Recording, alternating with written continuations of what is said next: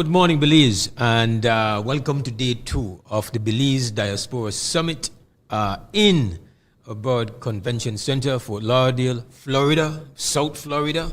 I am Moose Hyde, hosting, as I did yesterday, on Creme Radio and on XTV, our live streaming coverage of this historic event. As you are aware, 1.0 was held in Los Angeles, California, and that went spectacularly well. And this edition, 2.0, is off to day 2. And we've kind of shifted our gears a bit. I told you we would shift the energy a little bit. There is going to be some presentations. There's going to be a business mixer. Of course, behind me, there is the, you can see some signs for the immigration clinic that will be going on for day 2. There's also a clinic with the Ministry of Natural Resources, that's lands, where people in South Florida, or if you've come from other states, can come by and access services of both of these government ministries. And so you are all invited if you are listening or watching somewhere in South Florida, somewhere near Fort Lauderdale, Miami, or Miramar. But Ariwa could tell me soon all the different crevices and corners, because he's King Diaspora, King Florida. And when I said, hey, the King of Florida is here, the man said, crown me. That's what he said. So, for those who don't know, my guest this morning here on Creme Radio and XTV for our coverage is the famous, extremely famous writer, actor, activist, beloved personality, Ray Gongora, resident here in Florida. He is in the diaspora, but Belize never left for one single second. And that will be demonstrated tonight, this evening, because there's going to be one of his master presentations. And I can tell you that I've never observed the maestro at work, but I've gotten a couple little peep here and there, and I realize now, just listening and, with our coffee, So we bend ears to make sure we hear well, it's it.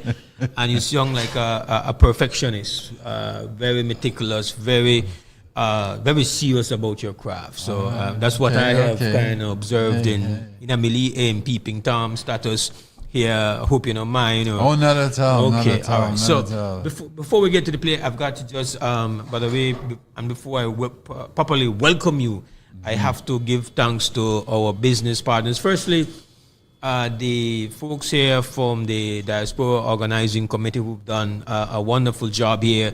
All of them, big thank you. They provided me with the all-important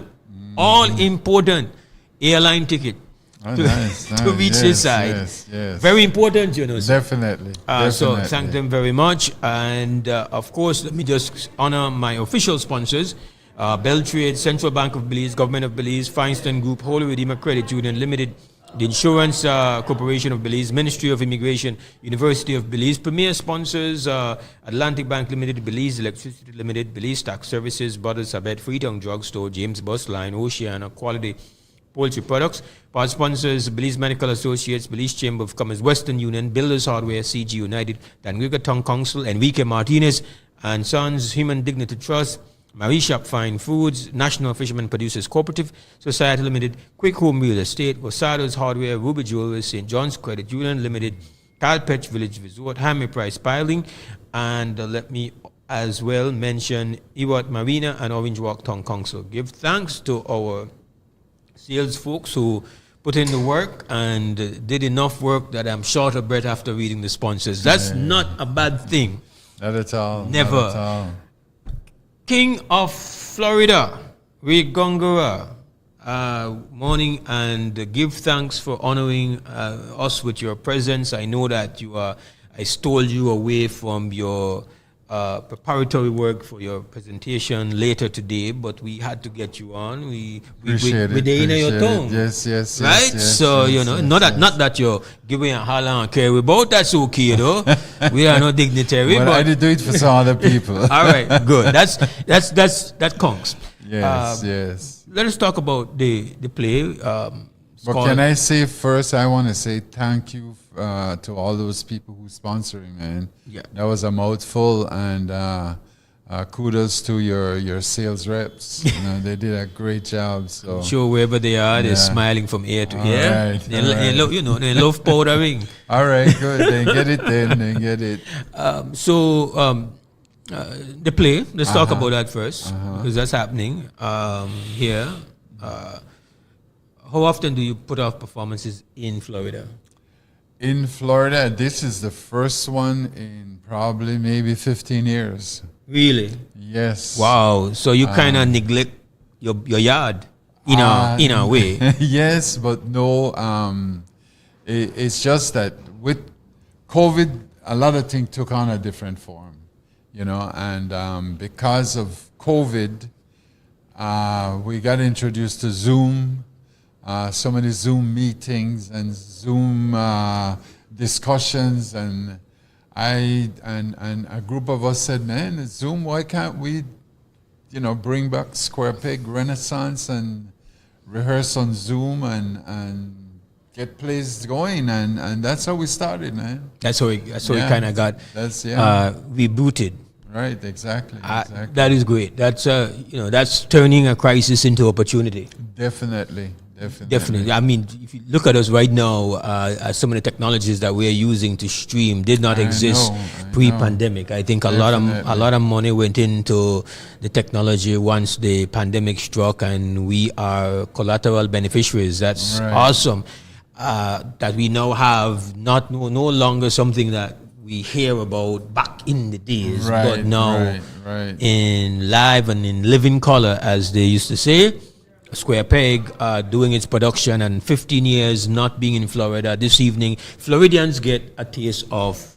That is correct. It's here, and thanks to the organizers of the Belize Diaspora Summit. They're the ones say, "Well, listen, Ray, your play this year. Let's debut it. Let's premiere it here in South Florida at the summit." I said, "Why not?"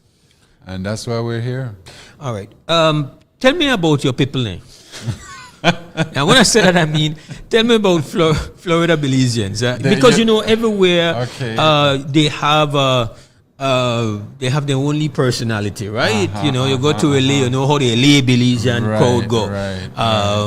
You know how. Well, I don't know personally. I've never been to Chicago, but I know family and stuff that are in Chicago, but I can't speak for them. And then you got Houston. And then you got New York set, and you got the only thing. I don't get into my opinions and all of that. I don't for cause quarrel. Well, but I ask you for tell me about your Florida people name. I think we're unique here in South Florida, not because I there. It have a lot to do with the origin of the Belize Association here in South Florida, where it was very strong, continues to be very strong, and as a result, you have several groups or associations that are formed in South Florida. Yeah. And when you measure this up to other states, definitely like Los Angeles, you can't find no Belize Association anymore. You have one lot of individual entrepreneurs that arose out of associations. I mean, it's a positive thing. But not an association or associations like you have it in South Florida. Where do you do it? You beat your chest, leave it, yeah? It seemed that way, brother. It seemed that way. I tell you, it got nothing to do with me. It got all to do. No, when I mean that, I don't mean you like personally. I think you're kind of... South Florida? South Florida, why not? Show no big up your chest, leave it. That actually do. I mean, listen, we can't expect anything less. Exactly. So tell me, but... I want to say that your people are up on the clock, because I can tell you that LA showed up. They showed up and showed out. Oh yes. So now I want you now to challenge your good people. We have all these great organizations in Florida. For sure. To come forward. Yeah. We want to sit there. We want to reason with them. We want.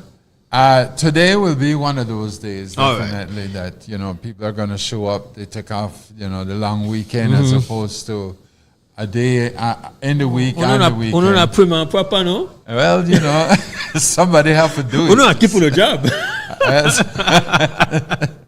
Exactly. All right. So a little bit of that going on.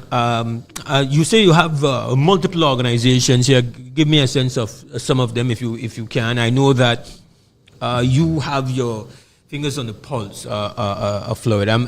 I don't say it, yes, I am kidding around a bit, but I am very I feel factual when I say, in some regards, you are kind of like you're a hub. All right. And you're a hub. I like that. And so we really give thanks that we can chat. How you made it all the way to LA.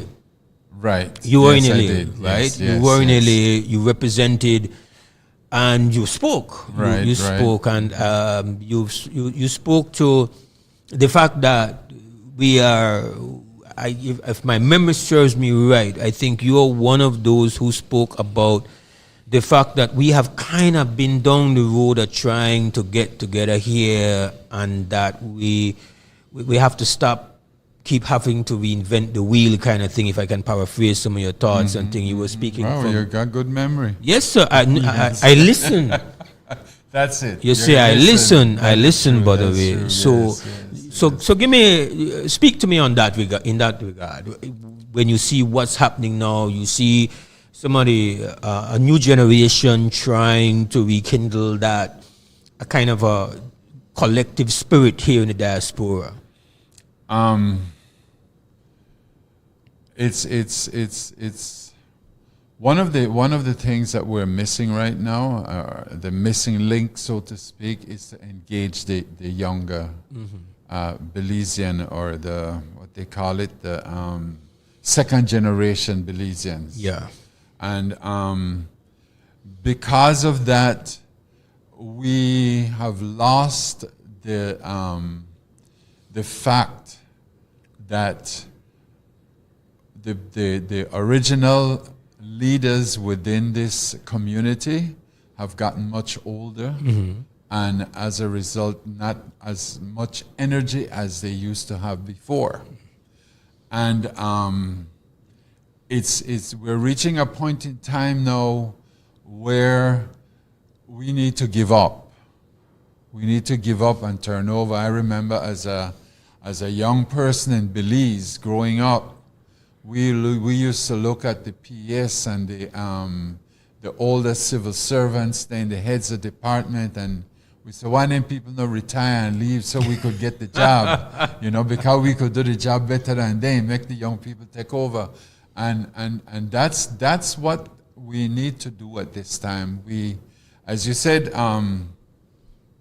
one of the things that we address is the involvement of the associations and the entrepreneurs, the Belizeans, and we need to get them together at a table with maybe one of your sponsors, no? Whichever drink. Yeah. Whichever drink that would sponsor it, and have them come together and we start to make policies, to really bring us and make us stronger with one voice. And that's what this Belize Diaspora Summit is all about, and what they're aiming to accomplish is to get this one voice. And indeed, I feel that one of the emphasis, even from the standpoint of planning, preparing, has been about trying to get the younger folks to not be present, but to be important and empowered and controlling things. Right. And I think that is something that is deliberate, intentional, and very often, I think yesterday, for example, as was in the case in LA, the climax of all the presentation was the panel featuring the young. Right. And just as it was in LA, Definitely. it was the best panel. Definitely. And I hope nobody take offense. And I say that I because, don't.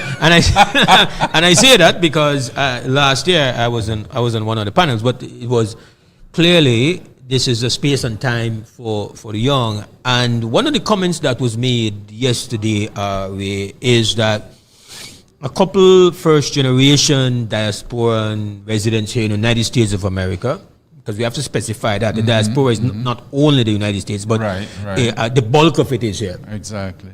They said, listen, we as parents find that we have not done enough to make sure that our children feel that same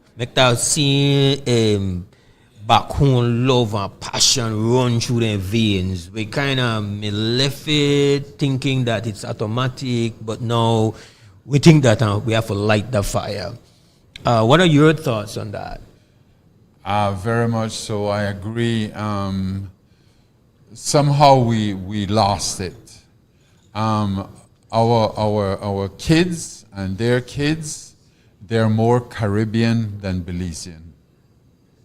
So there is this Caribbean identity that is going around, and it's not only Belize, you know, other Caribbean people. It's more a Caribbean identity than a Trinidadian, Jamaican, or Belizean identity. And they will attend functions, and they're going to have them Belize flag, and then they wave it, and they got to tie up in their head, and all over them, you know, make shot and thing out of it. Yes. So they're really celebrating and representing. Yeah, definitely. They do that part. Yes, celebrating and representing. But concretely so, and to give back to Belize, no. I mean, you get a Belize ban out here, the young people now come. You bring case, then go in. You understand? So that is the commitment that we're missing. Yes, we need to get back to that. We really need to get back to that. No, talking about that, we do know, you mentioned about the celebrating, and we're talking about the second generation diaspora Belizeans here. We do know, and the data is there, I believe, that when it comes to traveling back to Belize to go and enjoy Belize, then they do that. Right. So there is an opportunity for when they are there for something more than just one good time. That is correct. Right. So maybe we are both missing an opportunity. Maybe the elders here in the States are missing that opportunity, and maybe back home, when we see, we're not even recognizing that so many, we might mistake them for maybe American tourists. That's right. But a lot of them that are coming are really second generation Belizeans who this is what they identify with. This is what they are proud of. Like, man, our roots, they're a beautiful place. So there is an opportunity there. There is, because I have heard, like my kids, that what you're talking about, Belize is so scary and you can't walk the streets. When I went there, I walked the streets and I had no fear. You know what I mean? And so as you said, they're going home and they're seeing a different home than we are seeing or even professing now. And we need to lead into that direction and now support them. No, you know, one of the things after the yesterday presentations and all of that, and even after putting it along with the Los Angeles experience, there's a beautiful thing to reuniting. Is a beautiful thing. Yeah, listen, when you get together, you want quarrel, you want fuss, then you want eat up, and then you want take one, leave one, two, and find there you hug up and you love up, and everything can family the family. Right. But one of the things is that there's also a serious side, because we're in a serious world, right? And we can have fun, but we also need to be cognizant of how to be strategic with the potential that we have in this relationship, with all of its dysfunction, with all of its the parts that need improvement.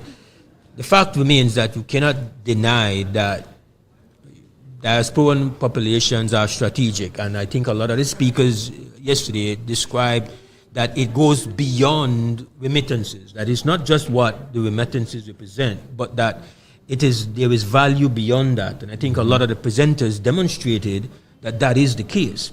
So I'm talking about the serious side, because we are in a world that's changing rapidly, like it always changes, but it's unprecedented, the pace, and it brings problems.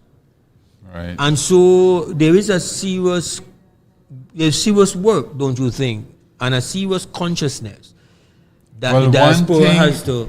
One thing that that you're mentioning this, it comes to mind. Whole Long Bench. You hear about Whole Long Bench? I hear it. Another saying, the group. No, I know you hear about the group. Whole Long Bench. I never hear about the group. I mean, you have Will Johnson, the LA. Yes. And he got a Jukit crew. Yeah. Right? He got his own crew. And then now you have Feline Caetano from Belize. Okay, I've not heard Feline. I didn't even realize when Feline. All right. Whole Long Bench. All right. She have this group, Zoom. Mo's a group of Belizeans within the diaspora, from Belize and the diaspora in general. You wouldn't imagine how many young Belizeans out here are involved with writing and research. And we meet once a month. Once a month we meet and on Zoom, and we hold Long Bench. Whatever time, it's going to start at 1 o'clock and it's going to run till about 5 o'clock. So whatever time you could come in and hold Long Bench and then you have to go, you go.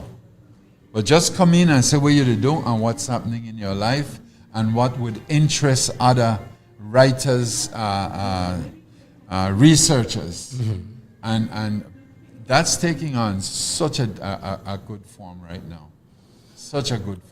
And that's across state lines. Yes, across state lines. Across state lines. Definitely. The power of the technology. Power of technology. Yeah, you got it, man. I mean, it does. It bring trouble and it bring good, right? Right. As many things. Right. So, because when we think about how the diaspora has served in the past, and I think, say, for example, Brother Bilal is always keen to point out the work that was done by organizations like Brother, Activism, on the ground activism, on behalf of, in the interest of the nation state and the family of Belize. We know in the past, on the matter of the Belize-Guatemala issue, we know that there's been historic presence and activism coming out of communities in New York and LA again. So when we see a troubled world, we do. I think it's a fair expectation, and again to know that there is value beyond remittances. That's right. There is value in a great example. Yes. Right. Yes, there is value in the excellence that is achieved. It's one of the things that I believe in. That when we have, for example, we have tomorrow. Candice Gibson is going to be participating in this summit, and the good example for everybody to understand that you might be born in an area that is a humble environment. Maybe the environment is an unpleasant environment, but the environment does not indicate where you can go. That is correct. And so hold you down. And that's why the power of a good example to let them know. Listen, we rise. You can rise. You can definitely. When we think about the 2-time Tony Award winning Cara Young and what she has accomplished, she now has taken the tradition of theater, which you are a custodian and caretaker of. And now she has taken it to the zenith Definitely. And so to any young Belizean offspring, whether in the diaspora or back home, right, you know now. Storytelling is really taking on a different form. And there's this, the dynamism of it. It's really strong. It's really strong. And as we said, Belizeans. Yeah. Belizeans are there. They are there. And there's also a responsibility for the state to understand, because we can't be what you call when I call it this term when I use, and I don't know why they come to me with pathway. Only when you turn somebody we know you. Okay. Right? With, all of a sudden, we love one Cara Young, we love one kid. No, but when we think of the diasporan children, maybe at times they need some support from the state. You know, you need to be there for them, because these will become. You have to build relationships with them. Yeah, they'll be the models. Yes, it's good that we are lucky that I think I watched this video clip of Candice Gibson ending up on the same show. Well, Cara Young ending up on a show that Candice Gibson was a host. That's right. I saw that too. And they both, in front of the world, claim way. Right. They had no obligation to. Exactly. You know? Well, I mean how touching and moving that Cara, when she accepted that award, how she claimed Belize, claimed her heritage. Yeah. You know? So we have to get over this hurdle of thinking that, and it was, I think, in the presentation yesterday made by Darrell Bradley, question, really a thought-provoking presentation about what it means, your identity, to be Belizean. That's right. And so we struggle with it. Really. Yes. We struggle with it. We have, for example, a great story of the Williams family and brothers in cycling, and we struggle with understanding, well, they are no fire, so when they win, and like he bent me out of farm, and we have to get over this though. The same thing, the same struggle we have. You know, it's like for me, it's like there's a need for us to put to rest this complication. It's unnecessary. And where did it come from? How did it happen? You tell me what you think.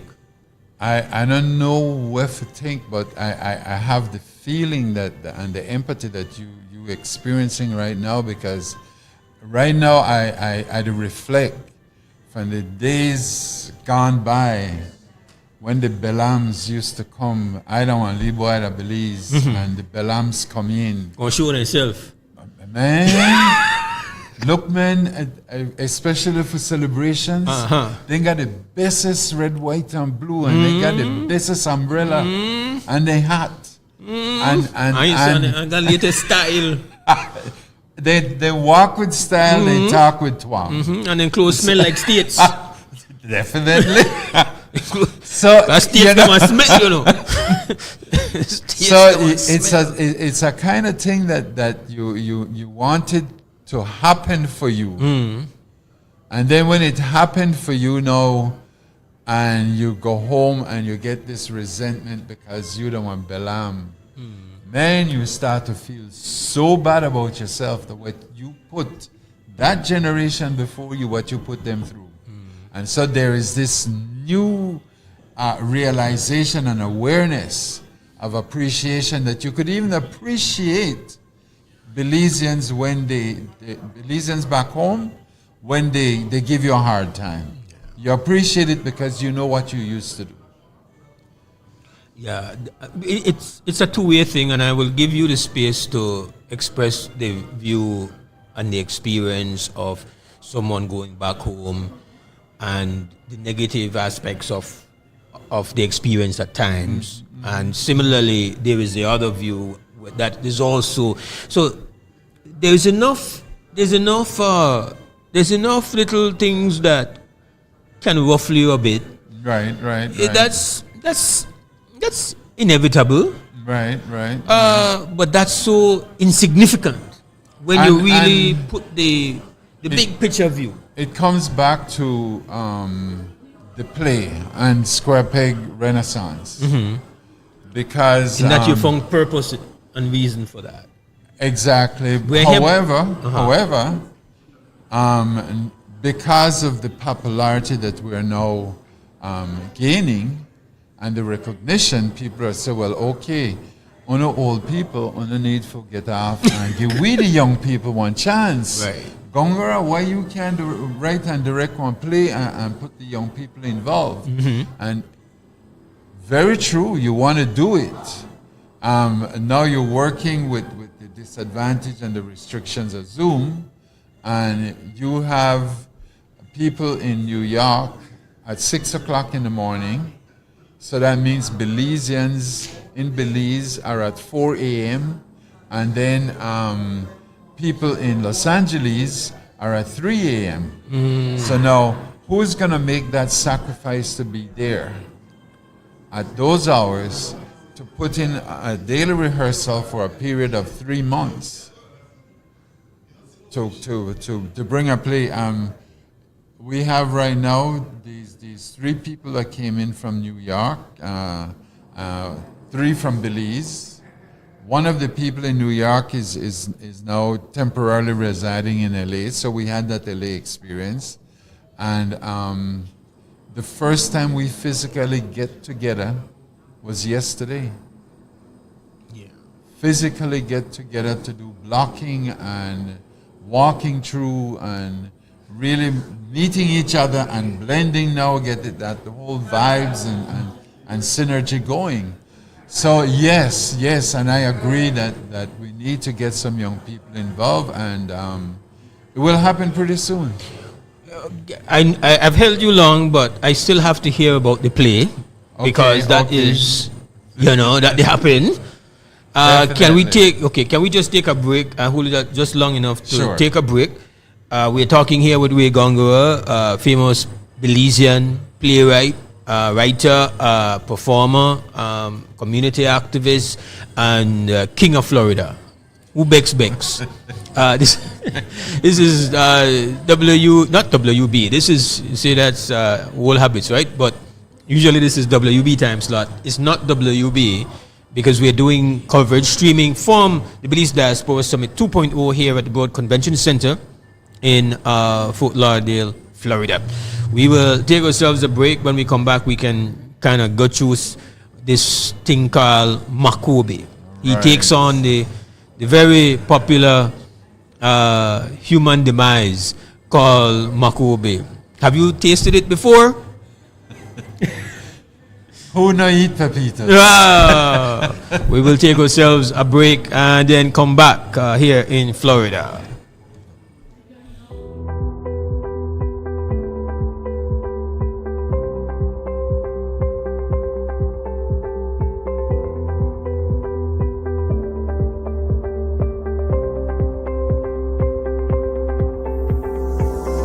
Shifts to regional supply chains, Belize is poised to lead. This is where blue innovation meets green ambition, and orange creativity thrives. Join us for the Belize Investment Summit 2025, September 3rd to 5th at the Sunset Caribe in San Pedro.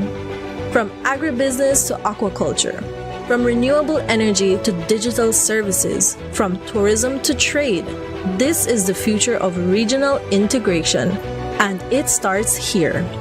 Whether you're returning home, expanding regionally, or entering new markets, Belize welcomes you. Why Belize? Why now? Belize Investment Summit 2025. Bridging markets, building resilience. September 3rd to 5th at Sunset Caribe, San Pedro. Visit investmentsummit.bz to register and be part of shaping the investment frontier.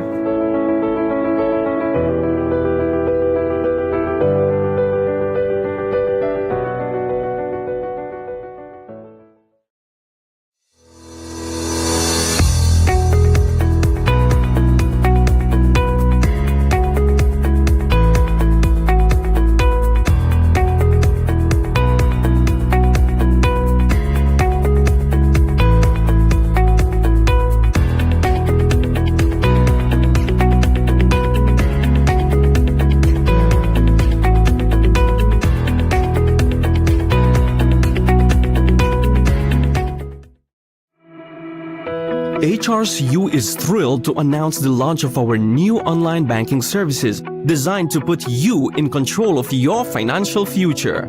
To take advantage of our new services, you will need to know your updated 16-digit account number. You'll enjoy 24/7 access to your accounts, send and receive payments to other credit unions and banks effortlessly, pay your bills online with ease. Need to make a loan payment? Done from the comfort of your own home. Have your government benefits deposited directly into your account, hassle-free.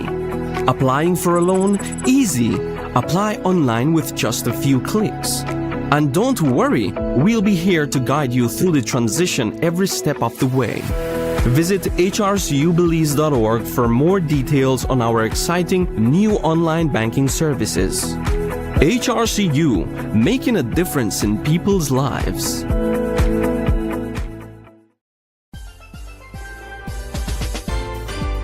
Cuando yo era estudiante, ICB estaba ahí para protegerme, asegurando mi educación y futuro. Cuando obtuve mi primer auto, ICB estaba ahí para protegerme, brindándome una excelente cobertura y tranquilidad en el camino. Cuando nos mudamos a nuestro primer apartamento, ICB estaba ahí para protegernos, asegurando nuestras pertenencias y brindándonos una sensación de seguridad. Y cuando obtuvimos nuestra primer casa, ICB estuvo ahí para nosotros, protegiendo nuestro hogar y todo por lo que hemos trabajado tan duro. En cada paso del viaje de tu vida, ICB está para ti. Para más información, llámenos al 224-5328 o visite nuestra oficina más cercana. Planning a trip to Belize? Here's how to complete your I Declare Arrival form in 5 easy steps. Step 1. Visit belizetravel.immigration.gov.bz. Step 2. Select the appropriate forms for arrivals. Choose Arriving to Belize. Step 3. Provide your origin trip details, including your departure airport and country of residence. Step 4. Carefully complete the immigration form. Add dependents if necessary. Declare baggage, currency, and merchandise, and confirm your entries are correct. Step 5. Download your completed form and take a screenshot of your QR code and reference ID to present to the immigration officer. Thank you for using Belize iTravel. Safe journey. Hi, my name is Swame Palacio. I'm 21 years old and I'm a student here at the UB School of Medicine. There's a lot of pride I feel in attending the first medical school of Belize. The courses here are comprehensive and I'm really learning a lot. I really look forward to being able to give back to my country as a future doctor. If I didn't have this option, I'd likely have to go abroad to a Spanish-speaking country. The additional challenge of learning a new language on top of attending a vigorous medical program, that would be very difficult for me. To all my fellow Belizeans who are interested in joining a medical program, I'd highly recommend staying right here in Belize and attending the UB School of Medicine. The Belize Diaspora Summit 2.0 official sponsors: Beltrade, Central Bank of Belize, the Government of Belize, Feinstein Group, Holy Redeemer Credit Union Limited, Insurance Corporation of Belize, Ministry of Immigration, University of Belize. Premier sponsors: Atlantic Bank Limited, Belize Electricity Limited, Belize Tax Services, Brothers Abet, Freetown Drugstore, James Bus Line, Oceana, Quality Poultry Products. Part sponsors: the Belize Medical Associates, Belize Chamber of Commerce Western Union, Builders Hardware, CG United, the Dangriga Town Council, Enrique Martinez and Sons, Human Dignity Trust, Marie Sharp Fine Foods, the National Fishermen Producers Cooperative Society Limited, Cajalpech Village Resort, Jaime Price Piling, Quick Home Real Estate, Rosado's Hardware, Ruby's Jewelry, St. John's Credit Union Limited.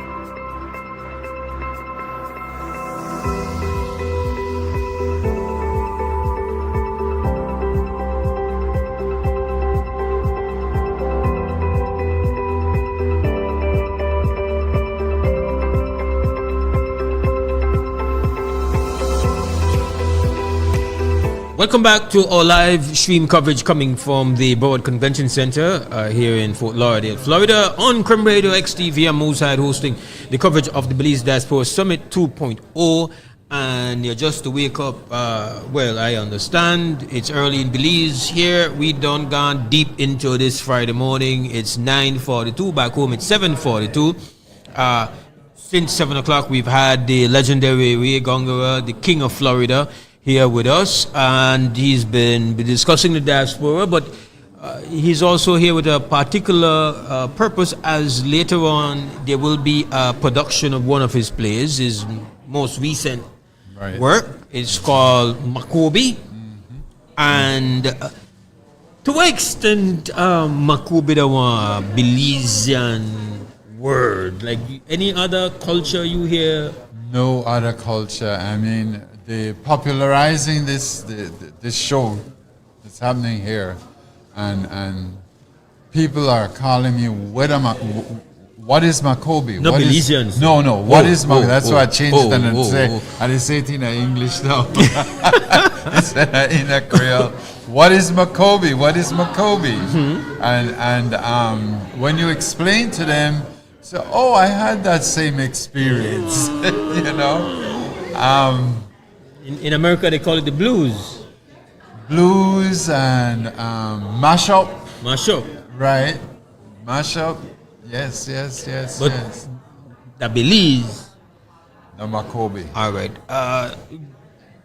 To whatever extent you're willing to indulge listeners, viewers, and those here who be coming later on, you intend to do this performance in Belize? Or? That is correct. It's going to be in September, and that's where the whole Renaissance, scrapping Renaissance, started with the Optimist Club 501 Belize. Yeah.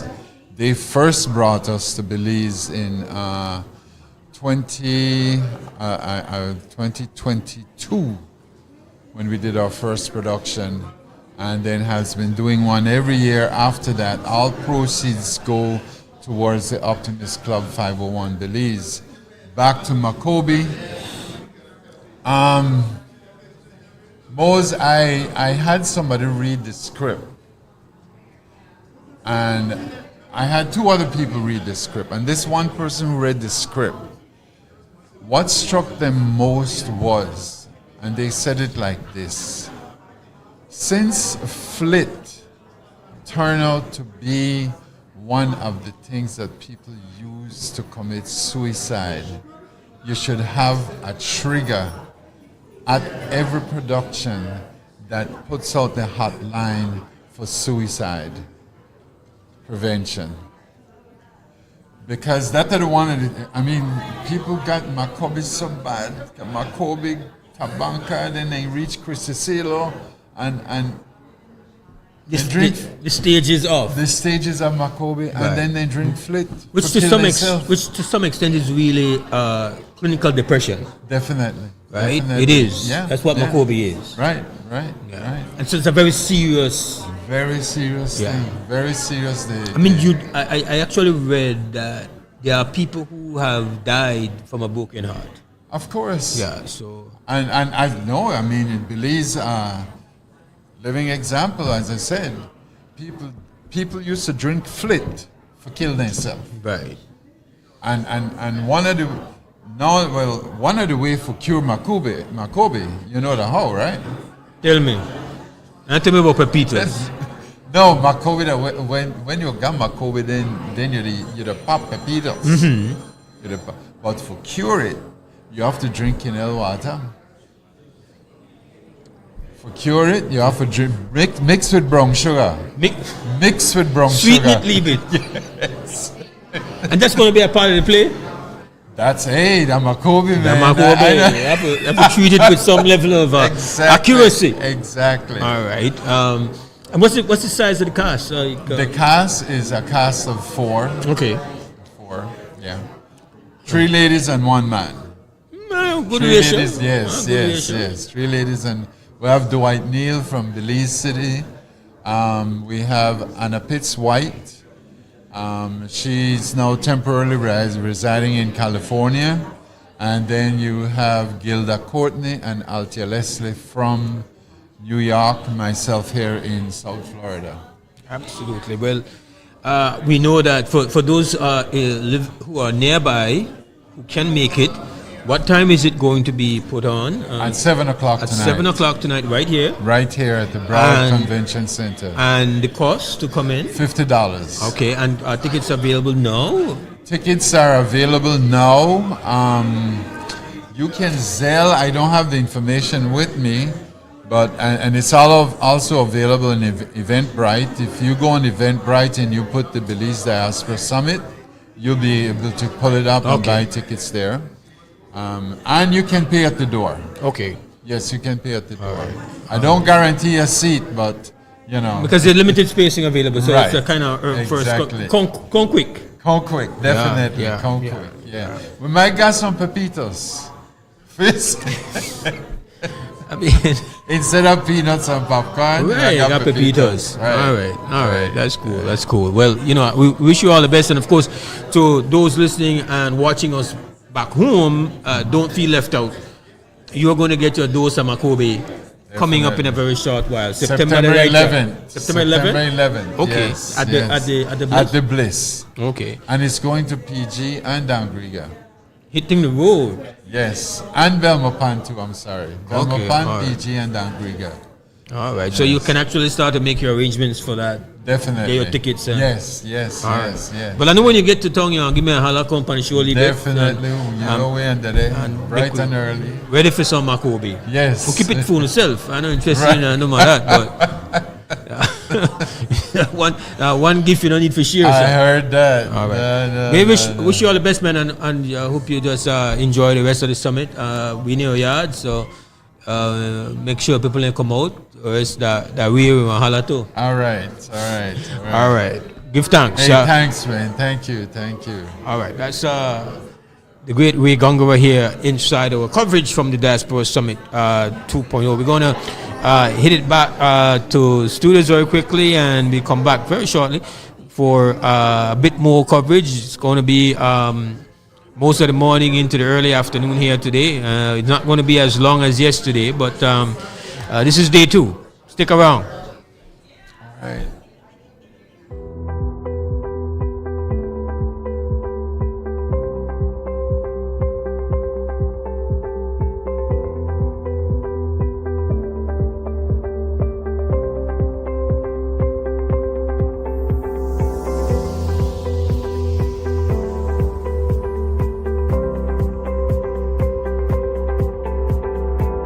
Shifts to regional supply chains, Belize is poised to lead. This is where blue innovation meets green ambition, and orange creativity thrives. Join us for the Belize Investment Summit 2025, September 3rd to 5th at the Sunset Carib in San Pedro. From agribusiness to aquaculture, from renewable energy to digital services, from tourism to trade, this is the future of regional integration. And it starts here. Whether you're returning home, expanding regionally, or entering new markets, Belize welcomes you. Why Belize? Why now? Belize Investment Summit 2025. Bridging markets, building resilience. September 3rd to 5th at Sunset Carib, San Pedro. Visit investmentsummit.bz to register and be part of shaping the investment frontier.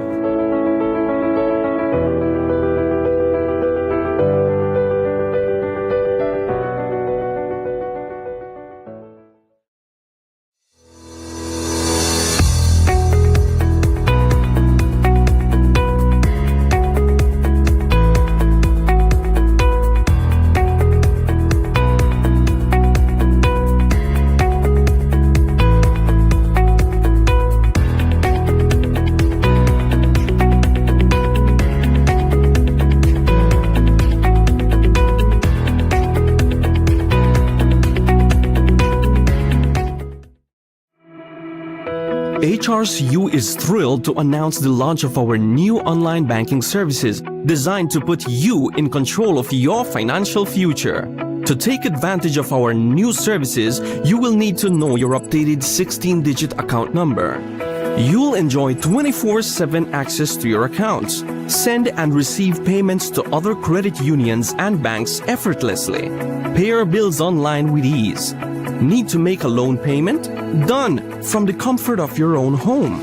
Have your government benefits deposited directly into your account, hassle-free. Applying for a loan? Easy. Apply online with just a few clicks. And don't worry, we'll be here to guide you through the transition every step of the way. Visit hrcubelize.org for more details on our exciting new online banking services. HRCU, making a difference in people's lives.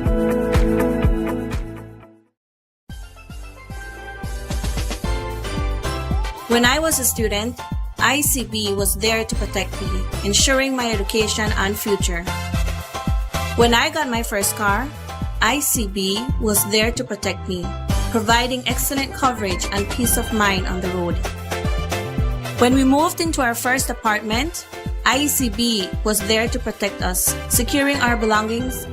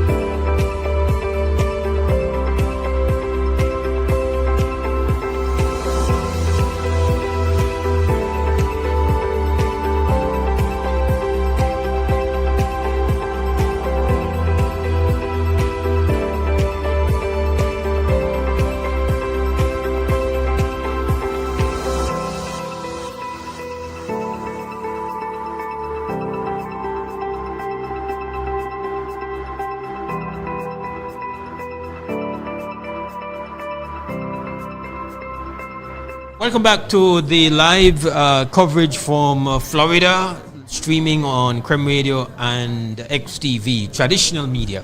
Let me just emphasize traditional media because I am with one of the hosts of a panel yesterday, day one of the summit here at the Broward Convention Center.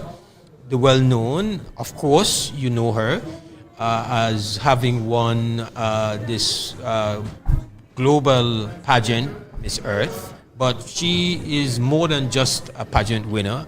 But if it was only a pageant winner, she would still have been extremely accomplished. But she's more than that. And so we're very pleased to have Destiny Wagner here with us on the stream. Welcome to our little makeshift studio here. Interesting, enjoyable panel yesterday. I think intentionally you broke the ice with the whole Ghana Archers controversy. Yes. It's unfortunate that you have a problem with ketchup and Ghana Archers. We don't want to start this again. Well, I had to start there, as you did. Kind of took that page out of your book. Fair. You are living in a very real way, very profound, because you are a public figure, so we can see that you move between states and Belize. You are existing in a very fulfilled way. How is that for you? Was that deliberate or just happens to be that way? Well, from a young age, my family has always been travelers, backpackers, so we would always drive from the States to Belize. Drive through Mexico to get to Belize. You've done that? Several times. Wow. Lost count. So from a young child, I was already exposed to those long trips and seeing different countries and passing through different states. So as an adult, it's a blessing and a curse because I find home being wherever I am. I make wherever I'm at my home. That's impressive.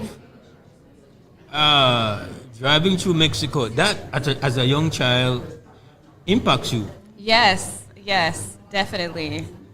It it kind of makes the world a little smaller to you, doesn't it? I have been in countries where I have recognized people and they have recognized me, stopped me in airports, stopped me in Portugal, stopped me in France. Now, what are your thoughts on, you mentioned a bit on the panel as both times about how deliberate the spaces have to be to get the desired result of young people being involved. So I want you to kind of flesh that out as you did for our listeners and viewers. When we're talking about young Belizeans either in the diaspora or back home, taking over and running spaces like the summit, what your thoughts on that? I always think that in order to correct someone, you have to be able to connect with them, and I think that's what's kind of missing right now, that bridge, that connection that we have. So I think there needs to be an open dialogue space, more spaces like this, so that way we can share how we're feeling and open the door for collaboration. Now, from a standpoint of from PG to the big cities here in the United States, how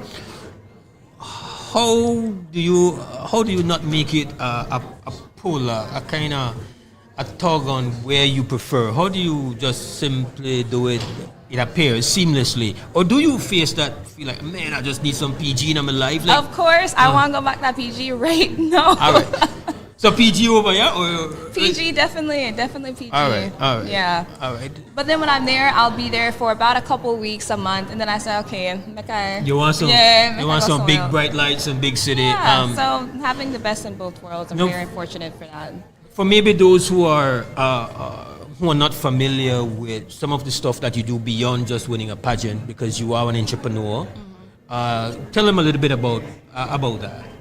So I have not worked a 9-to-5 since 2019. So for the past few years, I have been an entrepreneur, taking on various roles as well. So my recent one is this game right here, the official card game of Belize, which is called The Way to Say. We will be having a game hour later to showcase that. But this was actually a COVID invention. So I started this game because I realized that... You in PG? During NPG, yes. I realized that there was a huge disparity when it came to cultural inclusive card games, and we as Belizeans didn't have a game in our language, Creole, and that is what inspired me for this game. Beautiful. Now, when it comes to do you see the potential of strategically enhancing the relationship between people who are living in the physical nation of Belize and those who are living in the spiritual place called Belize?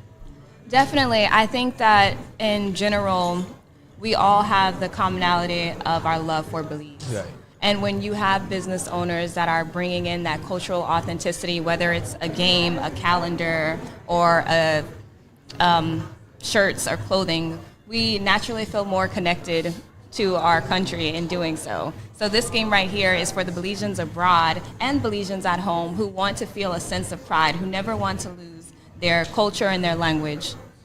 Now, for those who are, when we speak, we know that a lot of our youth are accessing or living their lives on the respective social media platforms, but maybe not as strategic or entrepreneurial about it, understanding the value that they bring and the value that they can get.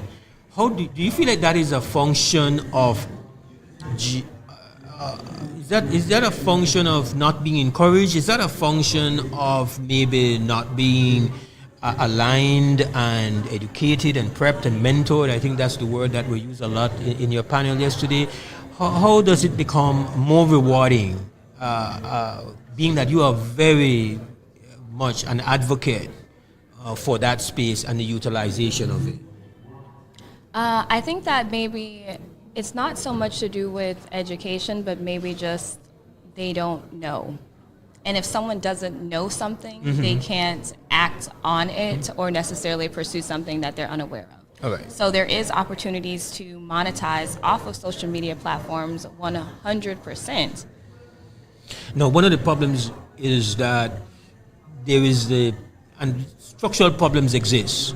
So you maybe could find it easier to monetize in the United States. You could get the platforms themselves and also advertising, access to direct support, Cash App, Zells, these things exist.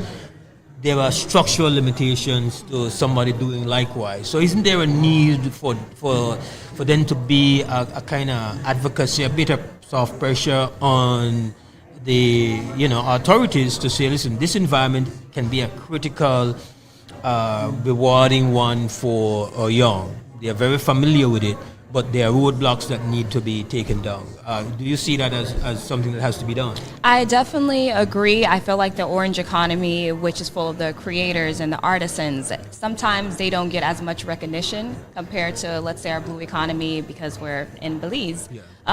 However, I do want to say that it's important that they take risk and opportunities. Yes, it would be amazing to have the backing of authoritative figures or government, but at the end of the day, we're individuals and we also have free will, and we must use our free will to take advantage of opportunities and to take risks to help benefit ourselves. You've been a participant at all the Diaspora Summit so far, and you were at the event held by the Belize Chamber of Commerce, Belize American Chamber of Commerce that was held in New York. You were there as well. You are active. You obviously believe in the participation in these processes and these events. Why is that so? And why do you believe, to those who are young, listening and watching right now, why should they just come and find out how they can utilize spaces like these? I think it's important to be a part of the conversation, definitely. So forums like this allow us to use our voice to speak up and connect with the correct individuals we need to, and connect with the policy makers and changers. Because if we can voice it, they can listen. And when we come together, there's nothing that we can't achieve with determination and consistency. And we have, just for your chance to do a bit of your own business. These cards, the card game is available at various gift shops and hotels in Belize. You can get them at Golden Bay, Biltmore Hotel, the Brewery, Jeremiah and Hopkins Splash Dive, Sophisticated by CC and Key Cocker. There's 501 Gallery. There's a lot of places. Definitely follow us on Instagram at Way to Say. IG, because of course, just so you know, I had to tell, I had to complain a bit because Destiny was all about social media passion yesterday and love for social media, and I said, you know what, Destiny, it hurt my feelings a little bit because being from traditional media, like, you never give it no little love. You never say, well, you know, there's a role for traditional media. You kind of like just left us in the cold. I agree. I will take that opportunity right now to say that there is a role 100% for traditional media, but there is also room for social media and the advancements of technology. There is room for both. Thank you. You're very welcome. Thank you for joining us. Thank you. Hope you enjoy the rest of the summit. Yes, likewise. All right. That's the fabulous, the great, the legend at the age of 29, because she gave her age yesterday, so I can say that. I'm a youth. Yes, Still a legend at 29, just representing the diaspora, representing PG Belize, doing it 100. We will take ourselves a break. We'll be back. This is how we're rolling day 2 at the summit, the Belize Diaspora Summit 2.0. We'll be right back.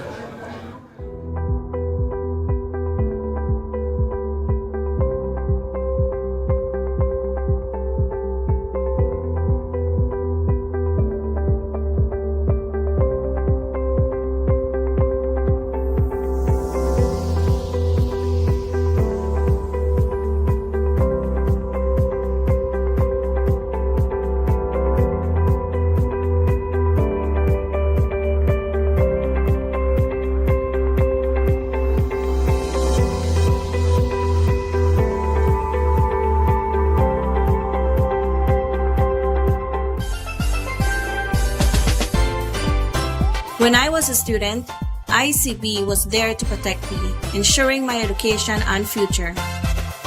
When I got my first car, ICB was there to protect me, providing excellent coverage and peace of mind on the road. When we moved into our first apartment, ICB was there to protect us, securing our belongings and giving us a sense of security. And when we got our first house, ICB was there for us, protecting our home and everything we've worked so hard for. At every step of your life's journey, ICB is there for you. For more information, call 224-5328 or visit our nearest branch. Belize introduced its new electronic passport in 2022 through the launch of the Electronic Passport Issuance and Control System, EPICS.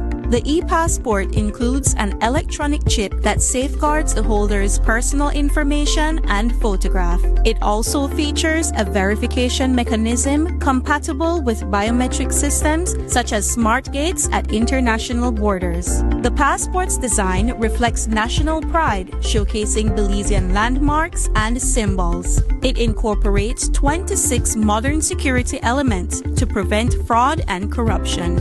The introduction of the e-passport aims to enhance security, improve processing efficiency, and reduce application backlogs, benefiting Belizeans both domestically and abroad. The Ministry of Immigration, strengthening national sovereignty, security, and socio-economic development. Hi everyone, my name is Yasmina Franco. I'm 21 years old, born and raised here in Belmopan, and I'm a part of the first cohort of the University of Belize School of Medicine. From a young girl, I've always been interested in the medical field, which has led me to be enrolled at UB. The faculty here are experienced and supportive. So if you're looking at other schools abroad, like outside of Belize, comparatively, the pricings, they will be a bit similar, but a benefit that I found that the University of Belize offers me is that I wouldn't have to be expending all those fees for travel and food and housing. To all my fellow Belizeans, now is the time to make history and be a part of Belize's first medical school. The Belize Diaspora Summit 2.0 official sponsors: Beltrade, Central Bank of Belize, the Government of Belize, Feinstein Group, Holy Redeemer Credit Union Limited, Insurance Corporation of Belize, Ministry of Immigration, University of Belize. Premier sponsors: Atlantic Bank Limited, Belize Electricity Limited, Belize Tax Services, Brothers Abet, Freetown Drugstore, James Bus Line, Oceana, Quality Poultry Products.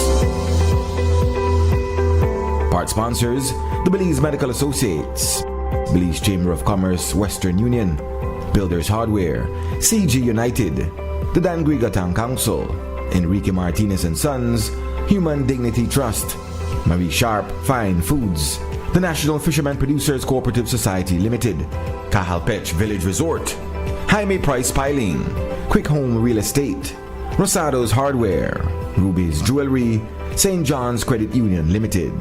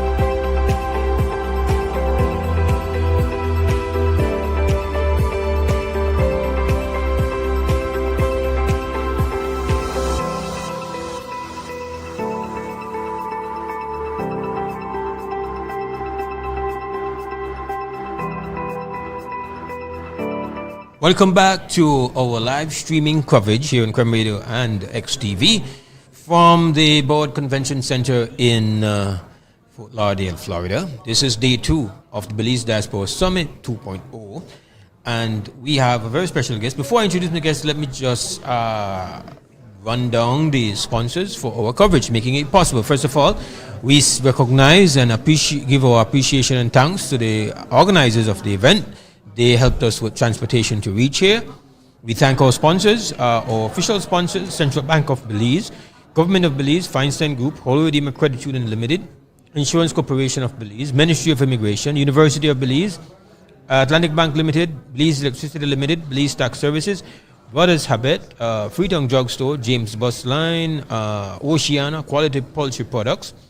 Also, we have our part sponsors, Belize Medical Associates, Belize Chamber of Commerce Western Union, Builders Hardware, CG United, Dangriga Town Council, Enrique Martinez and Sons, Human Dignity Trust, Marie Sharp Fine Foods, National Fishermen Producers Cooperative Society Limited, Quick Home Meal Estate, Wasadas Hardware, Ruby Jewelry, St. John's Credit Union Limited, Carpets Village Resort, Jaime Price Piling, and also we have Ewart Marina and Orangewa Town Council. Arti Suknandan is a two-time panelist here for the summit, one of the few that have been able to make it to the stage, both in LA and Florida, and that is because there has been a high priority given for the presence and involvement of our young Belizeans in the diaspora and from back home, and you have done an excellent job on both occasions of expressing very boldly the energies and the mindset and the preferences and the views of your generation. But maybe there are those who might have missed that. So good morning, welcome, and could you tell me from your perspective about the role that you see your generation playing and how it is you are different from previous generations of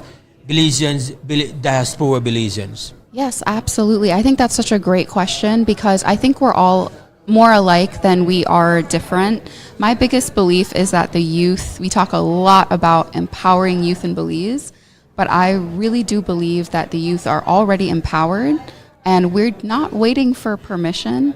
More so that we're looking for support specifically from the generations that are coming before us that have the wisdom and the structure already in place to help us actualize the things that we want to do. So what I love about the youth in Belize is that we're and across the diaspora, we're scrappy. We know how to work with limited resources. We have strong visions for future success. And what we're kind of waiting for is that kind of amalgamation of both mindsets because they're both needed to create a successful future for both Belize in the country and abroad. So I guess what I'm trying to say is we have the passion already, we already have the vision, and we're kind of looking to the older generations to guide us with resources, tools, and their respect and energy as well. But don't get in the way. But hey, don't be so PC because you're on the show. Okay. Because when you're on the panel, you're not too PC. I wasn't. Let me say, okay. So I do agree that, the world is rapidly changing. So if we continue to do things the way that we've always done, the world that our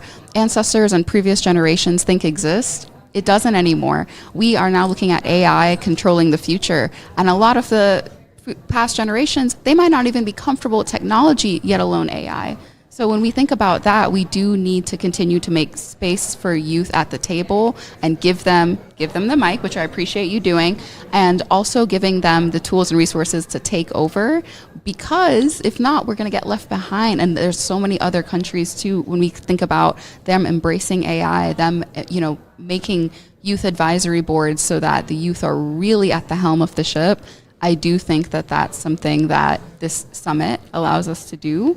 And it also helps to, again, have these conversations and kind of have that meeting of the mind. So, yeah, I do think, getting out of the way, as you so put it, is helpful as well. Respect. Yeah. Now, I believe, if my memory serves me right, last year in Los Angeles, you were responsible for making the point that there are times when they will make a space for a young person to be on a panel, to be on a committee, to be on a board, but that essentially it feels like they're just ticking a box and that you're not really there. Yes, I agree with that. I think because it's almost an optics thing sometimes. And I think that can be said for any minority group in general. You know, sometimes it is ticking a box. It's we can see it in the States right now with DEI erasure, right? And I do feel like youth are a group that is often overlooked, but they have a lot to contribute. And they also are unbridled by the traditions of the past. They really are not concerned about optics in a way that I think really pushes a country and an agenda forward. So yeah, I would agree with that. I think a lot of companies and sometimes entities can say that they value a youth perspective, but not supporting them through the right tools or avenues, it just becomes a drop in a bucket. It doesn't really go anywhere. But I love that, for example, all of us being on the youth panel yesterday, we're all still in communication. We're talking about getting organized. So sometimes I think it just takes more than one youth. It just takes a collection of them together and giving them the tools and access to one another. And I think that youth are already kind of organizing in Belize without the permission, like we talked about as well. But we do need you guys. No, tell me something, Artie. One of the points that that was covered yesterday was the aspect of this whole divide between Belizeans at home and those abroad. And somebody, I think in the question segment, said, listen, the younger generation, they don't have them kind of feelings and sentiments there right now. Like previous generations, me fussing with each other about you da Belam, but that your generation, they are less that kind of friction, tension, stress, that there is just, we the vibes. Yep. And maybe that's a function of the technology, right? 100%. I was just going to say that. I think that's a great observation. It's social media. That has taken down our borders in so many different ways. It has equalized the playing field in terms of, I'm seeing the same content from Belize that I'm sure the Belizeans that are in the Belizean youth in Belize are seeing as well. So it kind of unites us in a way that doesn't require us to be in the same space physically. And of course, I think there's the idea that Belizeans living abroad in the diaspora have access to more tools and resources. Of course we do. Of course we do, because we're here. That's most of the time, that's why we're here. So that we can continue to get these tools, these resources, this knowledge, and put it back into our country. That's really always where our heart is. So I do believe that the younger generations see that. Is there a possibility that you could get lost, though, that you can become a bit washed out from this standpoint, where you don't feel as invested as maybe someone is from a previous generation? I'm not saying that is the case. I'm just thinking about... I think that's a great point. I think that's a great point. I think that happens, especially the earlier you move away from your country, you're going to lose your roots, right? And that's why it's so important to make sure you continue to surround yourself with Belizeans that are passionate, coming to things like the summit, making time to go to, I know there's the Belizean Association of Central Florida, I go to their events, and I'm so blessed that when I went to USF, I was able to connect with the Caribbean Cultural Exchange. They might tell you there was 10 Belizeans there, not very much, and I knew every single one of them.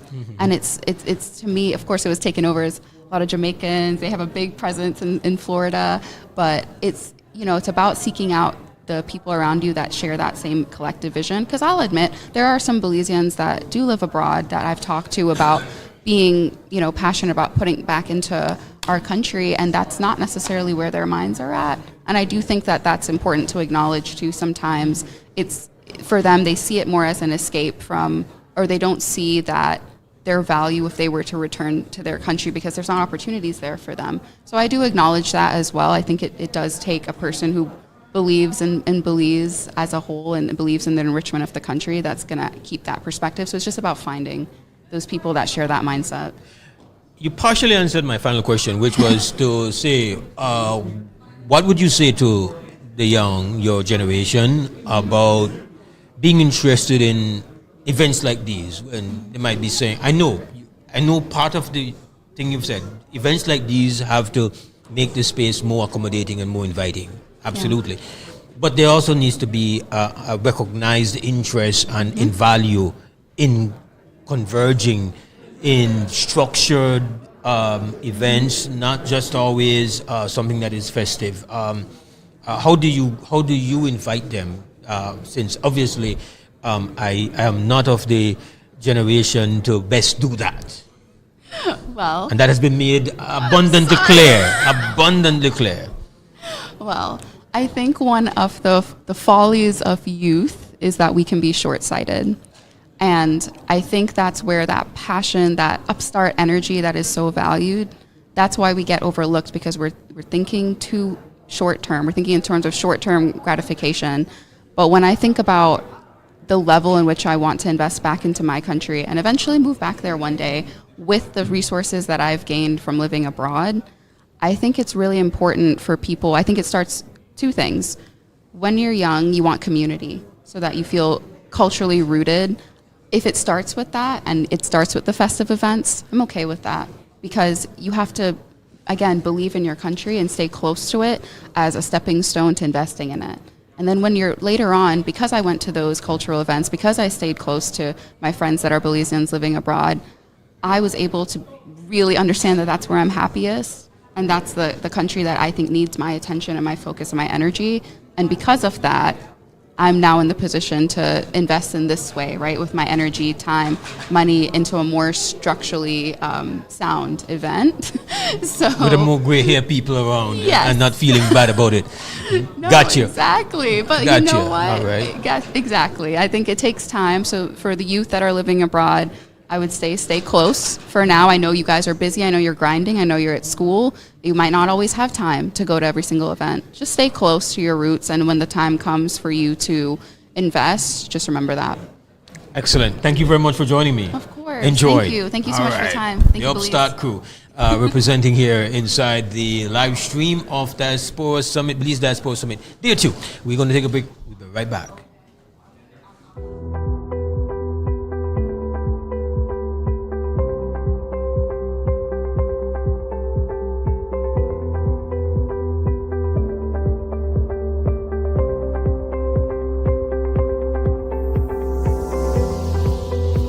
Shifts to regional supply chains, Belize is poised to lead.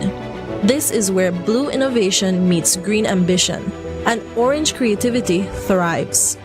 Join us for the Belize Investment Summit 2025, September 3rd to 5th at the Sunset Carib in San Pedro. From agribusiness to aquaculture, from renewable energy to digital services, from tourism to trade, this is the future of regional integration. And it starts here. Whether you're returning home, expanding regionally, or entering new markets, Belize welcomes you. Why Belize? Why now? Belize Investment Summit 2025. Bridging markets, building resilience. September 3rd to 5th at Sunset Carib, San Pedro. Visit investmentsummit.bz to register and be part of shaping the investment frontier.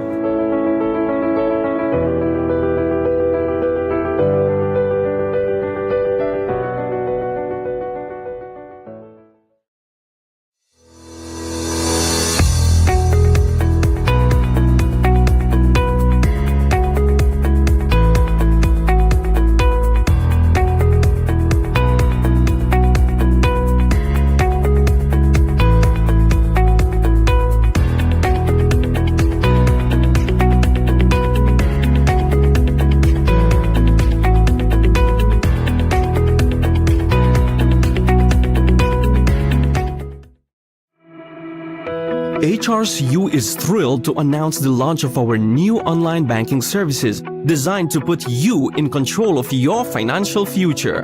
To take advantage of our new services, you will need to know your updated 16-digit account number. You'll enjoy 24/7 access to your accounts, send and receive payments to other credit unions and banks effortlessly, pay your bills online with ease. Need to make a loan payment? Done from the comfort of your own home. Have your government benefits deposited directly into your account, hassle-free. Applying for a loan? Easy. Apply online with just a few clicks. And don't worry, we'll be here to guide you through the transition every step of the way. Visit hrcubelize.org for more details on our exciting new online banking services. HRCU, making a difference in people's lives.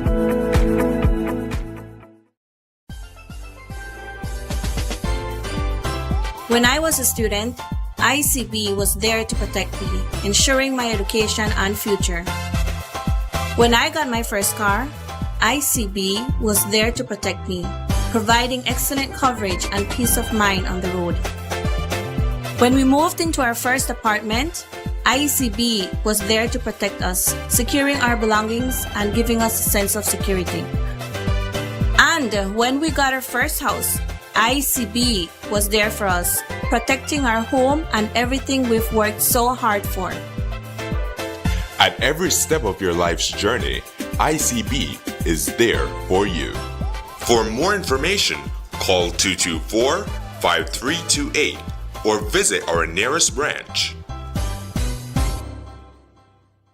Planning a trip to Belize? Here's how to complete your I Declare Arrival form in 5 easy steps. Step 1. Visit belizetravel.immigration.gov.bz. Step 2. Select the appropriate forms for arrivals. Choose Arriving to Belize. Step 3. Provide your origin trip details, including your departure airport and country of residence. Step 4. Carefully complete the immigration form. Add dependents if necessary. Declare baggage, currency, and merchandise, and confirm your entries are correct. Step 5. Download your completed form and take a screenshot of your QR code and reference ID to present to the immigration officer. Thank you for using Belize iTravel. Safe journey.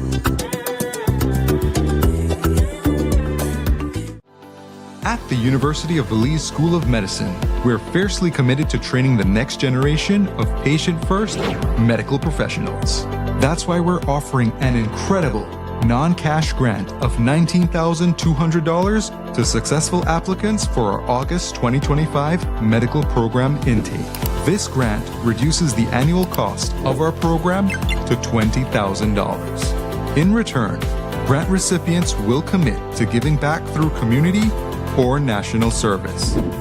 Apply today and start your medical journey with the University of Belize School of Medicine. The Belize Diaspora Summit 2.0 official sponsors: Beltrade, Central Bank of Belize, the Government of Belize, Feinstein Group, Holy Redeemer Credit Union Limited, Insurance Corporation of Belize, Ministry of Immigration, University of Belize. Premier sponsors: Atlantic Bank Limited, Belize Electricity Limited, Belize Tax Services, Brothers Bet, Freetown Drugstore, James Bus Line, Oceana, Quality Poultry Products.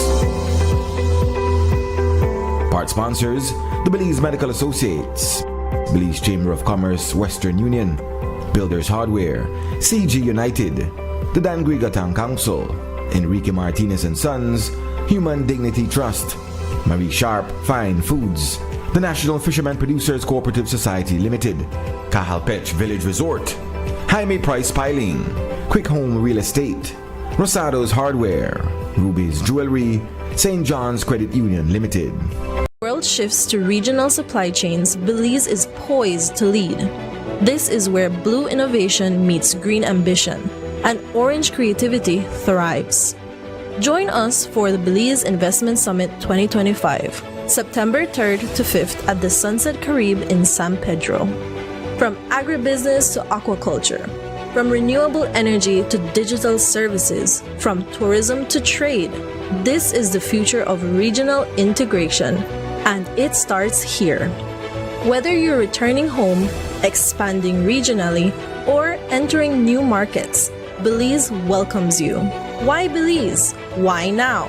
Belize Investment Summit 2025, Bridging Markets, Building Resilience, September 3rd to 5th at Sunset Caribe, San Pedro.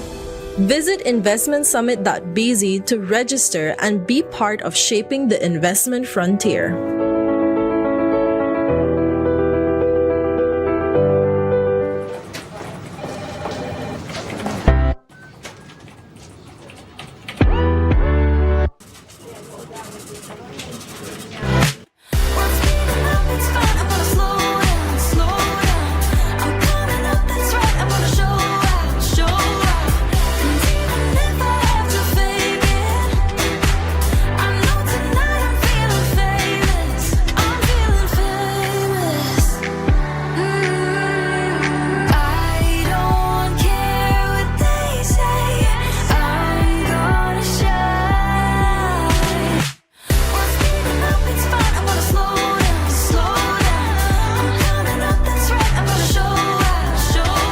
Make every moment matter with your credit card. More transactions, more chances to win cash back. You can be one of 4 monthly winners. Get a chance to win cash back with every purchase of $100 or more. For more information, visit www.atlabank.com. Atlantic Bank, building the future together. Electricity is evolving, and BEL is leading the way with smarter connections across Belize. Meet AMI, Advanced Metering Infrastructure. It's not just a meter, it's a smarter way to manage power.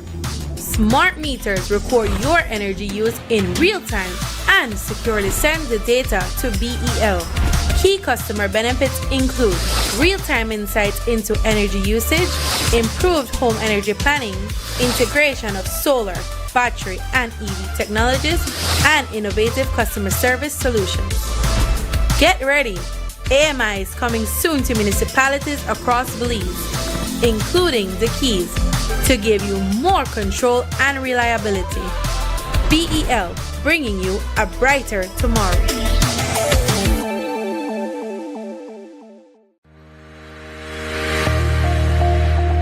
Notice from the Belize Tax Service Department. Advisory on independent consultants offering tax services. The Belize Tax Services acknowledges the growing number of businesses providing accounting services and related capacity building courses. However, BTS is not affiliated or associated with these businesses. We strongly advise all taxpayers to exercise caution when receiving tax-related advice from independent sources to avoid misinformation. For accurate, up-to-date information and guidance on tax matters, the safest and most reliable approach is to seek taxpayer education directly from BTS. BTS also encourages taxpayers to regularly check the BTS website for new updates and information. Issued by the Director General, Belize Tax Service Department.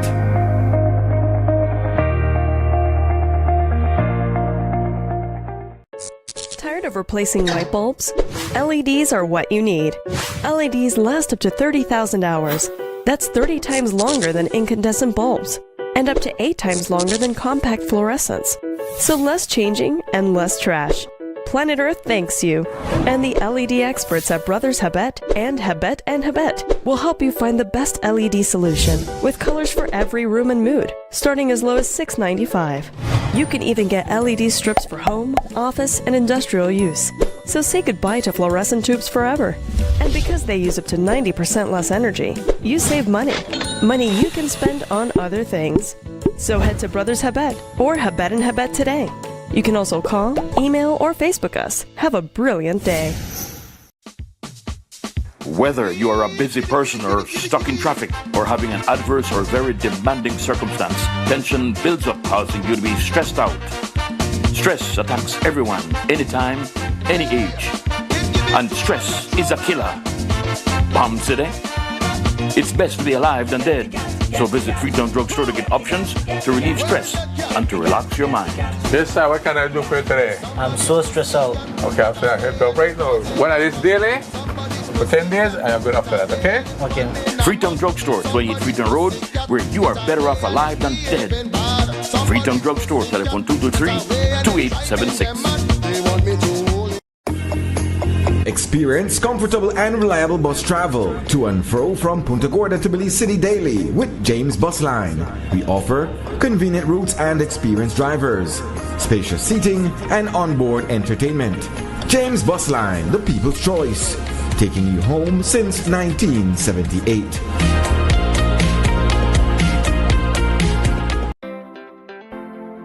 Belmopan, the Garden City. After 50 years of serving you the most healthy and delicious poultry products in Belize, it's time to celebrate with a grand motorcade on July 12th, starting at 10 a.m. from our Quality Poultry Products Belmopan branch. Along the motorcade route, there will be music, giveaways, and fun for the whole family all along the route. Starting at our Belmopan branch down Hummingbird Highway into Ramirez Street, Las Flores, then Hummingbird Drive. Then then through Hummingbird Avenue, then taking Libertad Avenue to the Ring Road, Price Center Road leading to San Martin Avenue, left by Parque Las Americas towards Guatemala Street to Cemetery Road, Salvapan. Moving towards the North Ring Road, passing by the Mexican Embassy. We take the roundabout and going around South Ring Road, heading towards Forest Drive and finally to our Quality Poultry Products Belmopan branch. Come and celebrate with us. Quality Poultry Products, celebrating 50 years of service to Belize. The Belize Diaspora Summit 2.0 official sponsors: Beltrade, Central Bank of Belize, the Government of Belize, Feinstein Group, Holy Redeemer Credit Union Limited, Insurance Corporation of Belize, Ministry of Immigration, University of Belize. Premier sponsors: Atlantic Bank Limited, Belize Electricity Limited, Belize Tax Services, Brothers Bet, Freetown Drugstore, James Bus Line, Oceana, Quality Poultry Products. Part sponsors: the Belize Medical Associates, Belize Chamber of Commerce Western Union, Builders Hardware, CG United, the Dan Grigatang Council, Enrique Martinez and Sons, Human Dignity Trust, Marie Sharp Fine Foods, the National Fishermen Producers Cooperative Society Limited, Cajalpech Village Resort, Jaime Price Piling, Quick Home Real Estate, Rosado's Hardware, Ruby's Jewelry, St. John's Credit Union Limited.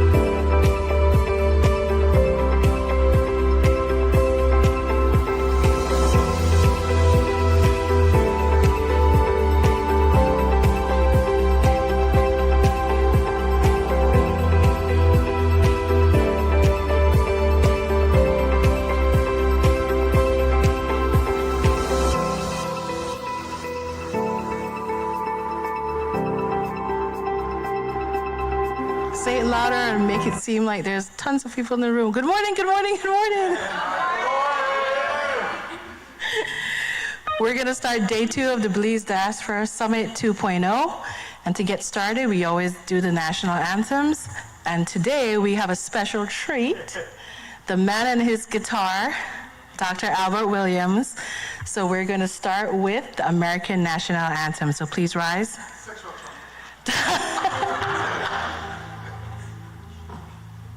Okay. If you can sing, please sing along, because I'm going to play the lead along with it. But it's nice if you can sing. For sure the next one, but this one, if you can. Here we go.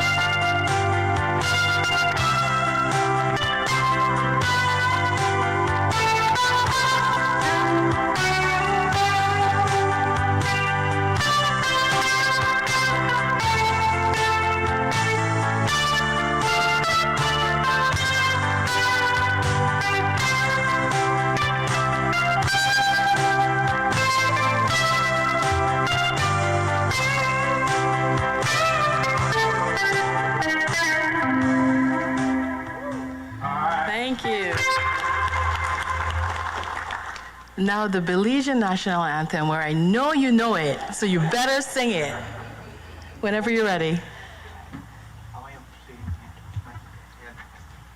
Now we will sing this one, but when you sing with accompaniment, it's a whole different angle than when you sing regular. So you have to hear what I'm picking, so I want you make it clearly. We will do this one for sure, because I was telling Dr. Palacio, we know this one inside out. Yeah, the remix. This one will go well, but you have to listen to me. I'm going to turn you into choir members.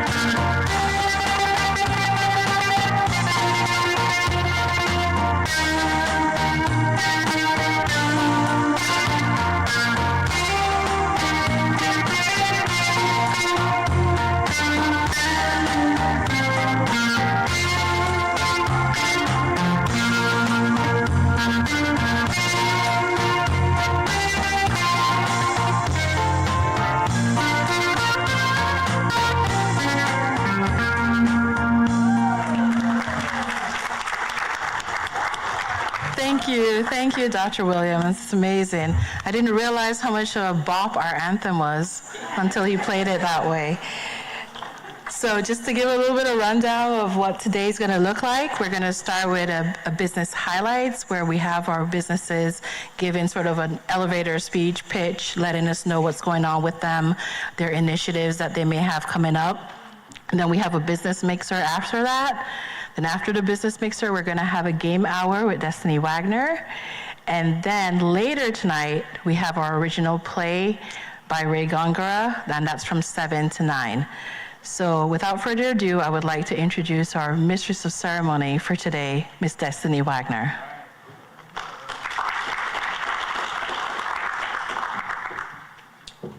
Thank you, Rishma. Good morning, everyone. How's everyone doing today? I take it you all slept well. Well, as previously mentioned, my name is Destiny Wagner. I am 29 years old, and many of you know me as Miss Earth 21. However, I'm also a published author, a former TV host, and most recently, a game developer of the official card game of Belize called Way to Say. First, I'd like to express my deepest gratitude for the organizers of this summit, for creating this incredible space, not just for myself, but for other business owners in creating this amazing dialogue and opportunity, for recognizing the importance of small businesses and giving us a platform to showcase who we are and what we do. Many people see the final product, a logo, a website, a social media page, but they don't always see the heart and hustle that goes behind it. As a small business owner, we wear so many hats. We are your customer service representative, your delivery driver sometimes, the marketing team, the accountant, and so on. It's not always glamorous, but it is always fulfilling. Personally, I have not worked a traditional 9-to-5 since 2019. I remember sitting in my cubicle in New York City when my contract ended. Instead of going into panic, I felt freedom. This was the beginning of a journey for me that brought me back to my home, Belize, and it brought me closer to my purpose. As mentioned previously, I own a card game business, but because we don't have the machinery within Belize for manufacturing at the capacity that I need to run my business, I am forced to produce abroad. And that hurts me, not only financially, but as a Belizean, because there's nothing I want more than to contribute to our economy. The theme for this year's summit is advancing policy through collaboration. Yesterday, I had the pleasure of moderating the youth panel, and I heard so many different perspectives since we had a diverse group of youth. But one common theme was the importance of youth in leadership. We need our youth, not just as entrepreneurs, but as leaders. I reached out to several companies, and this is an example. I reached out to several companies to collaborate with my card game for a unique advertising opportunity. The only company that got back to me out of the several ones was Smart. And guess what? The marketing manager who saw the vision and said yes was a youth. I say that to say that our youth bring in bold perspectives and fresh ideas, and we need to continue to pour into them, trust their leadership, and make room for innovation. Small businesses matter, especially in Belize. We are the backbone of the economy, the cultural barriers, and the risk takers. And when you support a Belizean business, you're not just buying a product, you're investing in a dream, a family, and a future. So as we continue this summit, let us not just support a Belizean business today, but every single day. Let's not only recommend them, but we need to invest in them and collaborate with them, because when one of us wins, we all rise. So again, my name is Destiny Wagner, and it is always a pleasure to be here, but now I'm gonna take the time to highlight some other businesses that we have here. So I'm gonna be passing the mic first to Digi Wallet.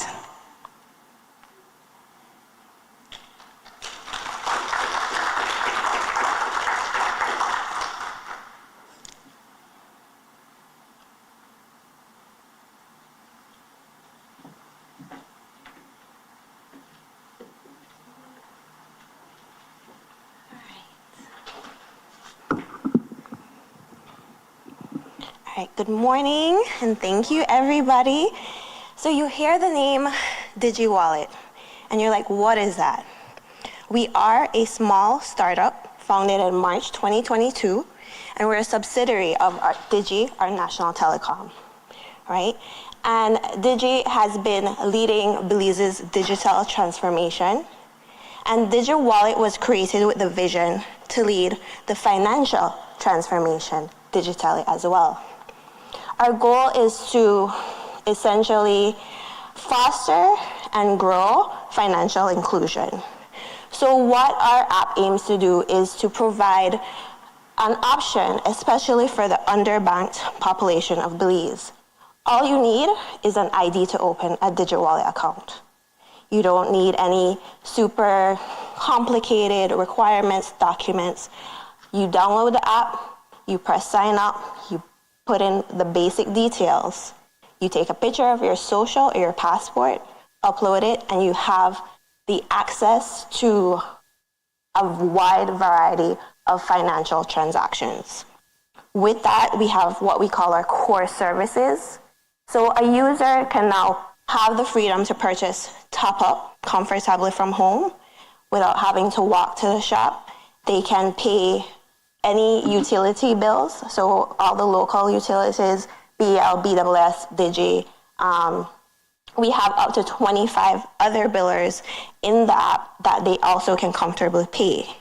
You can visit the store and scan a QR code to pay for your groceries, your coffee, your hair, and a wide variety of products. We have a lot of small entrepreneurs who have Digi Wallet, and so they have the freedom now to collect their finances for their businesses without worrying about when am I gonna go and deposit this money, so that digital transformation is there. Of course, you can send money between one Digi Wallet user to another, and all our transactions are very competitive, and we have the lowest rates compared to the banks. When it comes to our value-added services, we feel like that's where really the bang for our app is.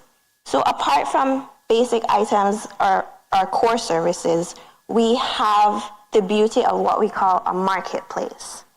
In our app, our marketplace allows users to purchase tickets for raffles, events, without ever having to contact anybody directly. Because in Belize, a lot of these tickets, you have to contact someone, message them, arrange a bank transfer, ticket pickup. We don't have necessarily a ticketing agent per se that you do these things at. And so Digi Wallet offers these promoters and these companies the option to sell their tickets digitally. We now have the option to apply for small loans and medium-sized loans. National Bank is now a part of our system, and so you can submit a loan for up to $5,000 right from a Digi Wallet app.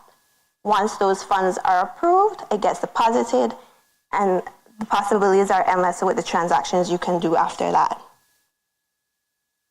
Now we've partnered with the Belize Chamber of Commerce and Industry, and we are now an Western Union agent.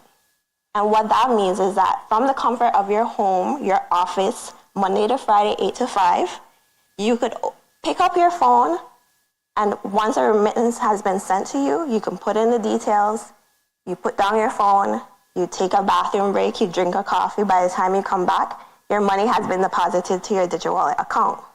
No longer is the need for you to drive downtown, go through traffic, find parking. There's not much free parking left in the city. And you can know that you avoid all those troubles, asking for time off from the job. You can now comfortably receive a Western Union transfer from anywhere. And once that money is in your Digi Wallet, again, you have the freedom to pay your bills, pay for groceries, send money to the bank without ever having to leave the comfort of wherever you are. We truly are providing Belizeans with the freedom to transact anywhere, anytime. Coming August, we are looking to partner with the Belize government lotteries, and you will be able to purchase Bolito via So they'll have their app, and you'll be able to pay via Digi Wallet. And once you set up your app and you put in that you want to receive your winnings via Digi Wallet, at 9:10, when that man played a bolero and he announces your winning number, you'll get your winnings deposited directly and immediately to your Digi Wallet account, right? For these 3 days, we're offering the diaspora a free Digi number once you sign up with Digi Wallet, and that will enable you to play bolero whenever you decide to. So no longer do you need to call your family member and say, hey, I dream about daddy, please buy 8-1. And then when you call them Monday morning, they're like, I never buy that because I don't have extra money, right? You have the freedom now to do that yourselves. How do I even get money onto the app? I'm in America. What do I do? You can have 2 ways to put money on a digital wallet account. You could do it physically at an agent. I know you're over here. But the other option is doing an online transfer. So you do have the option to transfer from an Atlantic Bank, a Belize Bank, or a Heritage Bank account directly to your Digi Wallet. You could also transfer from, we have several different credit unions as well. So you could do a direct transfer from those credit unions to a Digi Wallet app. For business services, we do offer services for businesses specifically, right? So if you have a business, you want to receive local payments, we do have specific business accounts, and they're able to process payroll. They're able to do bulk disbursement payments for whatever your intent is. We've had projects with UNICEF where they've had, payments for different projects, and they've used Digi Wallet because we're able to reach far and wide. In these villages where there's no ATMs, the bank is a 2-hour bus ride away. We're able to bring that financial inclusion to all persons in Belize. And definitely, we welcome the diaspora to collaborate and get a Digi Wallet as well. All you need is a local number, and like I said, we're offering a free Digi number if you're interested, and we would be glad to set that up. So Digi Wallet is leading, and we invite you to join us, and thank you for having us.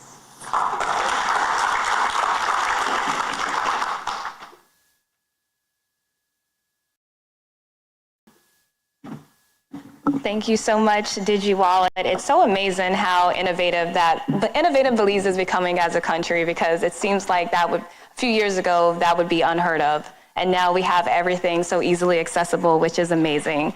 So we just heard from what's happening on the tech side, but let's see what's happening on the real estate side. So let's welcome our friends from Sabre Realty.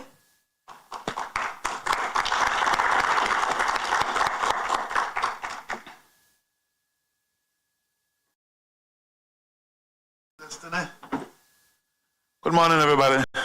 Thanks for having us here. And again, Aria, Verlene, Rishma, well done. I do see the importance of this Diaspora Summit. We have been attending from its conception, and we will continue to do so. My name is Nigel Pitcher. I'm here to represent Sabre Realty and Development. Land ownership. Today, we're in an era where every sector, every youth, every family, every business understands the importance of land ownership. At Sabre, we sight fit to work on what we call an affordable lands project. It's one of our social projects. It's a part of giving back. So we're not just a real estate company, but we understand the needs and we try to deliver among the marginalized in Belize. We have done several projects in the Cairo district with 1-acre parcels starting as low as $5,000. You don't have $5,000 up front, then take your time and let's do a payment plan. We insist in you owning a piece of land. Not only that, we want you to understand what land can do for you, your generation today and generations to come. Currently, we are looking at several other projects right now, and at the same time looking for investors, people like-minded individuals who understand what we're trying to do and where we want to go. So you're all invited to participate and play a role in Belize's development and enhancing those who need the assistance along the way.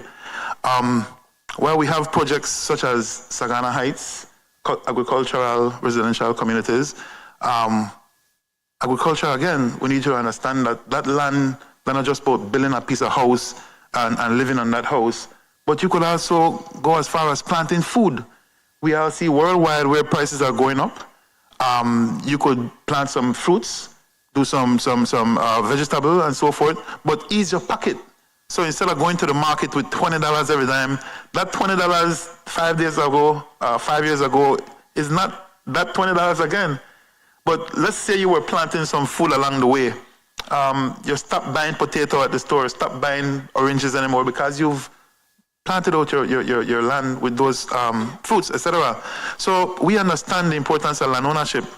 We understand what it could do for you today and tomorrow. Right now, we're looking at other projects in the Cayo district, San Ignacio, Santa Elena specifically. There's a lot of tourism going on in those areas. The growth is very high. We are about to embark in several projects. And not only that, we want to go now a bit further. We want to look at housing. So instead of just having a piece of land affordable at your disposal, we want to encourage you now to look at how could we assist you in getting a house on that land, all right? So there are several things going on here at Cyber Realty and Development where we see the importance and the need for collaboration. We were having several discussions with other individuals out here today and yesterday about how we could work together, how we could build a partnership to further reach more, and not only those in Belize, but those of you out here as well.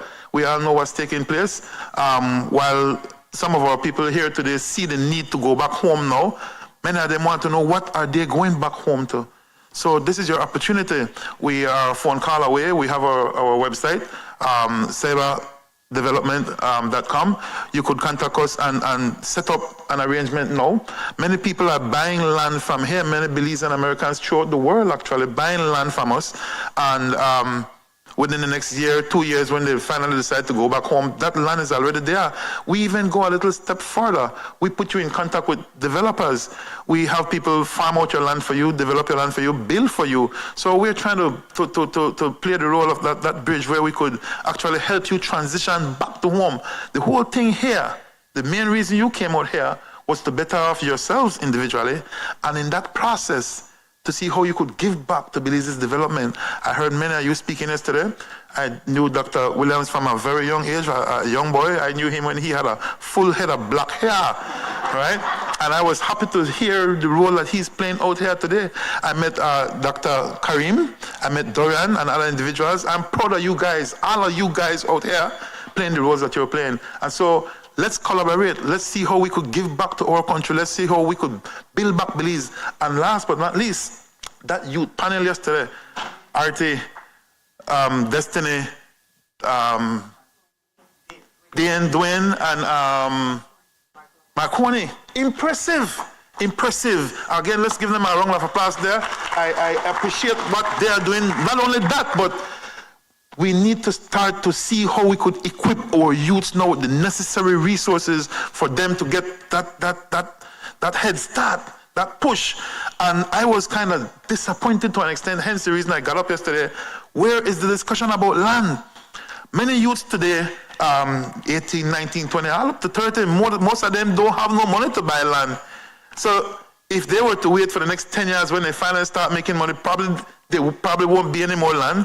They probably will have to buy land at a very high rate. What role can we, the government, the business sector, collectively play to give them that head start? And those youths yesterday were not just the regular youths. Those are exposed.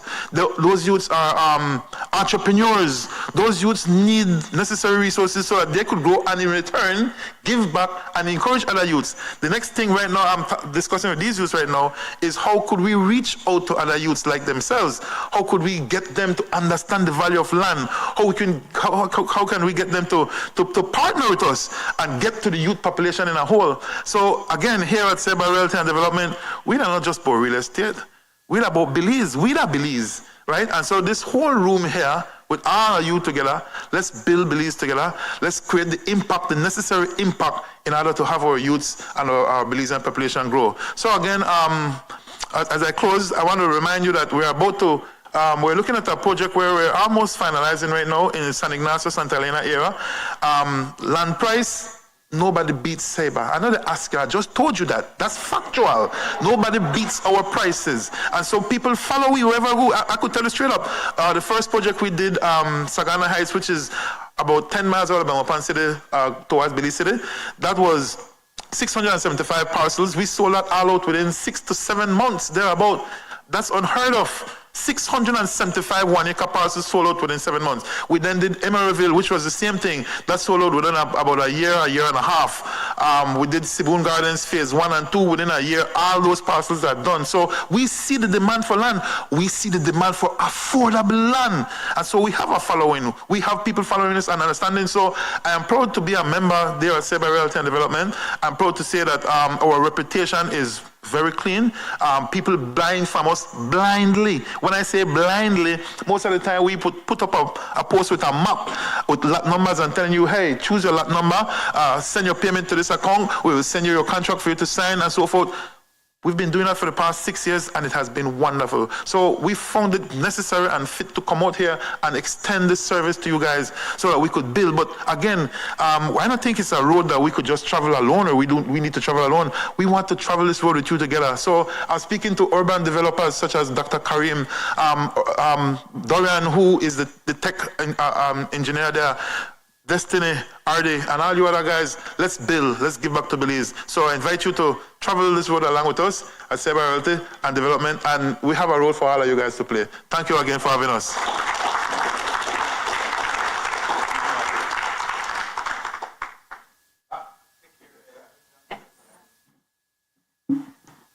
Thank you so much, Mr. Nigel.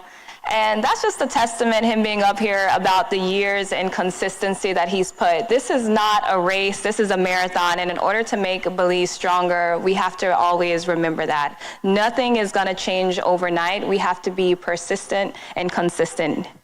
So we've heard from tech, we heard from real estate, and now it's time to go down south and hear from Kopali Rum.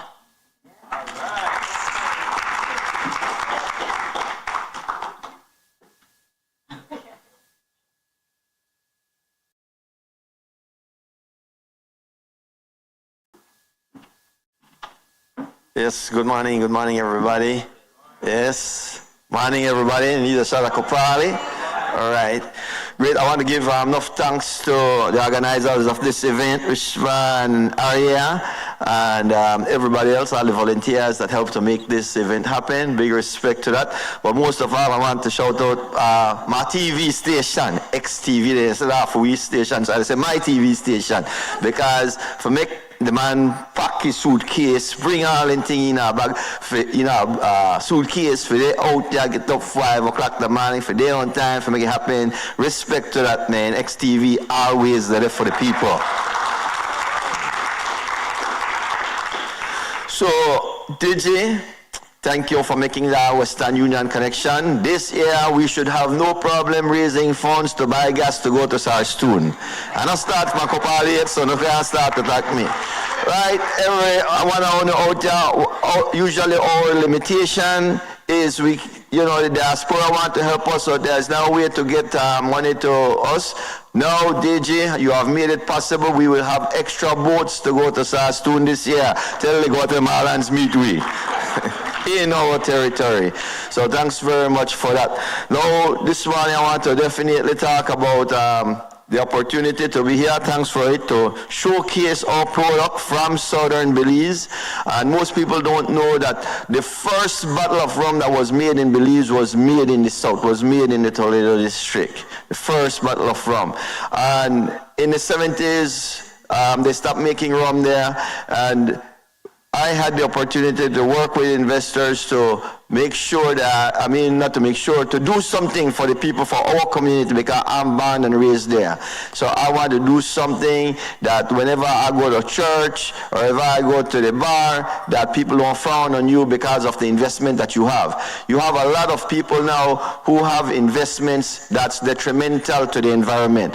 I'm saying if I'm going to do something, if I'm going to get into a business, it has to benefit not only the environment but my community, because I live there. I want want to be able to walk downtown with my head up high, knowing that my product is helping not only the environment, but also the community. So for us, people, is very important. The environment is very important. So I'm thinking, if we're going to go into a business to do something that will benefit the environment, and I know I've been learning a lot about agriculture and regenerative agriculture. So using regenerative agriculture to bring back the cane industry to Toledo means that we have to go organic. So today we have the largest organic sugarcane field, not only in Belize, but in the Caribbean. Totally using regenerative agriculture to grow our cane. We're one of the few companies in the world where we have rivers next to us, and you could still swim in that river and drink the water because the soils and the runoff that comes from that actually help the ecology of the river. There's no chemicals, no artificial flavors. So when I talk about rum, it's not just a rum, it's the story that goes with our rum. Everybody today is concerned about climate and the effects of climate change. And our rum right here, we use about 1.5 kg of carbon to make this bottle, but at the same time, we retrieve 5.5 kg. So for every cocktail you have, it's making the planet better, because you're retrieving carbon from I'm not making this up, I'm not making this up. This is there, our rum is, and we don't want to be the only rum that's doing that. We want to raise the bar in the beverage industry. It's not just about us, it's about our planet. So I want to encourage all those in the beverage industry that's going to use to make their products to go the regenerative way, because the future of the planet depends on regenerative agriculture. We've just seen where in the northern part of our country, unfortunately, it's about to collapse the sugar industry, because the cane fields are infested with so many things, and I just believe that that's as a result of overuse of chemicals on our land. In our area, we are getting twice, using regenerative agriculture, twice the amount of tonnage per acre than any other place in Central America and the Caribbean, because of the way we do it. It's not like it's something that you wake up the morning, I'm going into organic farming and it will happen. No, it's a lot of patience, it's a lot of hard work, and you have to believe in what you are doing. Hence, today, I am so glad to be here at the diaspora so that all Belizeans, I'm always proud when every Belizean could say, I got a bottle of Marie Sharp home. I want that. I want everybody Belizean, if you are going to offer alcohol into your home, let it be something that's helping the planet, that's helping Belize, that's helping the community by you having Kopali. I'd like every home in America to have a bottle of Kopali rum, because like I say, it's more than just a rum. Don't look at it, I got another bottle of rum from PG, the first place to produce rum. No, it's not only that. It's this rum that that's because of the methods that we use to grow it, is helping the community and the planet. So I always say there's no artificial flavors, there's no chemicals. The difference between our rum and any other rum that's made in Belize or the Caribbean right now is that our rum is not made from molasses, right? Molasses is the waste from sugar, byproduct. Our rum is not made from waste. In fact, we have a zero waste distillery. At our agricultural fields, the distillery is actually inside the sugarcane field, and the distillery is designed as a zero waste. So nothing goes to waste. We cut our cane manually. We use some mechanical, but a lot of it is cut manually. We take it to the distillery for distillation. 3 simple ingredients make this rum. Simple ingredients. First and foremost, organic sugarcane juice. Secondly, Toledo rainwater. We don't bring rainwater from our district. We catch this water from after the rain, right? We catch this water from the trees, and you hear the drops, hearing the drops on the rainforest, and collecting that water while you're sipping some Kopali is just, and then non-GMO. So it's 3 simple ingredients. So there is no way that if you wake up in the morning and have a hangover, you get that from the rum. No, you get it from your partner. So, I just want to, again, thanks to the diaspora. What I'm saying, I'm not making it up.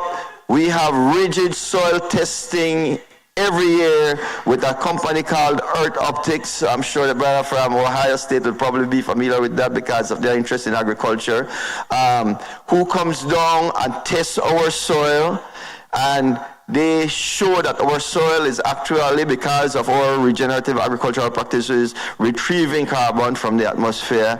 And we did not only satisfy with them saying, oh, you're making, your rum is good because you're being kind to the environment. No, we have a third party organization called Preferred by Nature, who comes and verify that whatever we are saying is the truth, because we don't want to be accused of greenwashing or anything like that. So, I am just happy to be affiliated with this, because it's, again, I don't want you to say, well, I got a bottle of Kopali, and no. I want you to say, I am drinking Kopali because it's helping the people of the Belize economy or PG communities, and it's also being kind and helping the planet.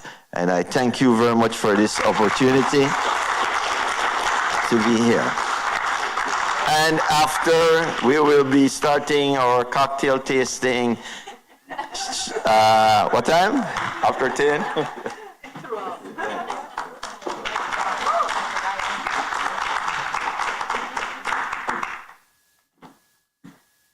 Wonderful job, Mr. Will. I grew up back there. Before it was Kopali Tree, it used to be El Pescador. My auntie used to work there, so as a little girl, I was always in and out, and everything he said was 100% accurate. They do a great job with sustainability and ecotourism. So if anyone is ever in the PG Toledo district and in PG Town, I definitely recommend stopping by and seeing the work that they've done. And 3 questions to ask if something is sustainable is it good for the environment? Is it good for the economy? And is it good for society? And if the answer is yes to all 3 of those questions, then it is indeed sustainable. So now that we've heard from some Belizean businesses, let us go ahead and pass the mic now to the city of Miramar.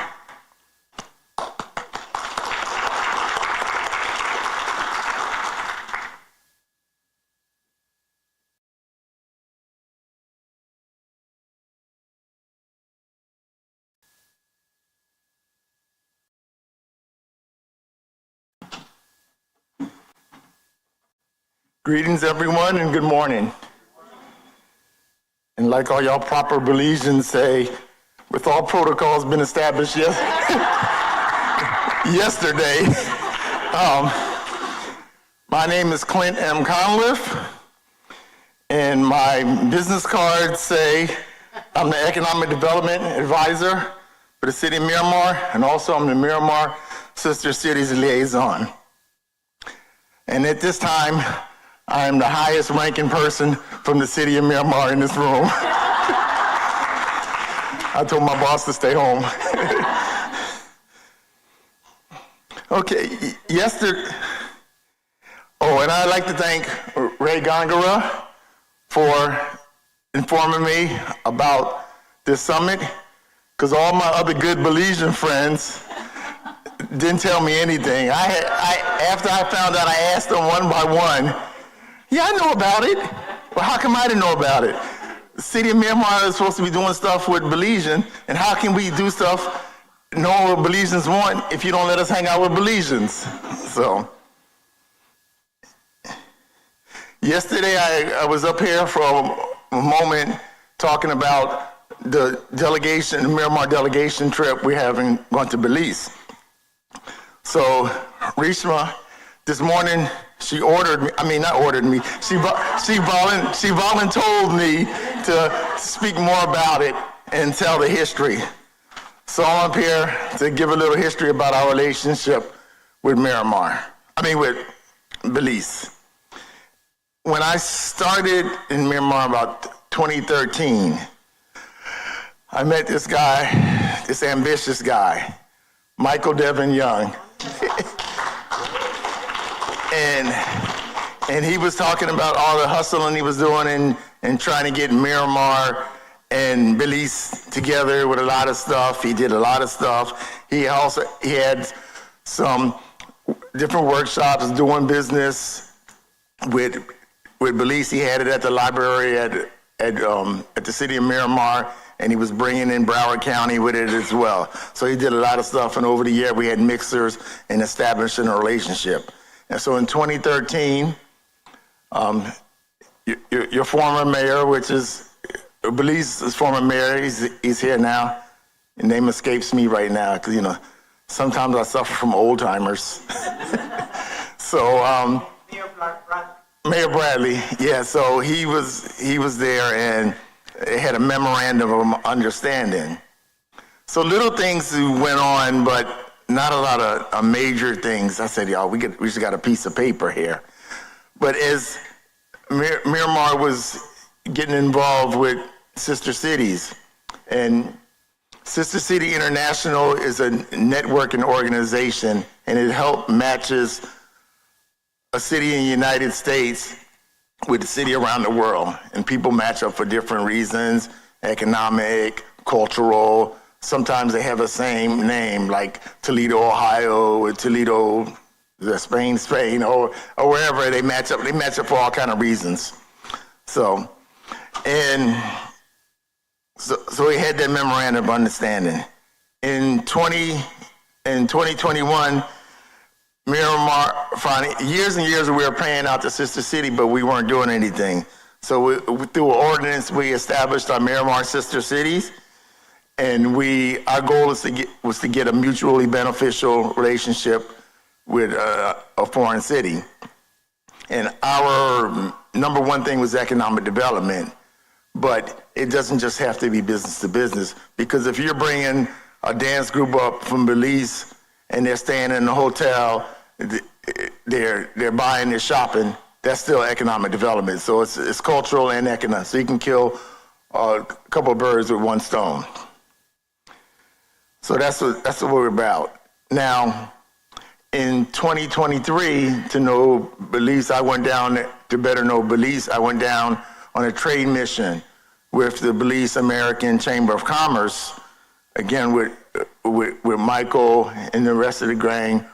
Rishma's here, some other people, Ariel's outside, and we went down there on a trade mission. So I got to experience Belize. I got to stay at the Great House, and I'm a person, I like to walk around neighborhoods.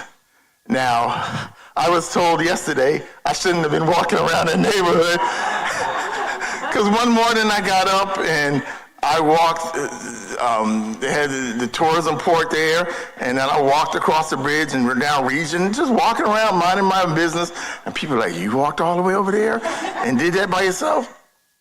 I didn't feel threatened or anything, but now y'all got me scared now. So we got to know, I got to meet the deputy mayor at that time, and we got to Beltrade. I'm impressed with Beltrade. Beltrade does a lot of stuff that our economic development department do, along with some agencies here. So we look to do some more stuff with them. I met the Belizean Chamber of Commerce and Industry. They had a 2-day affair at the expo at the stadium. We went to that and some other businesses. So it was real intense down there.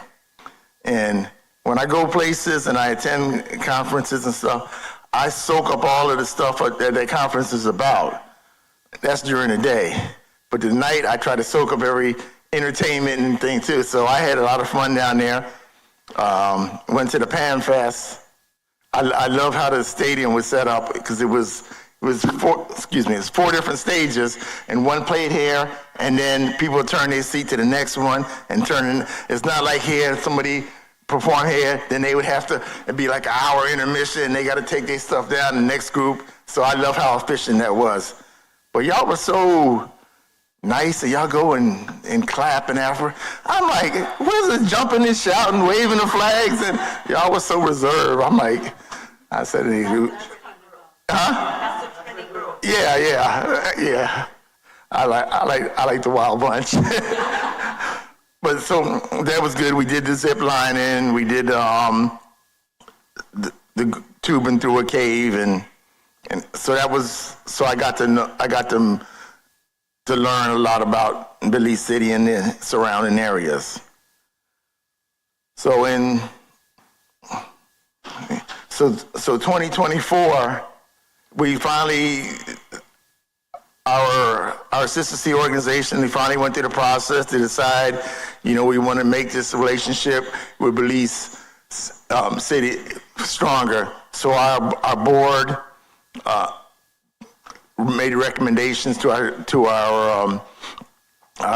city commission, and they formalized this union. So Mayor Wagner and Mayor Messam in August of 2024, they signed an agreement, Sister City agreement. So we officially became Sister City. And doing that process, it's funny, I remember talking to somebody from Fort Lauderdale, and I said, how many sister cities do you have? And he said he has about 20, but for him, it's 12 too much. Because a lot of cities have sister cities and nothing going. It's something on paper. And we took a long time in fact, commissioners, come on, how long does it take to have a sister city? So we want to lay down something where it continues, where we work, and not just a piece on the paper. We got one sister city, and we want things to happen in different ways.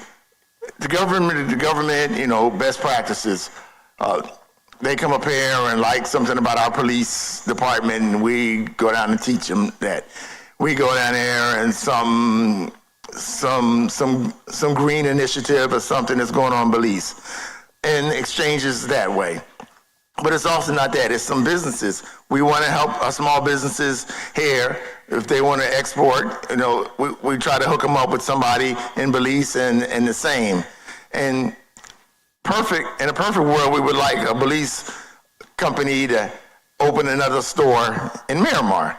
But that's a process. So if they make some trinkets, they can hook them up with a store in Miramar, and they can sell their trinkets through that store in Miramar, and you can do reciprocal agreements and things of that sort. So that's what we're looking at, some different. Y'all have a cultural dance team or something. Come up here, do something at the city of Miramar, and so we're looking for exchanges like that. And it doesn't have to come from exclusively our board. If y'all have an idea, boom, Clint, this is an idea. You come before our board, and we don't have to be the ones doing it. You just come with an idea, we'll back you up. If you need a venue, if you need some advertising, that's all, put our little name in the corner. But, we can help each other with that. So that's what we're looking for. Now the last piece, which I talked about yesterday, last year, City of Belize came and visited us, so we're going down for a reciprocal visit. And so we will be down there August 4th through August 8th, and we'll be meeting with the government. I gotta meet with Beltrade again. I'm gonna meet with the chamber. Sister Cities International, a lot of the unions go through the Rotary, so I'm trying to meet with the Rotary in Belize. And also, we're looking to go get a day trip to the equivalent of your Washington, D.C., Belmore Pond. We're going up there. And I saw a couple of pictures. I want to see y'all, the Soviet-style buildings y'all have up there. I said, I hope it's more exciting buildings than the ones I saw there. But we're going to go there and visit there and meet some of the people up there. So that's what we're looking to do. So again, if you got an idea, it's Clinton. When y'all go down there, y'all should see this or talk to these people. Come to me and get my card, and you can let me know. And businesses down there. Or if you're thinking we need to visit something about the university, come by and we'll get an itinerary to go good and go down there as well. So that's what we're looking to do. So any help y'all can give me, I'd appreciate it, and I'm here to help y'all. And if any of you have a business and want to move your business to Miramar, you come and you can come move yourself to Miramar. Unfortunately, we're not inexpensive, as the brother was saying about the houses and the land down there. But anyway, thanks a lot, and thanks for giving me time in front of you.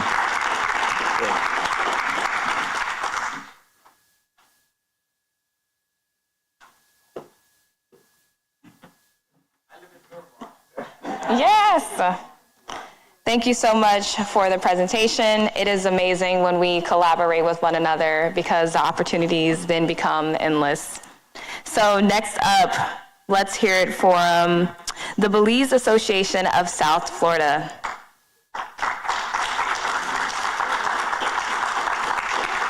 Yes.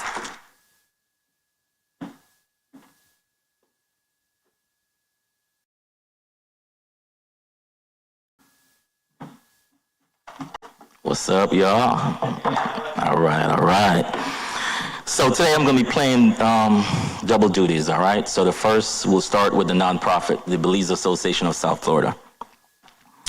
All right.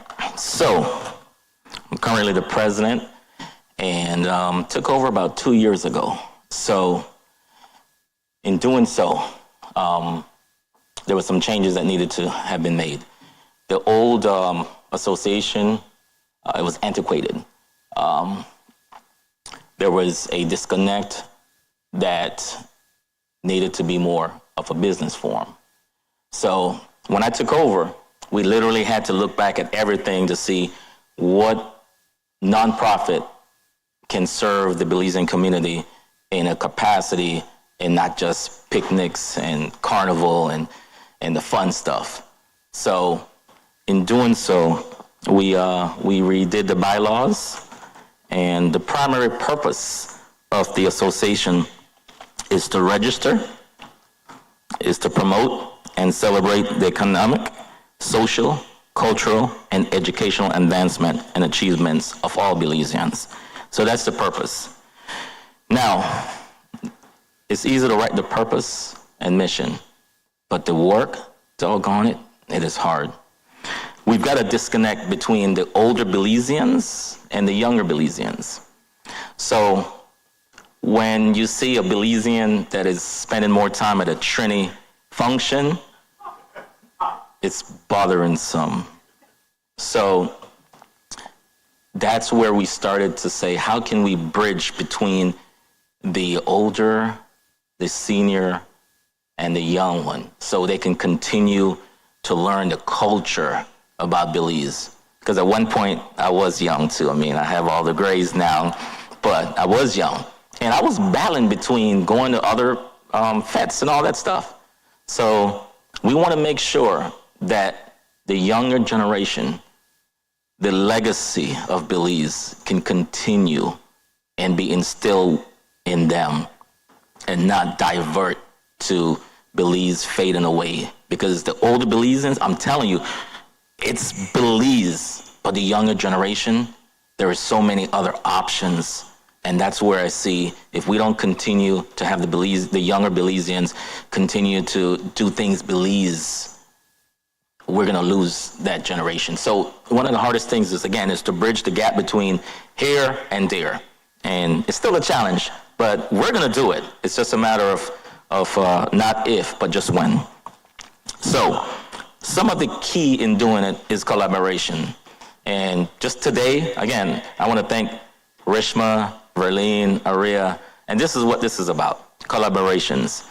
Mr. Miramar, so we've spoken, and there's big plans for the association in regards to September 10th celebration. So we're doing something, we're hosting it at CB Smith, but working with Miramar, we want to move from Pembroke Pines down to Miramar. So Clint and I will continue the dialogue about how it's expensive to rent that pavilion. So I need some big money from Miramar to support little old nonprofit Belize Association. So that's what the collaboration will be. And I spoke with Destiny earlier.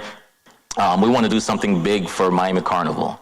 So people in this room it will happen, and collaboration. So we want to continue to collaborate with other positive people. Local events. So, let me tell you guys, we put together a beach cleanup. And this is what I'm saying, running a nonprofit, someone said, what the heck is Belizeans doing clean up the beach in Miami? And that bothered me, because it goes to show that we are not going to continue to just do all things Belize. For us to grow, for us to be able to align ourselves with other people that have more than us, we have to start going in their rooms as well. We just cannot continue to have that the Belize Association, we're going to stick with Belize only. No, we have to move away from that. So by doing the Fort Lauderdale beach cleanup and all this stuff, it is showing that we are here in Miami, Broward, and we are going to be a part of the process of cleaning up. So, but, just things like that came back and say, you guys shouldn't be doing that. What is that? That's not Belize. So it's stuff like that we have to change the mindset and understand where we are. So we have to utilize where we are today to help our country back home.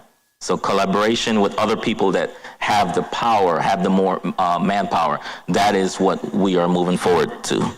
So upcoming events. In September, we have the September celebrations, and for October, we have Miami Carnival. Those are our next 2 upcoming events.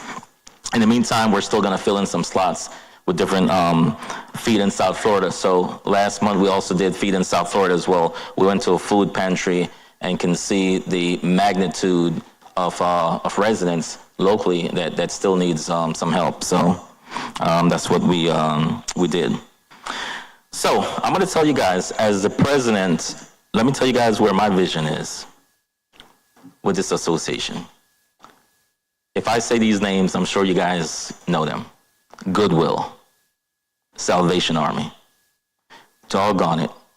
That is where I want to see the Belize Association of South Florida be, a nonprofit that is so big that it's receiving monies from grants from government. And as much as we are all volunteers, this association will only advance when we have paid employees that's working under the association with the guidance of the board of directors. So if the board of directors are the one coming up with ideas and still out there doing it, you're not gonna grow. So the vision is to get funding to be able to have someone that can wake up every freaking day and say, how can I make this association better? Not having to go, okay, I'm gonna do the association part-time, but I have to go to my full-time job. That's fine and dandy. But for us to move to where we can do more, that's where I feel as president, I want to see that where we can get grants to be able to get a couple people that are full-time, that all they do is wake up and collaborate and be able to make phone calls on a daily basis to grow this, where the Belize Association of South Florida is now as strong as Goodwill. So if you want to be, if you're always in a room with the people around the same level as you, you're not going to learn. So I'm thinking Goodwill, I'm thinking Salvation Army, and that's where I would like to see the Belize Association of South Florida move in the future. So, all right, so I'm gonna, when I'm finished, I'm gonna have you guys do something for me, but we're gonna move away. I told you guys about the picnic coming up, told you guys about the collaboration, and we have to continue to do that. So we'll transition from the nonprofits. Destiny, you want to come up here and reintroduce me, or you want me to just continue? All right. So let's move to the for-profit. I am Darnell Bullah, the founder and owner of the Bullah Group. So the Bullah Group, man, it started 13 years working for a Fortune 500 company. I was working at Florida Power and Light, and I was one of the last ones there. And, you know, some of my counterparts, when we had a meeting at Friday and everyone wants to go home and party, I stayed and I asked my supervisor, why are we doing this? You guys are a monopoly. Why are we still doing customers, giving them what they asked for? And I wanted to groom myself. So I retired from FP&L in 2009. and I launched 2 companies, an air conditioning company and a duct insulation company. So that was 2009. From there, about 8 years later, I saw there's a need. So I'm what you call a serial entrepreneur. So in 2018, I started MBB Services. So if I went to your house and maybe it's an $800 job and all you have is $400, I finance the rest through my finance company. So in 2018, I launched a finance company that was able to be an independent company that should some of my clients, which were good people, not able to afford that service, another company filled in the void. So that was 2018. Got bored. Then in 2020, started a construction company. And the reason why this construction company was started, because as an air conditioning company, if you have an electrical issue, you can't touch that. You have to get an electrician. So I got an electrician, and the customer says, Darnell, the electrician that you referred to me sucked. If I didn't know any better, I would have fired you, but I know it's not your fault. Well, that resonated with me, because if I give a referral and you go out and you perform a job that is unsatisfactory, I didn't feel good. So in 2020, we launched Bullah Construction and Renovation. This is a general contracting company. So that means if you need electrical work, anything in your house, all you need to do is call Bullah. We have the license to then hire an electrician, and that contract is between me and the electrician. And if that work is not done properly, that electrician does not get paid. If that electrician is not licensed, insured, they will not get on my customer's property. So that's what having a construction and renovation company. So wherever there's a need, I filled it. So then in 2022, a same job, my customer, we renovated the house. She says, Darnell, who's gonna take care of my house now? I want you to do it. I said, I can't do it. I don't have a real estate license. And lo and behold, Google, what do I need to do to manage a customer's property? Become a real estate agent. Bam, in 2022, I picked up my real estate license. And currently, as of today, I am still managing that property that I renovated 3 years ago. So, got bored. 2023, I started a mortgage company. Because when you're dealing with someone buying a real estate and they're like, oh, the bank turned me down. Why did the bank turn you down? I don't have privilege to that. I'm not a mortgage loan originator. So, no worries. Google. I got my mortgage license. So anytime that someone needs to get a house and there's a mortgage, I'm able to look at that mortgage, review it, and see if it's in the best interest for my client. All right. Got bored again. 2024. So when you buy a house in Florida, your house, unless the house is paid off, it has to be insured. Insurance, there's some of you in this room that are overinsured, and there's some of you that are underinsured. How many of you actually know how to read your policy? Not a lot.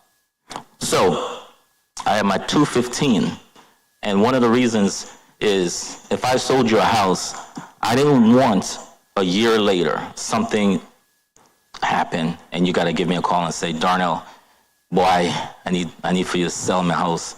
Why? What happened? My significant other passed away. So I can't afford this house. So with something called a credit decreasing insurance, your mortgage, should something happen. So if you have a dependency in the house that two people are paying the mortgage and something happened to one, for about $50 a month, if something should happen, that house is paid off. So I didn't want to sell you a house and a year later have to sell your house because you didn't upgrade. It's because you had to. So what can prevent that? Insurance. So therefore I got that. Got bored. That's my 215. And then I went back for one other. If I'm able to do life insurance, why not be able to review the homeowner's policy? So I picked up my property and casualty insurance. And that now allows me to be able to review that's the highest license you can get in insurance. So I'm able to review anyone's policy in here, whether you want to insure Lassie the dog, Rover, or whether you want to insure if you're an NFL player and you have $1 million arm, my company can insure that. So, and got bored, went back for one more license, and that's my real estate brokerage. So there will be no Bullah Realty if I didn't go and get the last license. So I'm a real estate broker. I have 3 agents that are working under the Bullah brand. In the Bullah brand, I will tell you, the mission is to be able to give everyone that wants to purchase a house the opportunity to have access to money, knowledge, and insure the home through financial literacy. So we at the Bullah Realty, we are not here to just sell you a house. We are here to help you get the house. And I know in Belize, they're giving land. Shoot, that ain't happening here in Florida. Land is expensive, especially in Miami-Dade. So we have a blueprint that it may not be today, but if we sit down with you and see where you are today, it may be tomorrow that you're able to get the house, providing you stick with the blueprint. And that's what Bullah Realty, it allows me to not just be a one person, because I can talk to you and give you all the knowledge, but it'll take me years to spread the message. So when you have a team of people that you bring on and has the same mindset as you grow faster, you help more, you do more. So that's pretty much what we are here at the Bullah Group. So in wrapping up, Bullah Realty will continue to grow and add other business to the brand. We'll continue to provide financial, job-related income to not just my company, but to other individuals and partners. And finally, we will continue to do the right thing as a business. When you put your customers first, and when you take care of your customers, the profits come.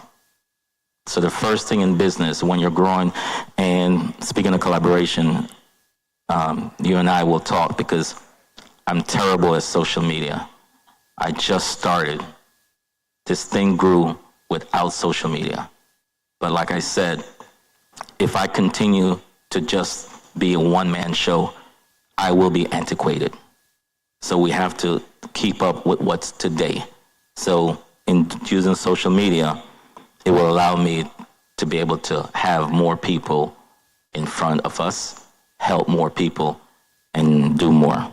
So that is pretty much the mission and the vision at Bullah Group and Bullah Realty. And one last thing, and then I'm going to say this. You guys remember the Bullah Group. It is a parent company of all of these other companies. And one last thing is the Bullah Group will start to purchase other businesses as subsidiaries. I will provide the financial means. You have the idea. So Destiny, when you said you had an idea and you reached out to 7 people and only 1, you need that one person that can continue to support your vision. And that's what Bullah Group. We are going to be buying up companies where anyone that have ideas. So you might have an idea, but you don't have the business backing, and that's where the Bullah Group wants to be here. I'm a proud Belizean. I was born in Dangriga, came here in 1986, and you can take Belize out of me, but you can't take the Belizean from me. So I want to support all of the other Belize groups. I want to collaborate, but remember what I said. It's not just about Belize. We need to get our companies in other people's face. So thank you guys for your time. And I am Darnell Bullah with the Bullah Group. Cheers.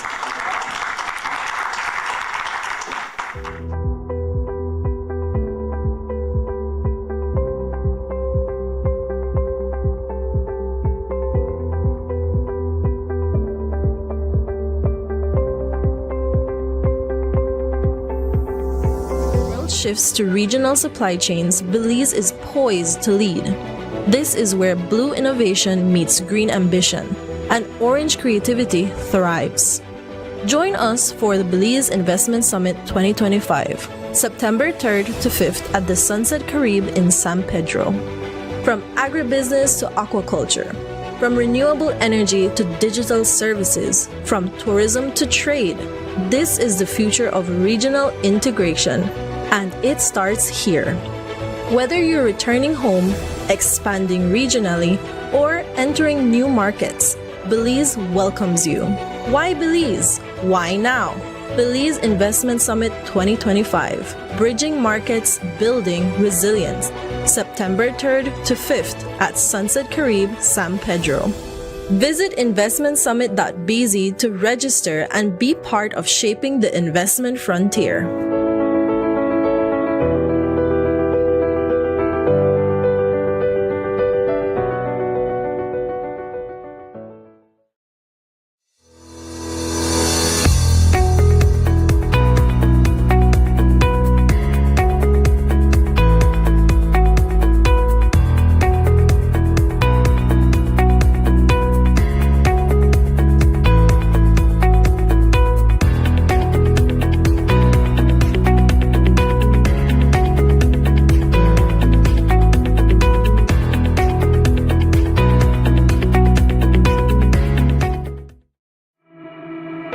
HRCU is thrilled to announce the launch of our new online banking services designed to put you in control of your financial future. To take advantage of our new services, you will need to know your updated 16-digit account number. You'll enjoy 24/7 access to your accounts, send and receive payments to other credit unions and banks effortlessly, pay your bills online with ease. Need to make a loan payment? Done from the comfort of your own home. Have your government benefits deposited directly into your account, hassle-free. Applying for a loan? Easy. Apply online with just a few clicks. And don't worry, we'll be here to guide you through the transition every step of the way. Visit hrcubelize.org for more details on our exciting new online banking services. HRCU, making a difference in people's lives.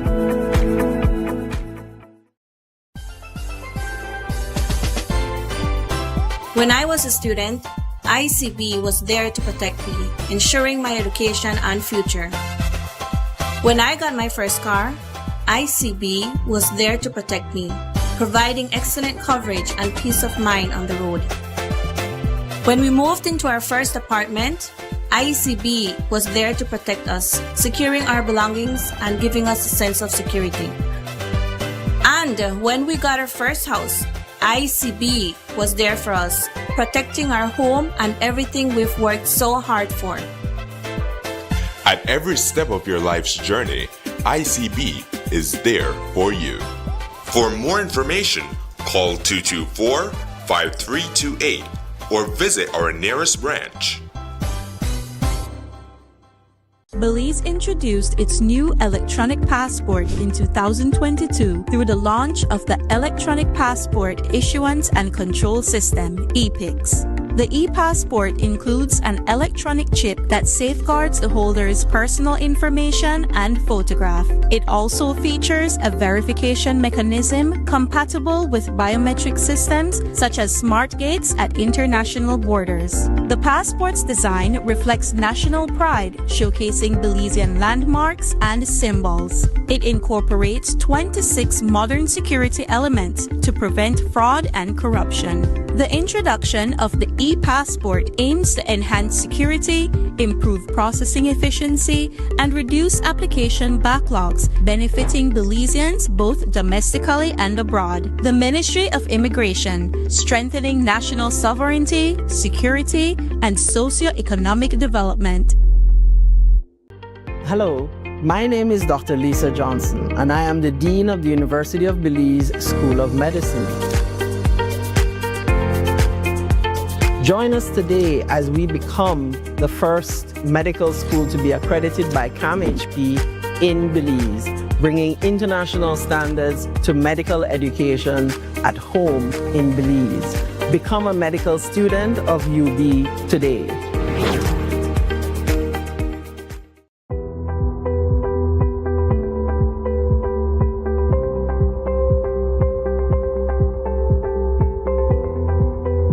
Has over 1,500 students. Runs from associate degree program all the way up to an MBA. So a student can leave high school, come to us, get into our associate degree program, move on to a bachelor's degree program, and then move on to an MBA. So again, right there in Belize, you could get up to your master's degree from this particular faculty. We're the largest teacher training institution in the country. We train teachers at our Faculty of Education and Arts, from preschool teachers. So you could be a teacher at preschool, a teacher at primary school, a teacher at high school, all that at the University of Belize. And we offer certificate program for tertiary level teachers as well. Because sometimes we're technical people, we know our content, but we don't know how to teach it. So you get a diploma or a certificate in how to teach your skill. So again, we offer that from the Faculty of Education and Arts. And the arts part is very big for us. We recently, just this past year, opened our music program. We brought on the gentleman Alex Evans. You may have heard of him. He's a steel pan guy. And so now the university has a UB Steel Orchestra. So a live music band here going, indeed. And we have I like to refer to them as a singing group, but he will crucify me for saying this, but a choir. And they, again, sing with the accompaniment from the pan and every other accompaniment. So now you could hire a choir from the University of Belize for your events. I've seen them perform at several events. They're awesome. So again, we are building the arts section as also. We're working with the cinema group, the annual film festival. So we now are putting together a minor in filmmaking at the University of Belize in the same Faculty of Arts. Now, we're being very relevant here. It is the new direction, trying to be young, all right, and do what the young people want. Very important. Then we have our Faculty of Health Sciences. Yesterday, you heard about some of what they do, but it is our fastest growing program. It's a program that needs no recruitment. People want to be in their program from the student standpoint. I'll start with the nursing program. We cannot train enough nurses for the country. But again, we're not training for the country. It seems that we're training for the world. We have recruiters from UK, we have recruiters from the US that will take them up as they graduate. So again, we have to continue to train more nurses. We have our MedLab program, medical laboratory program.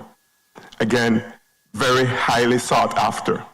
Our pharmacy program. We have our social work program. And you all know those are needed, people who are skilled in social work. Our society needs more social workers. Every school should have social workers, not just one, but for every class level. It is as now, all high schools would hire a social worker. But to me, the problem is so dire that we should have a social worker for every form, first form social worker, second, third, and fourth. It is needed. And we at the university, we are providing social workers. Again, the last is our Faculty of Health Sciences. Now, this is our largest faculty by program. They provide the agriculture training. The only program at the university that has residential campus. You go to Central Farm and you enroll in the agriculture program. We've changed the name to Climate Smart Agriculture because that is what we're facing as a country, climate change issues. So that program is growing. I just signed off on 34 applicants who will go into that program come August of this year at the associate degree level. Now talk about food security. That is what this program sells. When I stepped into the president's office, I've visited the facility there. I said, no, we have to improve this. So I scraped up all that I could, and we upgraded the dorm facilities there. Now our agriculture students could shower in a hot and cold shower. Back then it was cold water. And those of us from Cayo or who have lived around Cayo know that it gets cold there. I was shocked here as the two mornings I walked out of the Airbnb where we stay, and it's warm from 7 o'clock in the morning. I say, does it ever get cool here? So we improved the facility there. So students are now looking forward to staying on campus. During the summertime, we use those same campuses for our study abroad program. So students from US universities, they come down and they could stay on a campus. We refurbished the cafeteria. Now the students could have 3 warm meals a day. And it's very good meals. When I'm in the Cayo area, I make sure I stop there for lunch at their cafeteria so I could interact with the students. And it's always good stuff. So again, the Faculty of Science and Technology, besides the agriculture, they do the IT program, information technology. Now this program does not require recruitment either. They have a waiting list of students to get into that program. Students know that when you go in this direction, you are guaranteed a job at the end of your program. As a matter of fact, it becomes a challenge for the students in their bachelor's degree, because at their 3rd semester into their 4-year semester bachelor's degree, they are employed. You know, the lecturers would have to call them back, come finish your program so you could get your degree.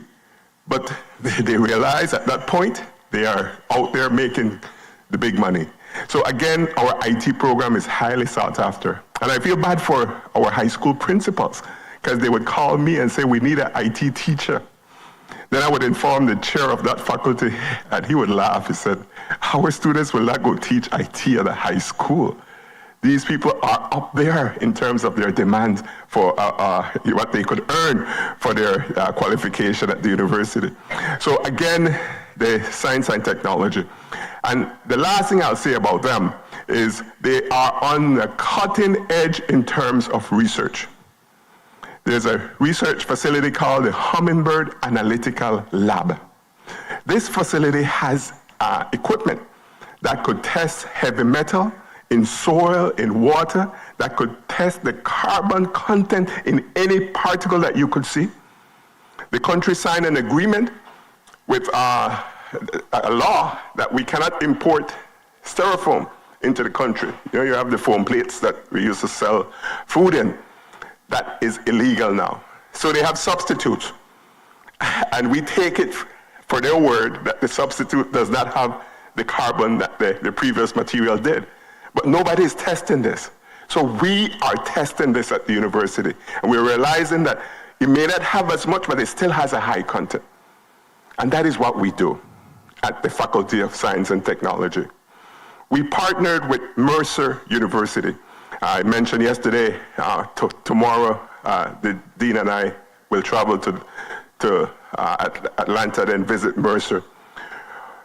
Our students, along with their researchers, went around the country testing for lead in anything.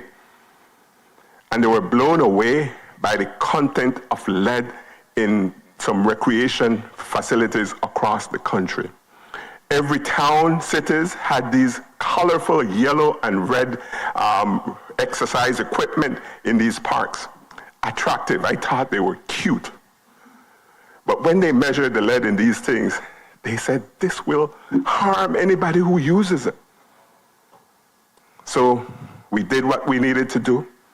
Our students, with the Mercer students, the Mercer researchers, our researchers, and now every municipality, they brought those recreation facilities down because the University of Belize partnered with Mercer to let them know that this is not good.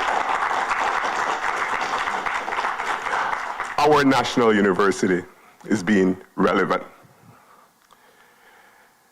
I could go on and on. When you tell me for talk about UB, sometimes I can't shut up. But, pardon? You should have, you didn't. You just said, I just want to talk about UB. I spoke about the faculties, and you'll hear from Dean Johnson about the one of medicine. I'll talk to you about some institutes as well. What happened at UB, if we're to be relevant, sometimes we have to step out of the academic framework in approving things and making things happen. And most universities have what they call institutes or centers, and we have those as well.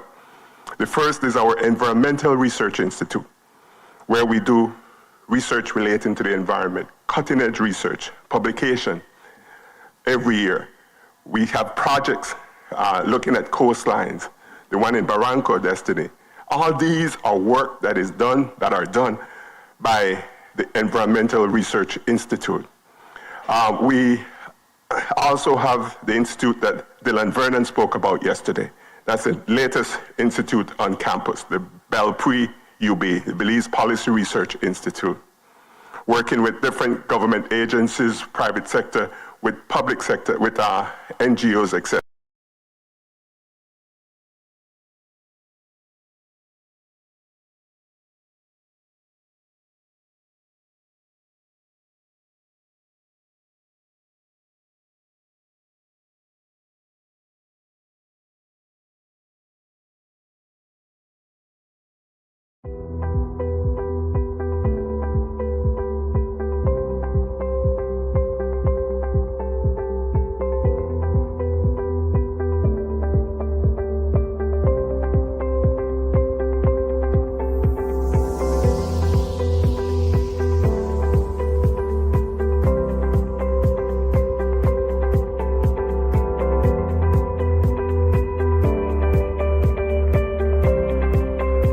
Institute is one that I'm very proud of.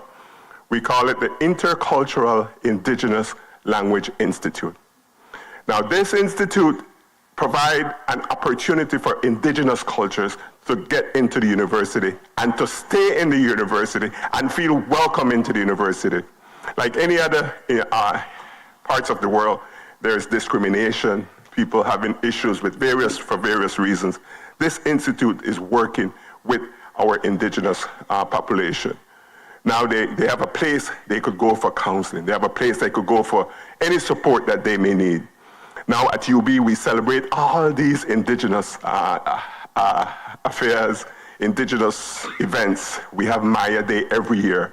We have the Garifuna Survival Day activities. We have all these other things going on. As a matter of fact, because of the Institute, we have 4 courses, language courses that are offered. We have a Garifuna class. You could take a Garifuna class at UB now. You have 2 Mayan classes, Quechua and a Mopan Maya class you could take at UB. And these you could do online, so these are virtual classes. And we also have a Creole class, which I sat in myself. I thought it would have been easy. I could talk Creole, right? But it was complicated. I said, wow, this indeed is a language. So again, there's a Creole class that you could take at the University of Belize, and you don't have to physically be there. These are online courses available for even us here in the diaspora, for you here in the diaspora. Now, call to action. We always have to call to action, not sure. I have this QR code. I've shared it with Aria, and you could scan it in your phone from me. This is a form that each of you can fill out and to tell us how you could partner with us at UB.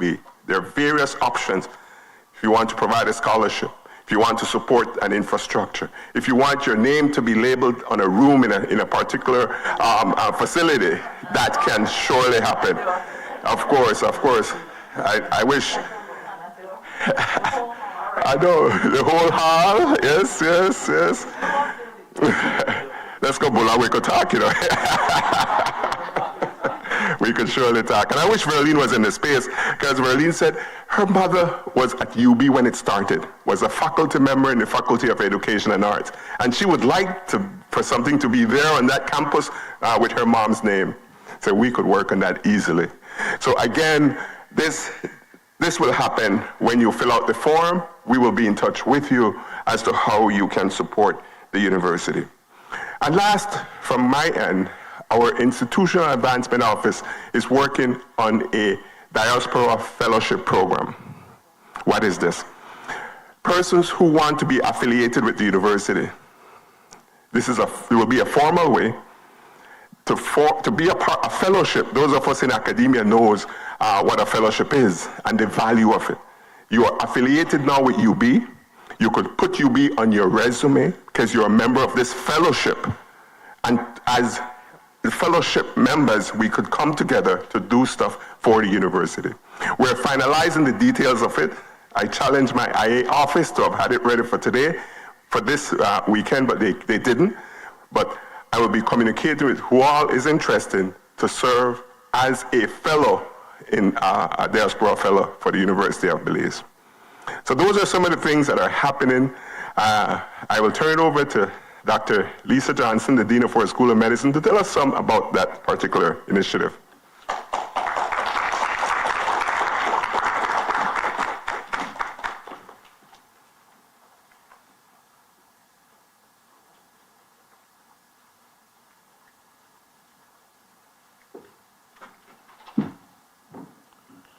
Okay, back to regular height. Oh, it's now afternoon. Good afternoon to those who are here, and good morning to Belizean listeners and viewers back home, and to the wider diaspora who may be viewing it through the auspices of XTV.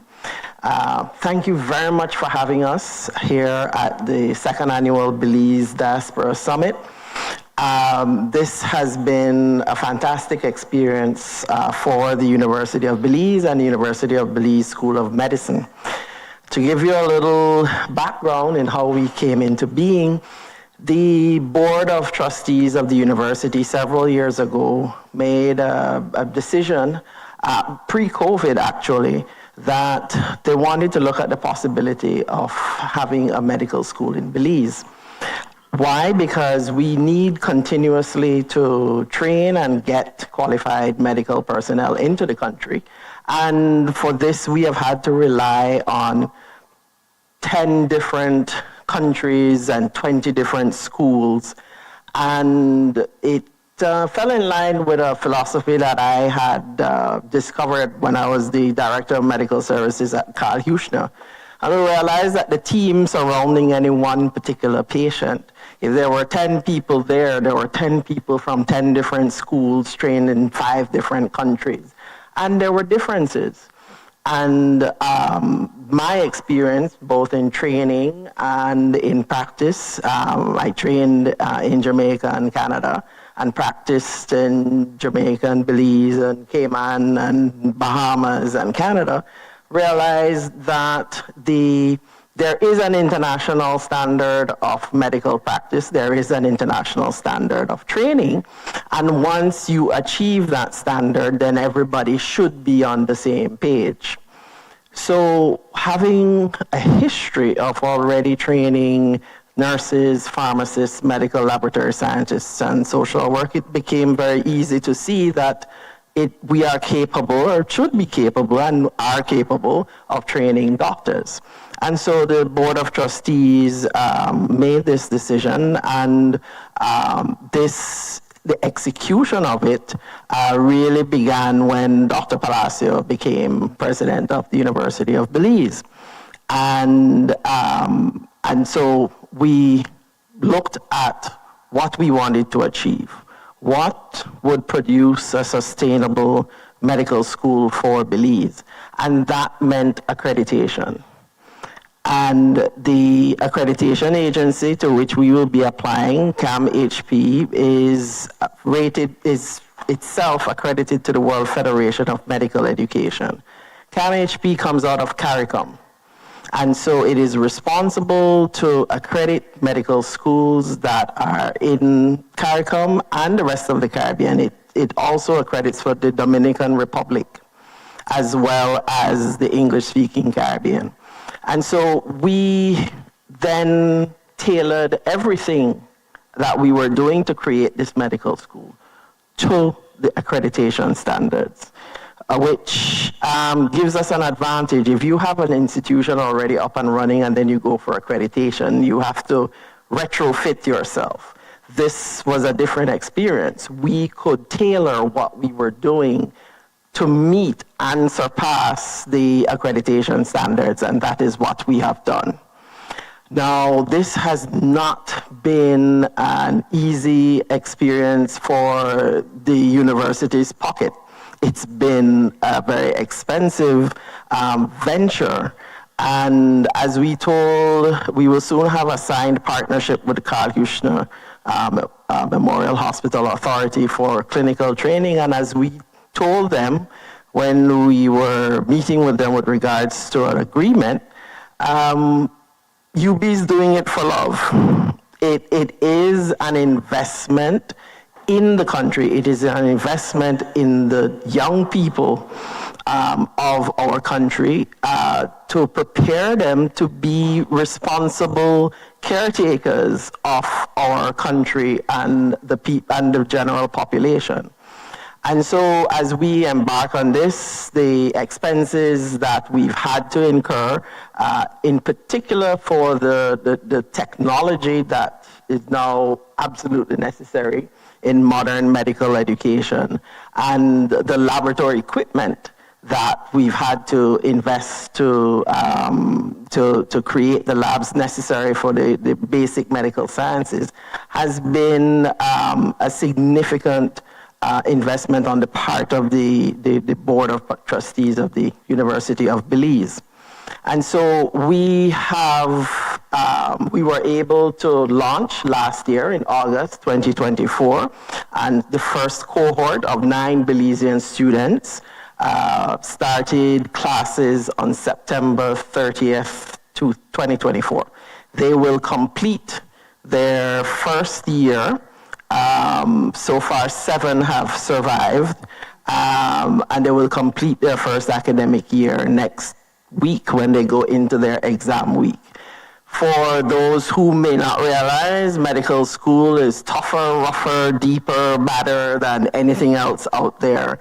They have way more credit hours per semester. They do a whole lot more work. They have tons and tons of textbooks that they have to become intimately familiar with.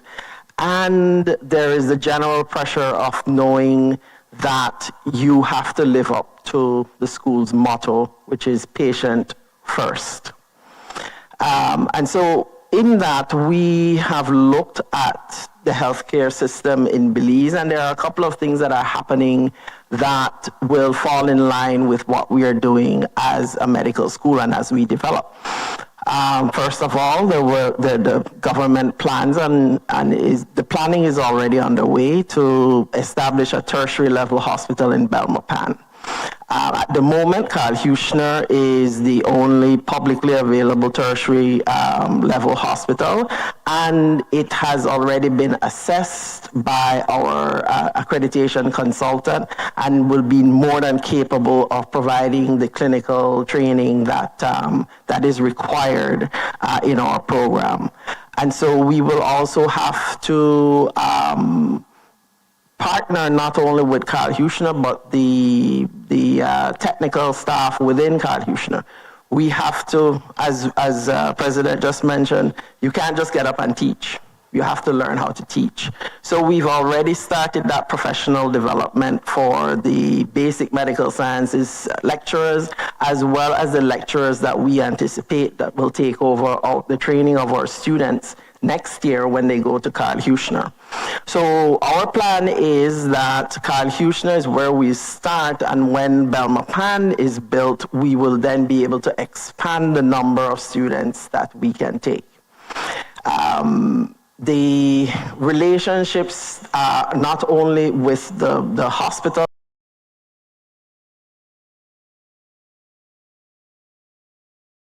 but with the Ministry of Health. It has to be a close relationship, one that goes hand in hand. They were very clear with us what they wanted to see as the product of our program, and we certainly are making every effort to deliver to the country, not just to the Ministry of Health, but to the country and to each individual person who accesses healthcare in Belize, that when they meet upon a doctor trained at the University of Belize, they will get the type of attention that I would want to get myself. That is what we're aiming for. Now, if you go to our website, ubsom.ub.edu.bz, you will see all of our information there. You will see our tuition and fees. Our tuition and fees are slightly bit higher, pun intended, than the other programs. But as I said, the investment by the university and the upkeep of the equipment and the technology that we will be investing in is going to be at a significant cost. There's also an investment in a digital library. One of the things that we wanted to get make available to the medical professionals in the country is a medical library. That can be done now, but institutionally to do that, we're talking about something, subscriptions of 20 to 30,000 US a year to make a proper medical library available not only to our students and our faculty, but to the medical professionals in the country. To wrap up, thank you all for allowing us this opportunity to talk a bit about the medical school. We need all the help that we can get. We are very interested in anyone who wants to collaborate with us, help students, help the school, help Belize. Thank you.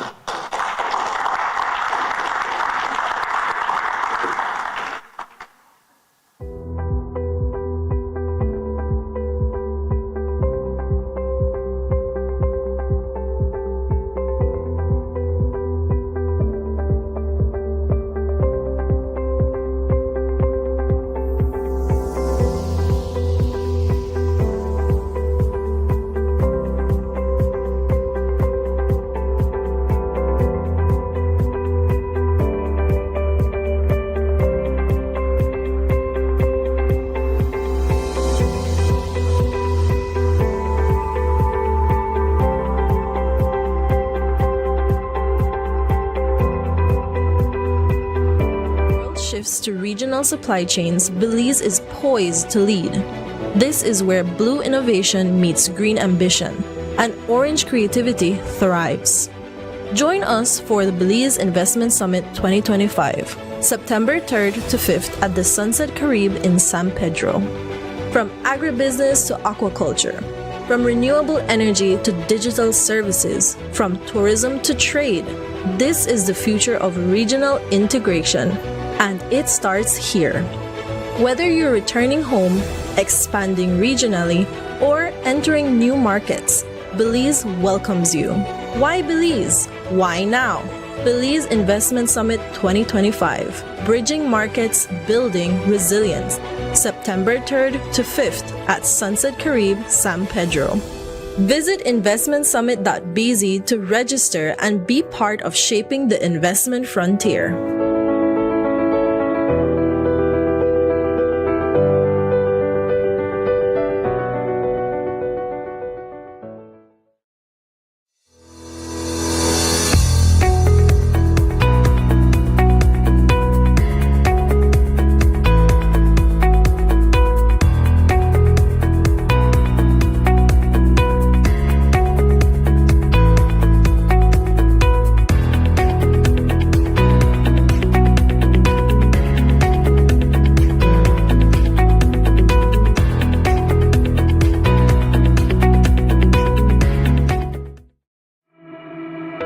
HRCU is thrilled to announce the launch of our new online banking services designed to put you in control of your financial future. To take advantage of our new services, you will need to know your updated 16-digit account number. You'll enjoy 24/7 access to your accounts, send and receive payments to other credit unions and banks effortlessly, pay your bills online with ease. Need to make a loan payment? Done from the comfort of your own home. Have your government benefits deposited directly into your account, hassle-free. Applying for a loan? Easy. Apply online with just a few clicks. And don't worry, we'll be here to guide you through the transition every step of the way. Visit hrcubelize.org for more details on our exciting new online banking services. HRCU, making a difference in people's lives.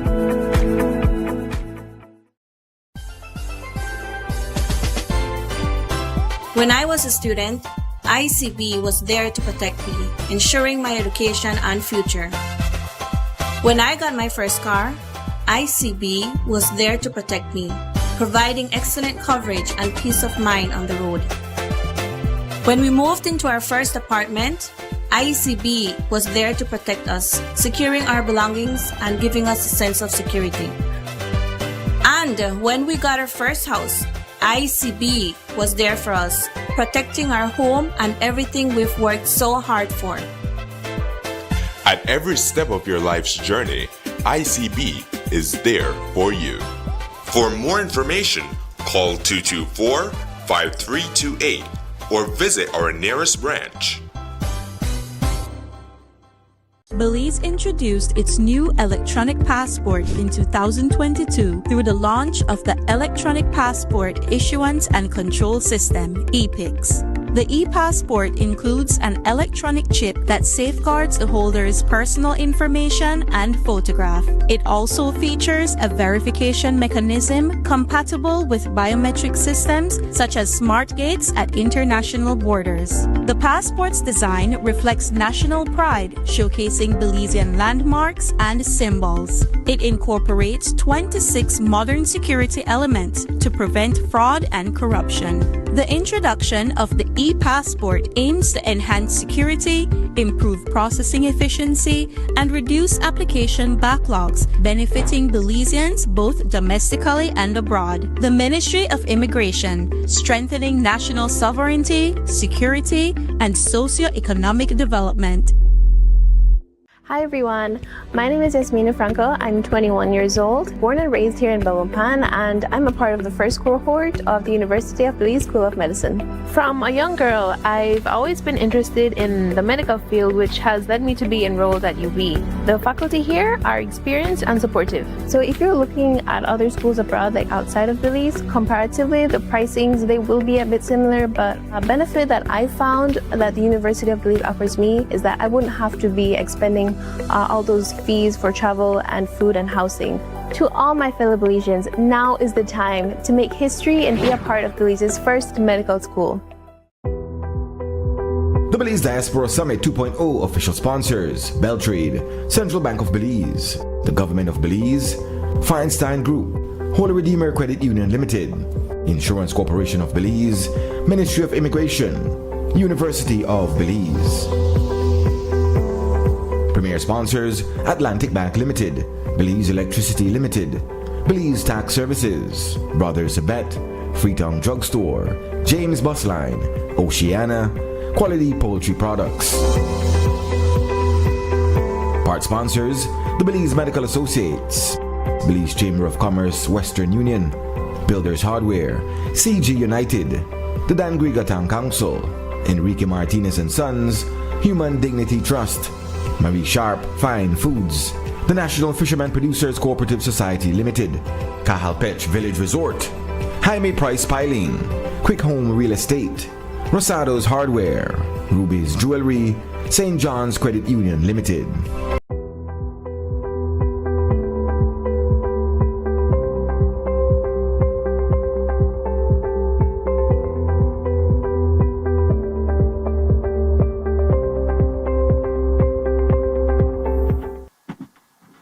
And that was our final speaker for today. But I want to thank everyone who came up here and spoke about their business, their organization, their nonprofit, because we really got a chance to learn more about what you do. We see the logos all the time, but sometimes we don't really know what's going on behind the scenes or what projects are you currently working on. So that definitely was very insightful for myself, and I hope it was insightful for everyone else. So let's give a round of applause one more time for everyone who spoke today.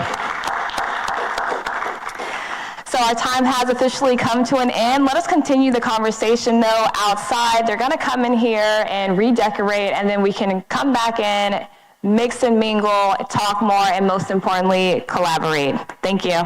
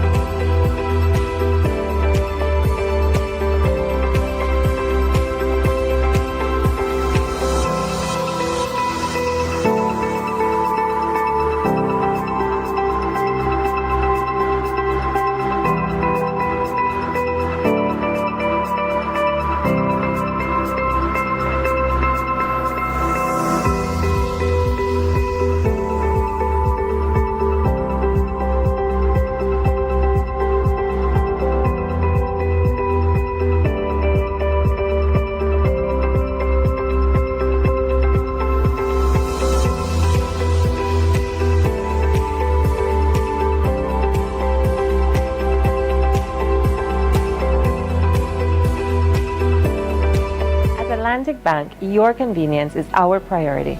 Our contact center is designed to enhance your banking experience. With a wide range of customer service options, you save time and effort. You can easily call in to block or unblock your debit and credit cards, perform account inquiries, and access detailed card information. Whether you need assistance with online banking, merchant support, or general inquiries, our team is ready to help. For added convenience, if all operators are busy, you can leave your number and an operator will return your call as soon as possible to ensure you receive the support you need. Depending on your transaction type, we may need to verify your identity through a set of security questions. And remember, Atlantic Bank will never request your username or password for Atlantic Online via phone call, text, or email, ensuring your personal information remains safe and secure. Our support team is available Monday to Friday from 8 a.m. to 6 p.m. in both English and Spanish. Simply dial 223-1212. This is a dedicated line for our contact center. Atlantic Bank is committed to providing you with exceptional service and the tools you need to manage your finances conveniently and securely. Take full advantage of our easy-to-use contact center services today. Atlantic Bank, building the future together. Electricity is essential for everyday life, but behind every outlet, a lot is happening to bring you safe, reliable, and sustainable energy. Let's start at the beginning. Independent power producers across Belize generate electricity using a mix of renewable and non-renewable resources. Electricity travels across a network of high-voltage transmission lines capable of transmitting electricity across long distances. Electricity then reaches your nearest substation, where it is adjusted to a lower voltage, making it safe to travel on the distribution lines you see in your community. From there, electricity makes its final journey from the distribution lines to your home, providing you with safe and reliable power when you need it.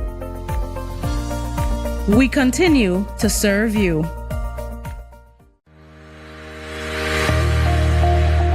Notice from the Belize Tax Service Department. Advisory on independent consultants offering tax services. The Belize Tax Services acknowledges the growing number of businesses providing accounting services and related capacity building courses. However, BTS is not affiliated or associated with these businesses. We strongly advise all taxpayers to exercise caution when receiving tax-related advice from independent sources to avoid misinformation. For accurate, up-to-date information and guidance on tax matters, the safest and most reliable approach is to seek taxpayer education directly from BTS. BTS also encourages taxpayers to regularly check the BTS website for new updates and information. Issued by the Director General, Belize Tax Service Department.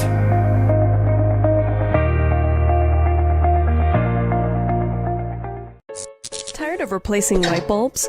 LEDs are what you need. LEDs last up to 30,000 hours. That's 30 times longer than incandescent bulbs, and up to 8 times longer than compact fluorescents. So less changing and less trash. Planet Earth thanks you. And the LED experts at Brothers Habet and Habet will help you find the best LED solution with colors for every room and mood, starting as low as $6.95. You can even get LED strips for home, office, and industrial use. So say goodbye to fluorescent tubes forever. And because they use up to 90% less energy, you save money. Money you can spend on other things. So head to Brothers Habet or Habet and Habet today. You can also call, email, or Facebook us. Have a brilliant day. Sea una persona ocupada o atrapado en el tráfico, o que tenga una circunstancia adversa o muy exigente, la tensión se acumula y lo estresa. El estrés ataca a todos en cualquier momento, a cualquier edad. El estrés es un asesino. Es mejor estar vivo que muerto, así que visite la farmacia de Freetown para obtener opciones. Hola, ¿qué tal? ¿Qué puedo hacer para usted hoy? Estoy bien estresado. Ok, tengo una pastilla que te va a ayudar, ¿ok? Que toma una de eso al día para 10 días y va a estar bien después, ¿sabes? Ok. Farmacia Freetown, carretera 28 Freetown, donde estás mejor vivo que muerto. Farmacia Freetown, teléfono 22 32 87 6. Experience comfortable and reliable bus travel to and fro from Punta Gorda to Belize City daily with James Bus Line. We offer convenient routes and experienced drivers, spacious seating, and onboard entertainment. James Bus Line, the people's choice, taking you home since 1978.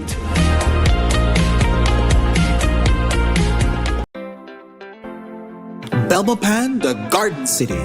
After 50 years of serving you the most healthy and delicious poultry products in Belize, it's time to celebrate with a grand motorcade on July 12th, starting at 10 a.m. from our Quality Poultry Products Belmopan branch. Along the motorcade route, there will be music, giveaways, and fun for the whole family all along the route.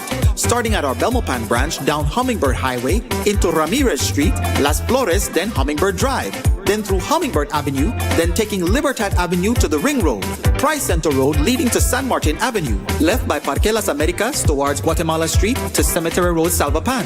Moving towards the North Ring Road, passing by the Mexican Embassy. We take the roundabout and going around South Ring Road, heading towards Forest Drive and finally to our Quality Poultry Products Belmopan branch. Come and celebrate with us. Quality Poultry Products, celebrating 50 years of service to Belize. The Belize Diaspora Summit 2.0 official sponsors: Beltrade, Central Bank of Belize, the Government of Belize, Feinstein Group, Holy Redeemer Credit Union Limited, Insurance Corporation of Belize, Ministry of Immigration, University of Belize. Premier sponsors: Atlantic Bank Limited, Belize Electricity Limited, Belize Tax Services, Brothers Abet, Freetown Drugstore, James Bus Line, Oceana, Quality Poultry Products. Part sponsors: the Belize Medical Associates, Belize Chamber of Commerce Western Union, Builders Hardware, CG United, the Dangriga Town Council, Enrique Martinez and Sons, Human Dignity Trust, Marie Sharp Fine Foods, the National Fisherman Producers Cooperative Society Limited, Cajalpech Village Resort, Jaime Price Piling, Quick Home Real Estate, Rosado's Hardware, Ruby's Jewelry, St. John's Credit Union Limited. Breast cancer is the most common cancer diagnosed in Belize. This is why all women over the age of 40 are recommended to do a mammogram screening test. At Belize Medical Associates, we offer this study with the sonography Crystal Nova. Like all cancers, if diagnosed early, breast cancer can be treated and good results are obtained. With this top-of-the-line equipment, a mammogram can be done in 15 minutes, obtaining a clear digital image which allows us to pick up a tumor as small as 2 millimeters.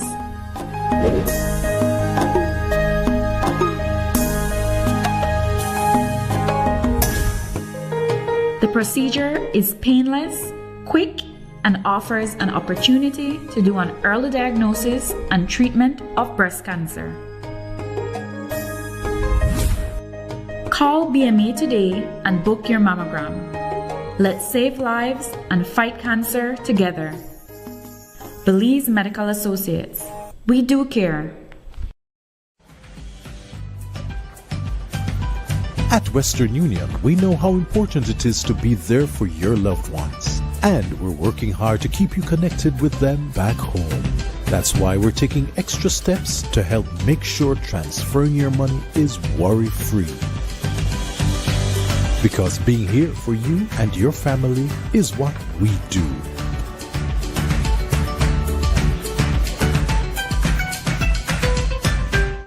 Visit your nearest Belize Chamber of Commerce and Industry agent location. When you done here about how you could shop online with Builders Hardware? It's easy and convenient. Plus, you get special deals and discounts online where you not get in at the store. Just log on to shopbuildersbz.com and pay with your Visa, MasterCard, debit or credit card. You could choose to pick up your order from the Smart Lacaneta Builders or Easy could deliver for you. If that was a big thing, the Builders Truck could deliver for you.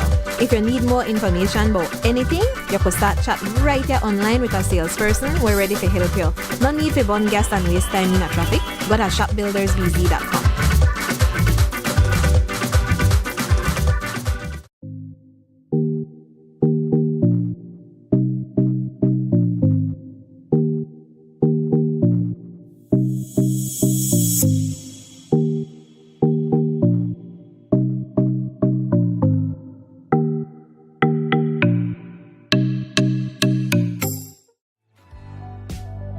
In Belize, we value our families, we value our communities, we value our neighbors.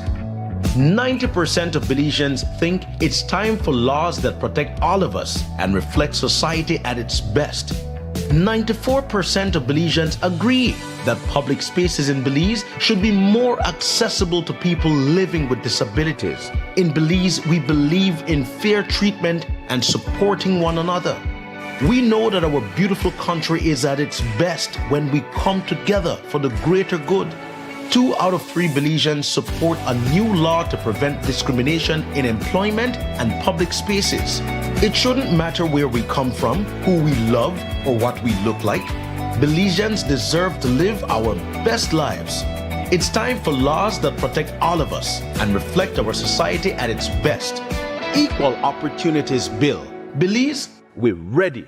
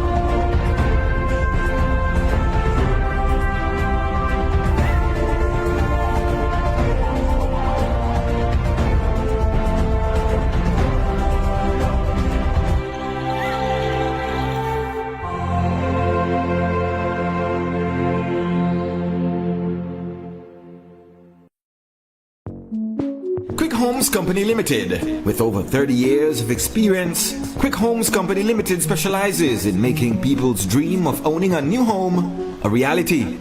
We assist you with all relevant information and documentation to apply for financing from the banks. If approved, we help with choosing the best home for you and your family. We offer designing assistance, land development, and construction of homes from start to finish. Choosing Quick Homes Company Limited should be an easy and sound decision. We help our clients to qualify for quality and quick homes. In 2 months, you can be enjoying your dream home with your loved ones. Quick Homes Company Limited. Qualify today to get your quick and quality homes.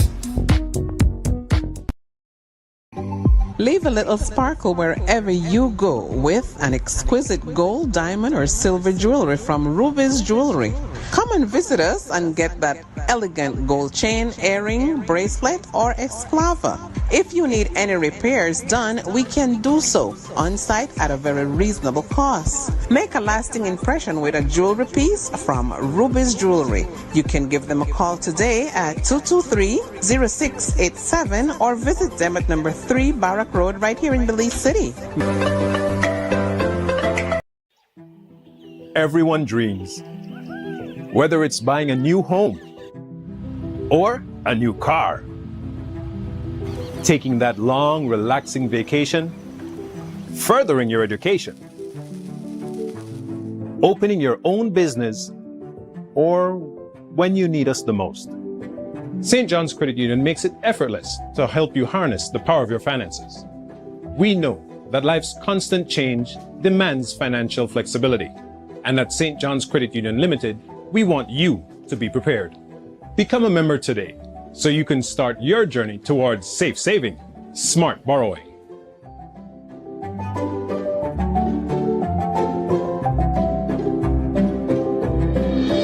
St. John's Credit Union is the leader since 1946. They work harder. Measles is a virus that is highly infectious and spreads through the air when an infected person coughs or sneezes. It often starts with a fever, cough, runny nose, and red, watery eyes, followed by a rash that spreads all over the body. Measles can cause serious complications. But here's the good news. Measles is preventable. The safest and most effective way to protect your child is through vaccination. The MMR vaccine is safe and available at your nearest health centers and clinics. Let's keep our families and communities safe. Get vaccinated. Stay protected. Brought to you by the Ministry of Health and Wellness in partnership with PAHO and UNICEF. Cahalpet Resort, located on the highest point in town, offers spectacular views of San Ignacio and Santa Elena. Located next to Cahalpet Mayan Temple, San Antonich Mayan Temple can be seen 10 miles away. Cahalpet Resort has 72 air-conditioned rooms, a restaurant, bar, conference room, jacuzzi, and 3 pools with cascading waterfalls. For reservations, call 824-3740. Cahalpet Resort. The Belize Diaspora Summit 2.0 official sponsors: Beltrade, Central Bank of Belize, the Government of Belize, Feinstein Group, Holy Redeemer Credit Union Limited, Insurance Corporation of Belize, Ministry of Immigration, University of Belize. Premier sponsors: Atlantic Bank Limited, Belize Electricity Limited, Belize Tax Services, Brothers Abet, Freetown Drugstore, James Busline, Oceana, Quality Poultry Products. Part sponsors: the Belize Medical Associates, Belize Chamber of Commerce Western Union, Builders Hardware, CG United, the Dangriga Town Council, Enrique Martinez and Sons, Human Dignity Trust, Marie Sharp Fine Foods, the National Fisherman Producers Cooperative Society Limited, Cahalpech Village Resort, Jaime Price Piling, Quick Home Real Estate, Rosado's Hardware, Ruby's Jewelry, St. John's Credit Union Limited.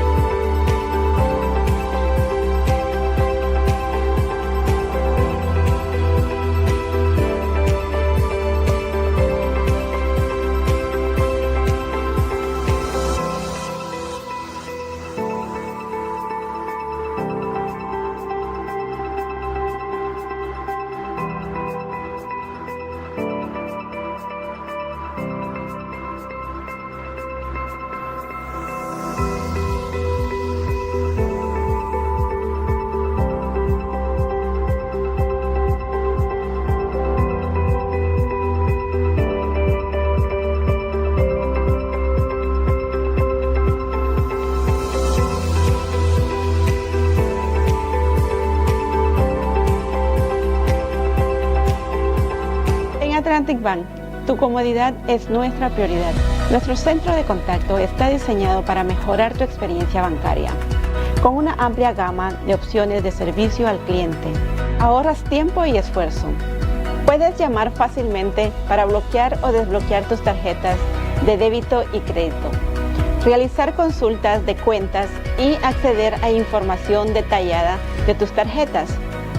Ya sea que necesites asistencia con la banca en línea, apoyo para comercios o consultas generales, nuestro equipo está listo para ayudarte. Para mayor comodidad, si todos los operadores están ocupados, puedes dejar tu número y un operador te devolverá la llamada lo antes posible para asegurarse de que recibas el apoyo que necesitas. Para mayor seguridad, es posible que necesitemos verificar tu identidad con un conjunto de preguntas sencillas.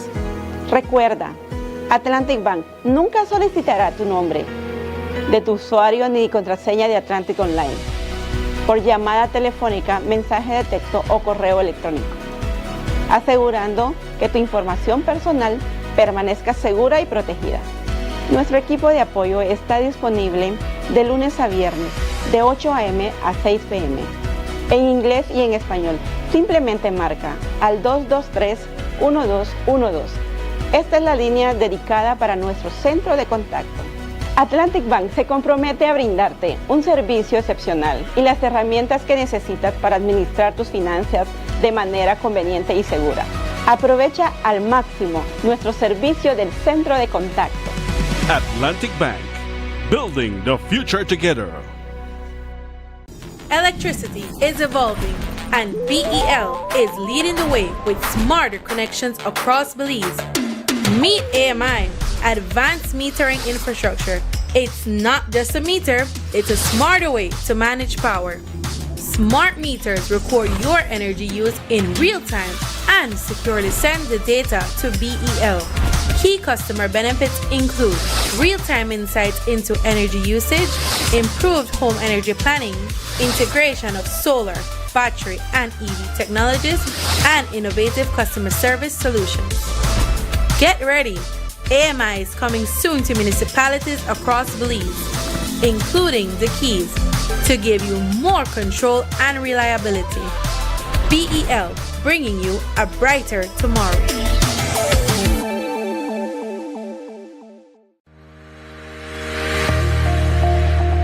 Notice from the Belize Tax Service Department.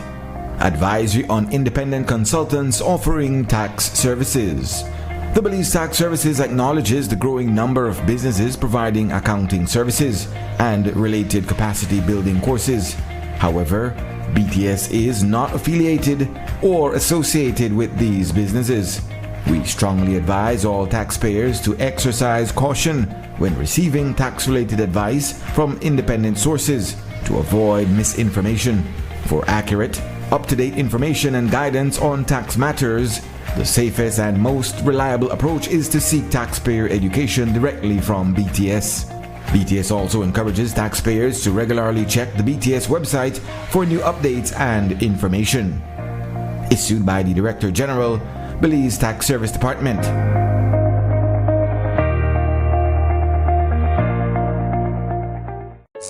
Tired of replacing light bulbs? LEDs are what you need. LEDs last up to 30,000 hours. That's 30 times longer than incandescent bulbs, and up to 8 times longer than compact fluorescents. So less changing and less trash. Planet Earth thanks you. And the LED experts at Brothers Habet and Habet will help you find the best LED solution with colors for every room and mood, starting as low as $6.95. You can even get LED strips for home, office, and industrial use. So say goodbye to fluorescent tubes forever. And because they use up to 90% less energy, you save money. Money you can spend on other things. So head to Brothers Habet or Habet today. You can also call, email, or Facebook us. Have a brilliant day. Whether you are a busy person or stuck in traffic or having an adverse or very demanding circumstance, tension builds up, causing you to be stressed out. Stress attacks everyone, anytime, any age. And stress is a killer. Palm City? It's best to be alive than dead.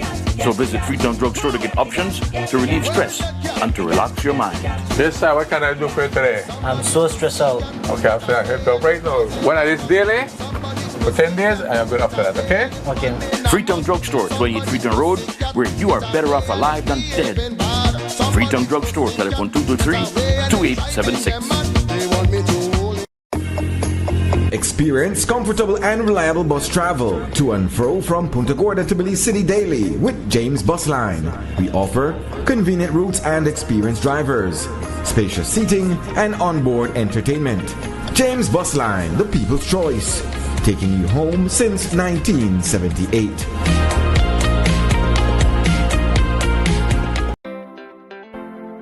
Belmopan, the Garden City. After 50 years of serving you the most healthy and delicious poultry products in Belize, it's time to celebrate with a grand motorcade on July 12th, starting at 10 a.m. from our Quality Poultry Products Belmopan branch. Along the motorcade route, there will be music, giveaways, and fun for the whole family all along the route. Starting at our Belmopan branch down Hummingbird Highway into Ramirez Street, Las Flores, then Hummingbird Drive. Then through Hummingbird Avenue, then taking Libertad Avenue to the Ring Road, Price Center Road leading to San Martin Avenue, left by Parque Las Americas towards Guatemala Street to Cemetery Road Salvapan. Moving towards the North Ring Road, passing by the Mexican Embassy. We take the roundabout and going around South Ring Road, heading towards Forest Drive and finally to our Quality Poultry Products Belmopan branch. Come and celebrate with us. Quality Poultry Products, celebrating 50 years of service to Belize. The Belize Diaspora Summit 2.0 official sponsors: Beltrade, Central Bank of Belize, the Government of Belize, Feinstein Group, Holy Redeemer Credit Union Limited, Insurance Corporation of Belize, Ministry of Immigration, University of Belize. Premier sponsors: Atlantic Bank Limited, Belize Electricity Limited, Belize Tax Services, Brothers Abet, Freetown Drugstore, James Bus Line, Oceana, Quality Poultry Products. Part sponsors: the Belize Medical Associates, Belize Chamber of Commerce Western Union, Builders Hardware, CG United, the Dangriga Town Council, Enrique Martinez and Sons, Human Dignity Trust, Marie Sharp Fine Foods, the National Fisherman Producers Cooperative Society Limited, Cajalpech Village Resort, Jaime Price Piling, Quick Home Real Estate, Rosado's Hardware, Ruby's Jewelry, St. John's Credit Union Limited.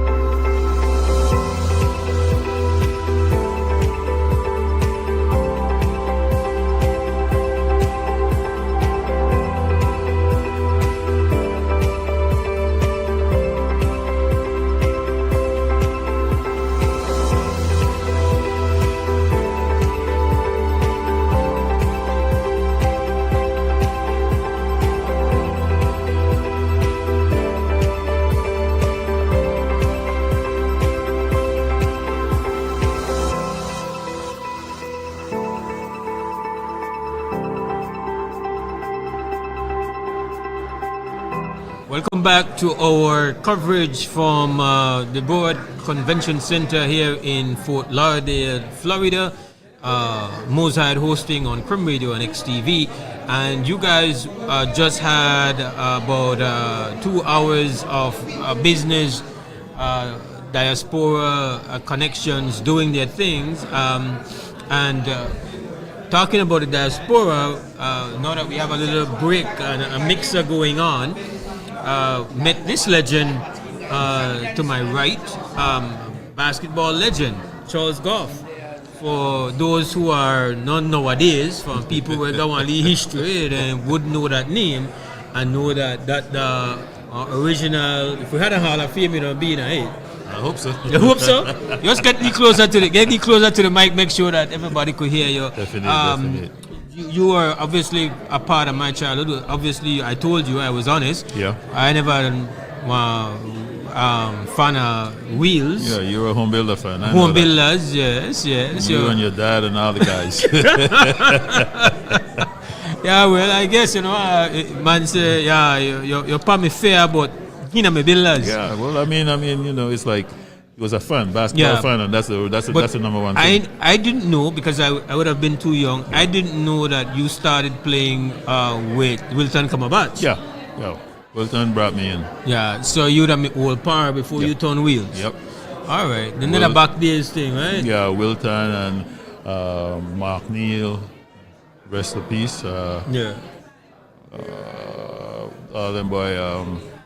So it's most of them passed away, but some of them still kicking. Harry Cadle, Eugene Cherrington. I started with all them boys. My first year on St. Ignatius. I played 2 years of St. Ignatius, then I moved to Birds Eye. Yeah. You've been living abroad for how long? About 32 years. 32 years. Yeah. So you were still playing when you left? Yeah, I was playing when I left, yeah. All right, and so you came to the summit, so we have to give enough respect. You've always been Florida based, so that's just recent? Yeah, no, Florida based. I was always Florida based. I spent a couple of years in Chicago, but you never want to deal with the ice. You know it, bro. You come from. All right.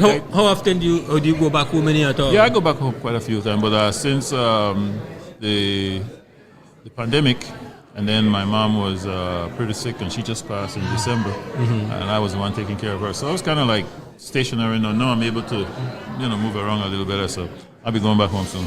All right. Do you keep up to date with anything going on back home? Any of the balls? Yeah, because I keep in touch with Polo every now and again, and we had we do a little thing with the news and keep in touch in that sense. But I know that things aren't the greatest right now, but they were good. But his Bullah Group is doing pretty good. And all right. So you've ever helped with any of the?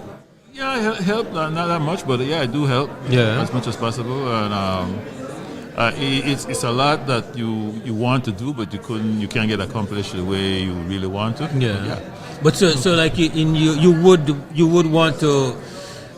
How often does that, like, you think about, what you would want to do back home? Like quite a bit, because I've been there a couple of times to a Kobe basketball camp. Yeah. And that's something that's very needed and necessary. So it is something that's on your mind that you really want to strap up and contribute more than you do. But things come to a head where you're not able to, or you're not able to reach out the way you really want to. So. Yeah. So just from a standpoint of how we integrate the diaspora back with back home, just thinking about like somebody like you that you have your rep. Like obviously you're from a previous generation. Yeah. But you feel like there is something we can do back home, like when somebody like you returns, like to make you feel more welcome, to make you feel like more like a warmer invite to be involved. Well, that's a good question. I know that I've watched how Ivan Dale Coburn does his stuff, and I've been piggyback right off his achievement in that respect. And to say that I could start something like that, I don't know, but I could also always contribute in some way on somebody else's term and get it going. And then after that happens, then you're able to maybe see how you could do it for yourself. But I am more up to contribute to somebody else because they have the footing already. Like even Polo himself, who he's big time in it, and get with him and see where I know what's needed, what's necessary and stuff. See how we could contribute in that respect. Is it like a weird feeling that when you left, I imagine you were like very well known, like you. Yes, I was. Like you were, at that time. being a basketball star, like you are, you're celebrity well, status. You're well known, and then as the age group, your age group kind of like either. And you've been away. Yeah, and your age group go away. When you go back, you're not that well known in a big way like you were. But you know the age group still. Your peers still know you. Yeah. What I find is that the difficulty with it, like even as somebody I live in Belize, like if I would go a very long time without seeing my classmates. I find that I struggle to recognize them because we've all aged. Well, that's true. Right? Like you, and we look different. That's true. Right? I would see a classmate, and that's when you realize you're not young, right? Well, that's when you try to jump out of bed and your body says, "Hey, wait, you gotta roll out slow." Right. For those who are just watching on and listening, I'm talking here with my time as a child. This would have been one of the basketball stars on the Bird's Eye when Bird's Eye rocked. Yeah. And I mean Wheels and Home Builders and Carnation and those Rogers games. Stadium. Yeah. So I pay respect. You know what I mean? I appreciate it, man. I pay respect. That's all it is, and that's a part of what is supposed to be so special about having a certain aspect of it, of having an event like this is. I'm glad you just came through, man. Well, I passed through. Something like this, I always try to pass through and I see who I see and that. So, like, this is. I didn't know this was going to happen, but hey, this is great. And you asked me, and I could never say no because this is representing the old Belize, so to speak. You know? So give thanks, man. Give thanks for joining our little broadcast podium studio here, and all the best. And make sure when you come to town, man, you just come, just pull up that pen because it's like we don't sometimes, and this goes to a lot of the athletes we know who have migrated to the States, right, and are part of the Belize Diaspora. When you come back, people might not recognize you facially. We might not know you are here. We might not know you're there. But if you say your name and you come and you link, we have a space to chat with you because we feel you have value and we feel like you have something to say that's important. Yeah, I've been there and I've passed by the X era and all that stuff. All right, but you say, but you don't know the picnic name. You look for them and they're like, you don't know the picnic name, right? But make sure you come and represent next time. Don't be a stranger. Man. Hey man, pleasure, man. All right, respect. All right. This is Charles Goff. You used to be with the enemy Pelican Wheels, but we understand. The enemy. Whoa. The enemy. So tell me something. Yeah. When Polo was with Pelican Wheels, was he the enemy? I'm too young. Oh, you're too young. I like that. I like that cop out. No. It might seem like one. No, I'm just kidding. But I don't have any recollection. No. I never saw him play. I know. So ask your dad. I want to hear what he got to say. I want to hear what he got to say. I'll ask him. I'll ask him for sure. Man, I'll ask him. All right, respect. Yeah, man. Let's pick up everybody back home. All right, partner. All the time. This is we go quickly to a commercial break. We'll be right back.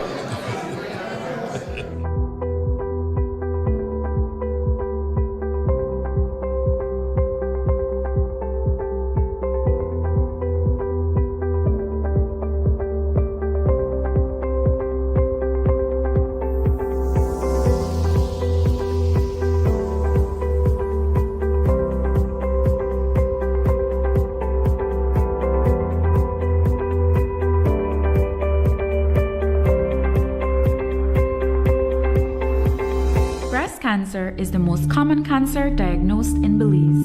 This is why all women over the age of 40 are recommended to do a mammogram screening test. At Belize Medical Associates, we offer this study with the sonography Crystal Nova.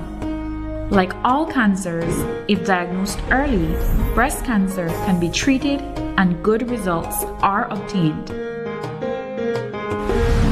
With this top-of-the-line equipment, a mammogram can be done in 15 minutes, obtaining a clear digital image which allows us to pick up a tumor as small as 2 millimeters.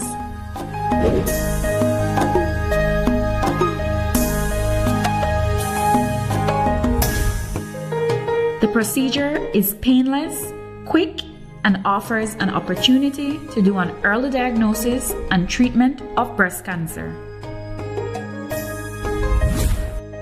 Call BMA today and book your mammogram. Let's save lives and fight cancer together. Belize Medical Associates. We do care.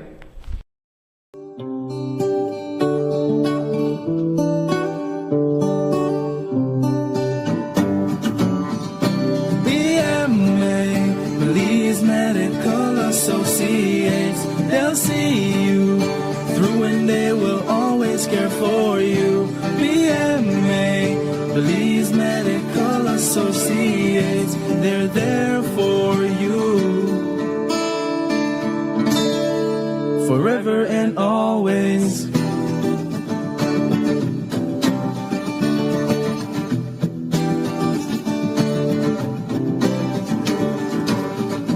Caring doctors with a smile, willing to go the extra mile. Attentive nurses with experience for sure.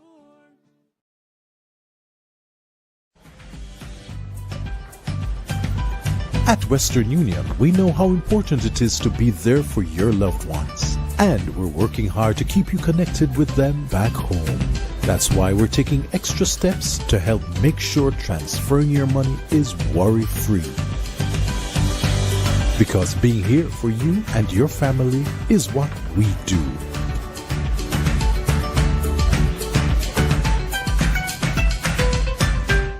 Visit your nearest Belize Chamber of Commerce and Industry agent location. When you done here about how you could shop online with Builders Hardware? It's easy and convenient. Plus, you get special deals and discounts online where you not get in at the store. Just log on to shopbuildersbz.com and pay with your Visa, MasterCard, debit, or credit card. You could choose to pick up your order from the Smart Lacaneda Builders or Easy could deliver for you. If that's a big thing, the Builders truck could deliver for you. If you need more information about anything, you could start chat right here online with a salesperson. We're ready to help you. No need to burn gas and waste time in a traffic. Go to shopbuildersbz.com.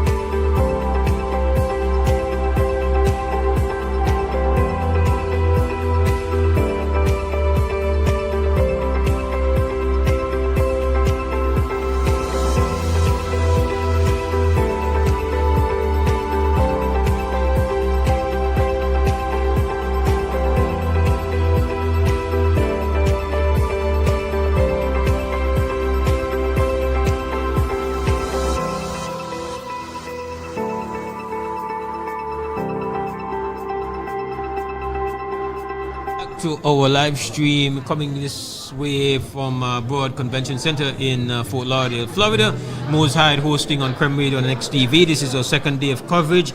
We've been talking to people who are from the diaspora. We've been talking to some of the people who are organizing, and we are talking to people who have come from home to be a part of it. And that is the category that my next guest falls in. No stranger to you guys watching at home. This is the big boss at the University of Belize, the National University. Dr. Palacio is in the house, and we have not had him on WB since he became the big boss. But we have him here. We're going to Florida for link. We'll fix that. And what I think everybody that has attended and everybody that has listened or watched, kind of a sub-team has been the university doing a kind of a... University is maybe not, being all immodest about it, but they're telling you the score. Things are changing at the university and changing in a big positive way. Like there are big things happening, and you decided that now is the time to start telling everybody about what's going on. And so I'm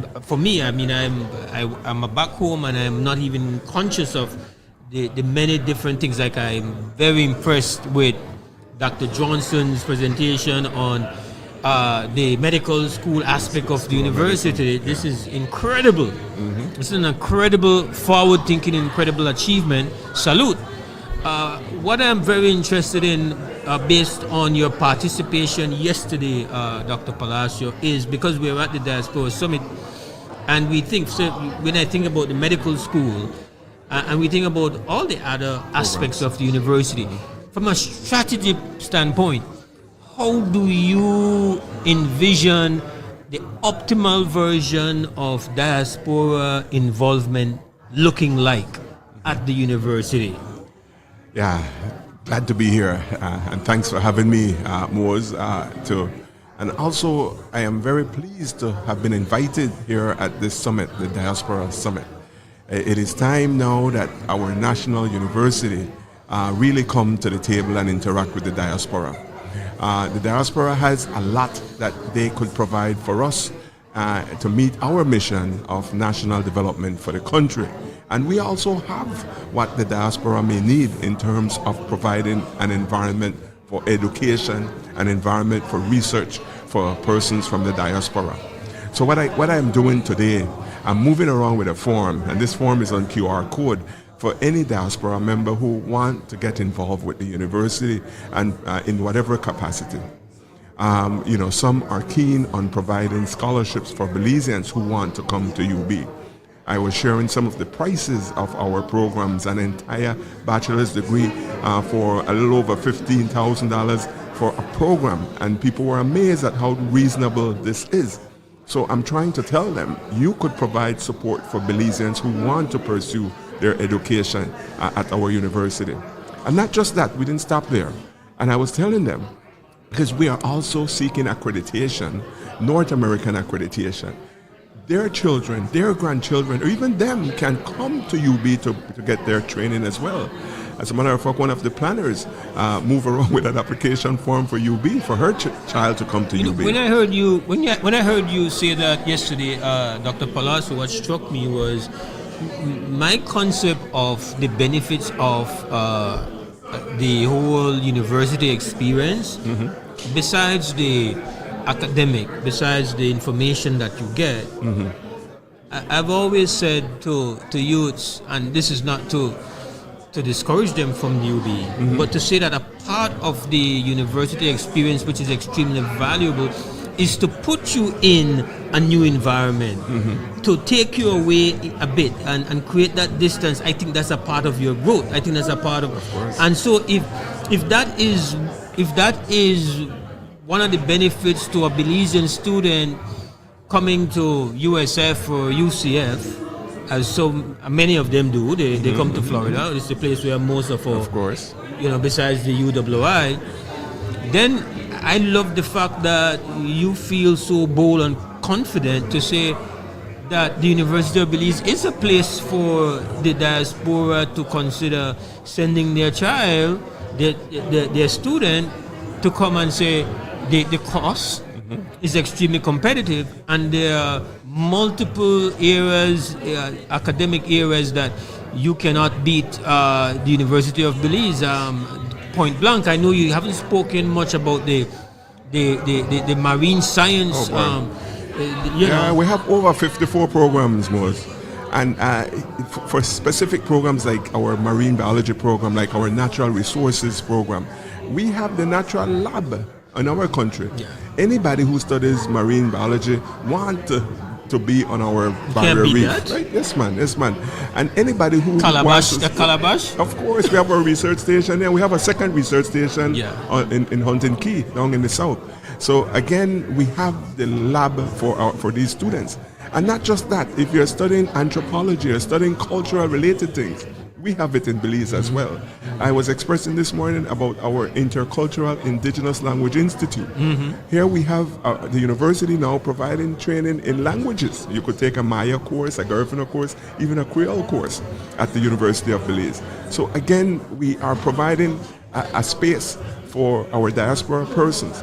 Because sometimes, I listen to some of the diaspora folks, particularly parents, interact and complain about the whole issue of raising their children here in the U.S. and they would want them to go back home to get that experience that they had growing up. Yeah. So again, this will provide an opportunity for them to go back to Belize in that environment.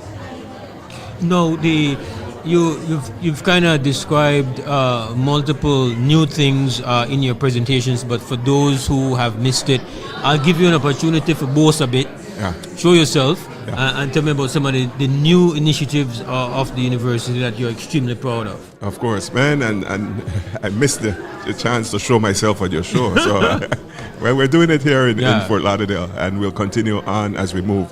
But here we have an institution, a national institution, with a little shy of 5,000 students. All right, we have three campuses. We have campus in PG, we have campus in Belmopan, and also in Belize City. Main campus in Belize, in Belmopan. We have 4 institutes. I highlighted 3 earlier, but there are actually 4. I mentioned just now the one with indigenous cultures. There's one with the Belpre UB, the Policy Research Institute, that again you heard about yesterday, the director being Dr. Dylan Vernon. We also have an Institute of Banking and Finance. So we're providing certification training for persons involved in the banking and finance sector. And the Environmental Research Institute, of course. So again, at the university, we strive to be relevant and we want to be accessible. Relevance meaning we're touching what needs to be touched for national development. And I always say this, Amos, the walls of the university are down. The walls, I knocked those down when I came in as president, because this is the people's university. I want people to feel like they own what we have. And I want people within the university to own the country, to be able to make a difference in the country. There's a huge discussion to fence off the property in Belmopan, where I have my office. But then if I fence off the property, the persons living on this side of the campus will not be able to traverse the other side of the campus to go to school. I'm talking about the children. Yeah. And every afternoon I see these children walking through the campus going home for lunch. You go home at 11:30. Yeah. And I'm so impressed. I said, what must be going through their minds, when I get older, I want to come here.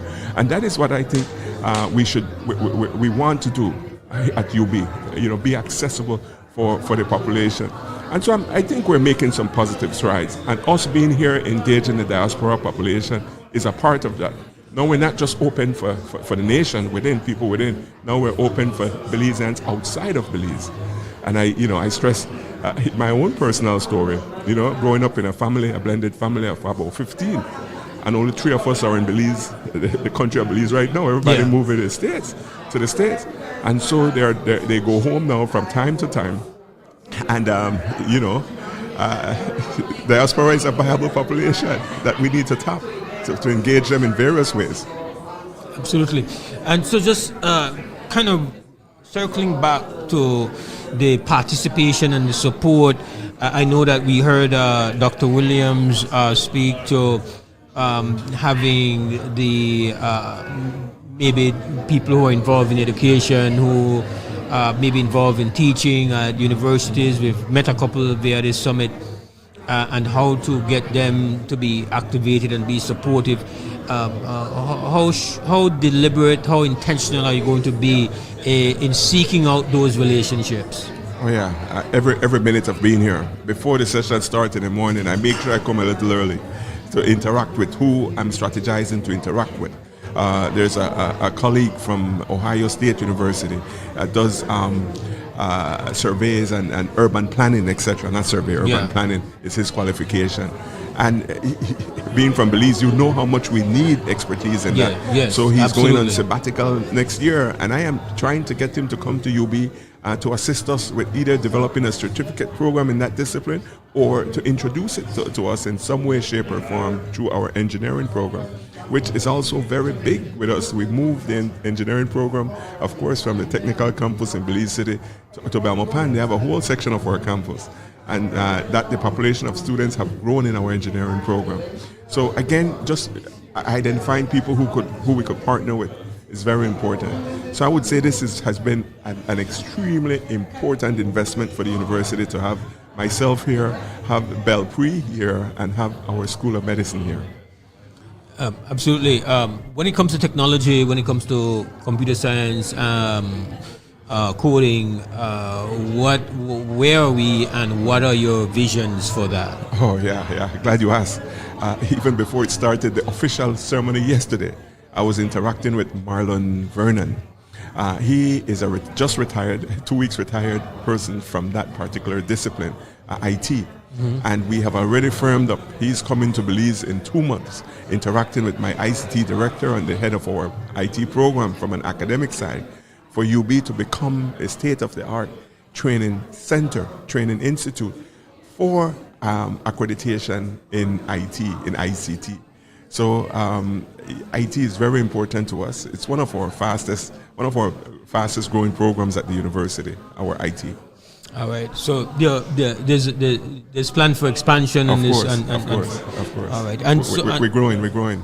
All right. And so we kind of just I looked at it and said, it's fantastic that the university is here, and anybody that you really missed the point to not understand that it seems automatic now, mm-hmm. right?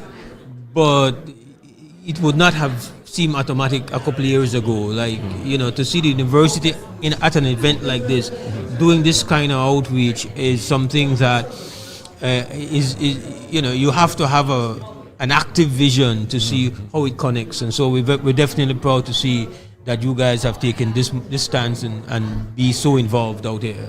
Thank you very much. Yeah, we look forward to it. And more engagement, particularly with yourself, most. All right. Thanks, Dr. Palazzo, for joining me, man. Anytime. And all the best to the university, Always man. A pleasure. All right. In the house.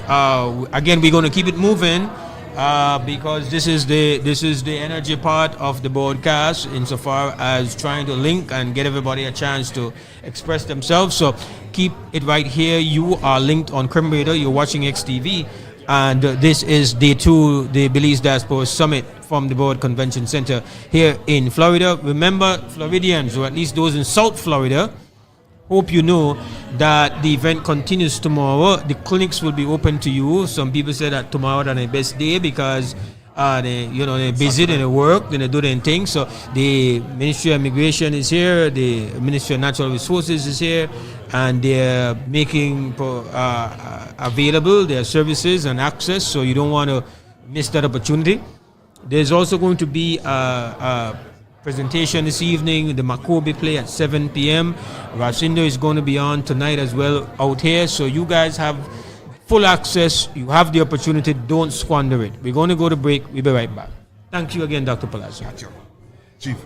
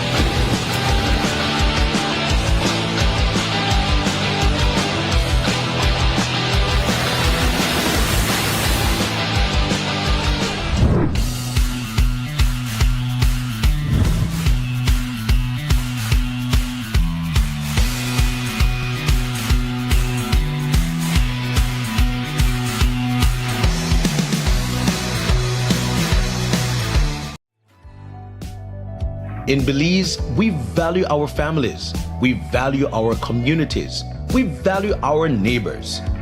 90% of Belizeans think it's time for laws that protect all of us and reflect society at its best.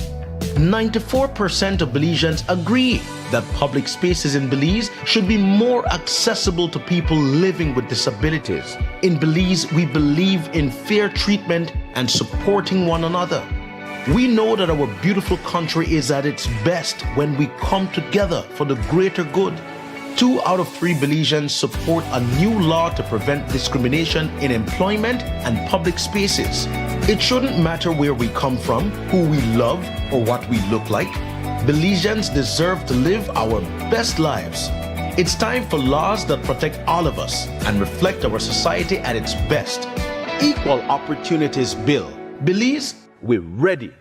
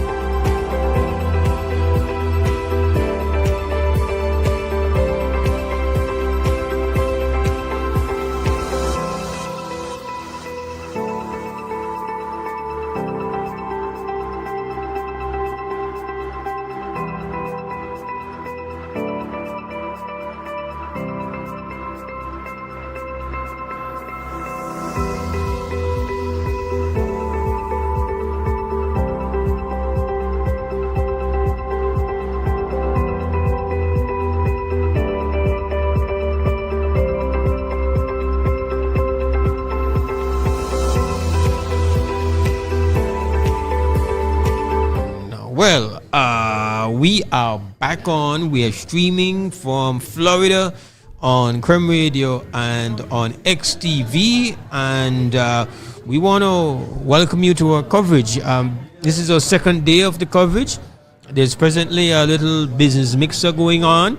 That's not necessarily our thing. At this point, you can't really stream a gathering and people have little individual conversations and taking only one or two. So we step outside, take the whole studio shift outside. We have friends outside. We're chill out.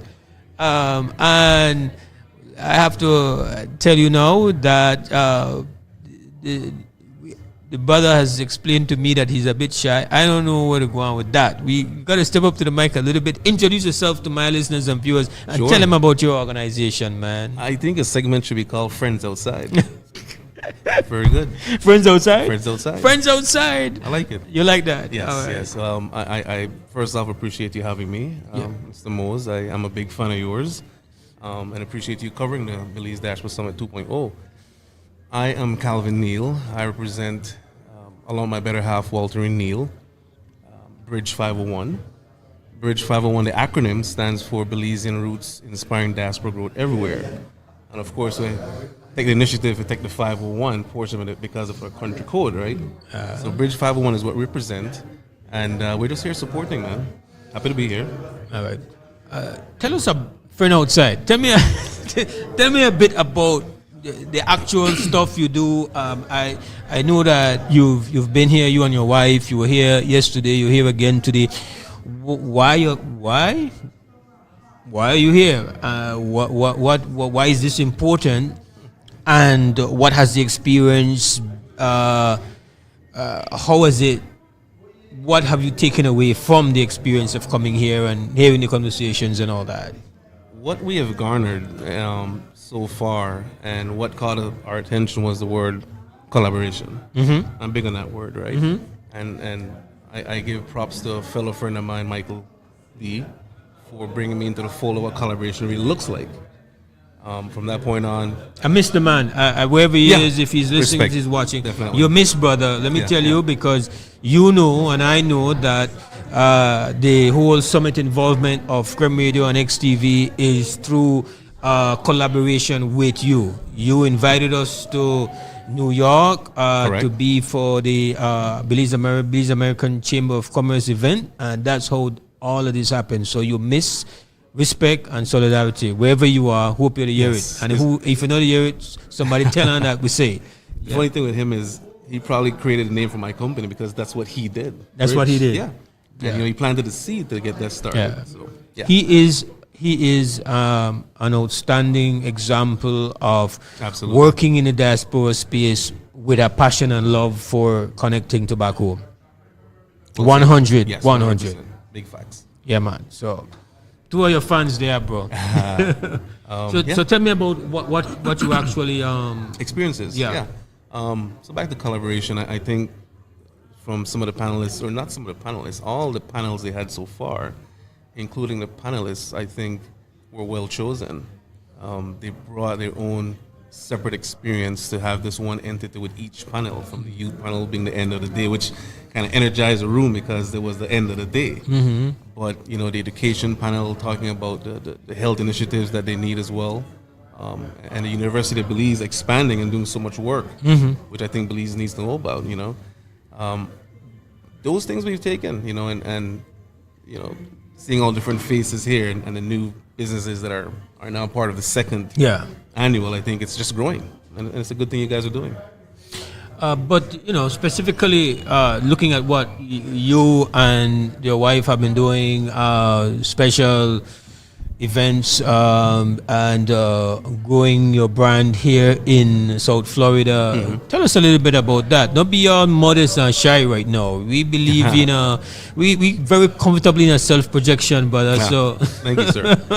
Well, the nonprofit part you heard about, Bridge 501, and there's more to come with that because we'll also be traveling with the city of Miramar. Mm-hmm. We're very closely connected to them, and for the last 2 years we've, in partnership with them, have done some events with the city And we're part of their big 3C, the Chocolate, Coffee, and Culture Festival that happens every year. Yeah. And we're happy, again, that we have the relationship that they allowed us to collaborate and through different sources and sponsors of us in Belize, like BTB and so forth, and Beltrade as well.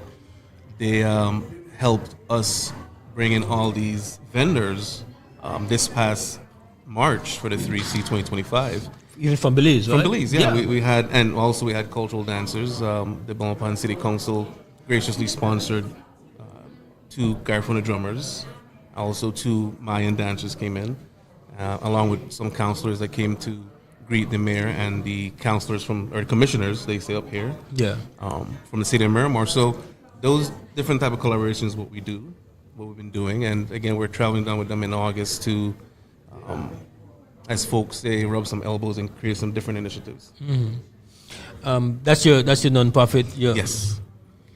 The profit side, which is what we have. Your business side. We're business side, which is what Yeah. we're happy doing, because our kids are grown at this point, so we're empty nesters. So we like the party.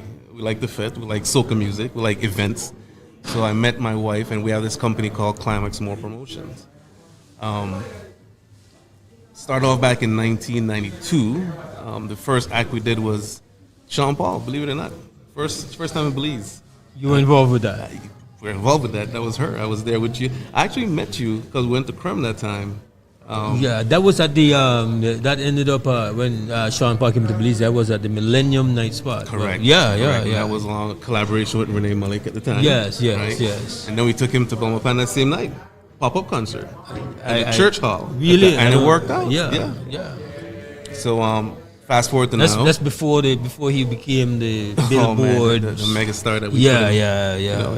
Can't really care if he no more. No. But happy we had the chance of have met him at that age. And then fast forward now, when we're doing events out here, mostly for the diaspora. We put 2 or 3 events on for the year. Well, having one this September coming up for the 20th to bring the 21st. So more to come on that. But just spreading our wings. That's great. And for folks who might want to collaborate, my brother.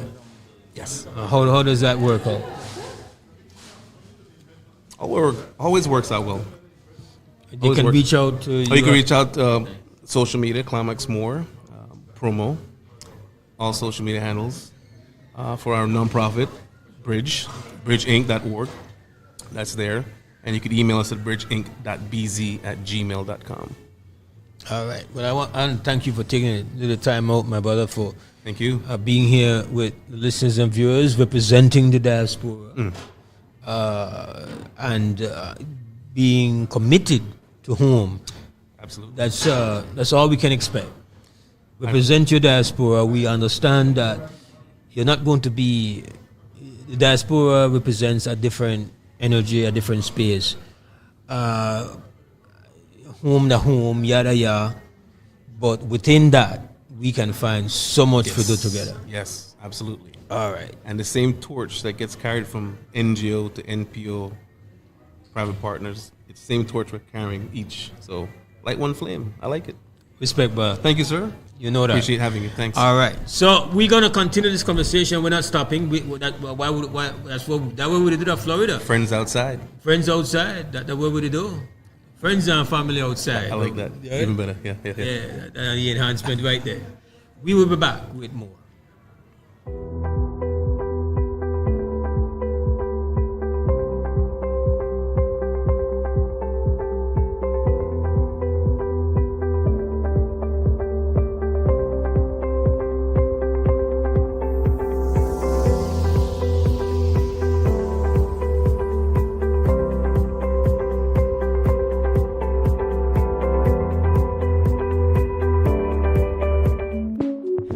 Company Limited. With over 30 years of experience, Quick Homes Company Limited specializes in making people's dream of owning a new home a reality. We assist you with all relevant information and documentation to apply for financing from the banks. If approved, We help with choosing the best home for you and your family. We offer designing assistance, land development, and construction of homes from start to finish. Choosing Quick Homes Company Limited should be an easy and sound decision. We help our clients to qualify for quality and quick homes. In 2 months, you can be enjoying your dream home with your loved ones. Quick Homes Company Limited. Qualify today to get your quick and quality homes. Leave a little sparkle wherever you go with an exquisite gold, diamond, or silver jewelry from Ruby's Jewelry. Come and visit us and get that elegant gold chain, earring, bracelet, or esclava. If you need any repairs done, we can do so on site at a very reasonable cost. Make a lasting impression with a jewelry piece from Ruby's Jewelry. You can give them a call today at 223-0687 or visit them at number 3 Barrack Road right here in Belize City. Everyone dreams. Whether it's buying a new home or a new car, taking that long, relaxing vacation, furthering your education, opening your own business, or when you need us the most. St. John's Credit Union makes it effortless to help you harness the power of your finances. We know that life's constant change demands financial flexibility, and at St. John's Credit Union Limited, we want you to be prepared. Become a member today so you can start your journey towards safe saving, smart borrowing.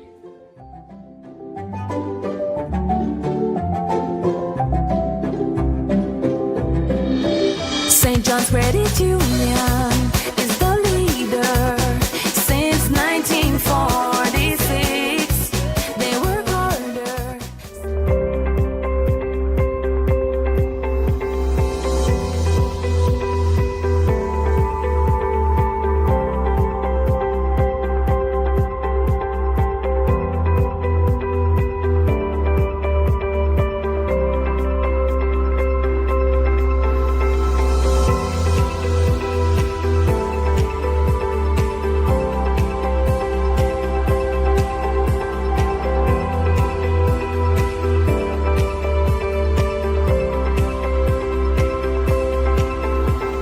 We're back.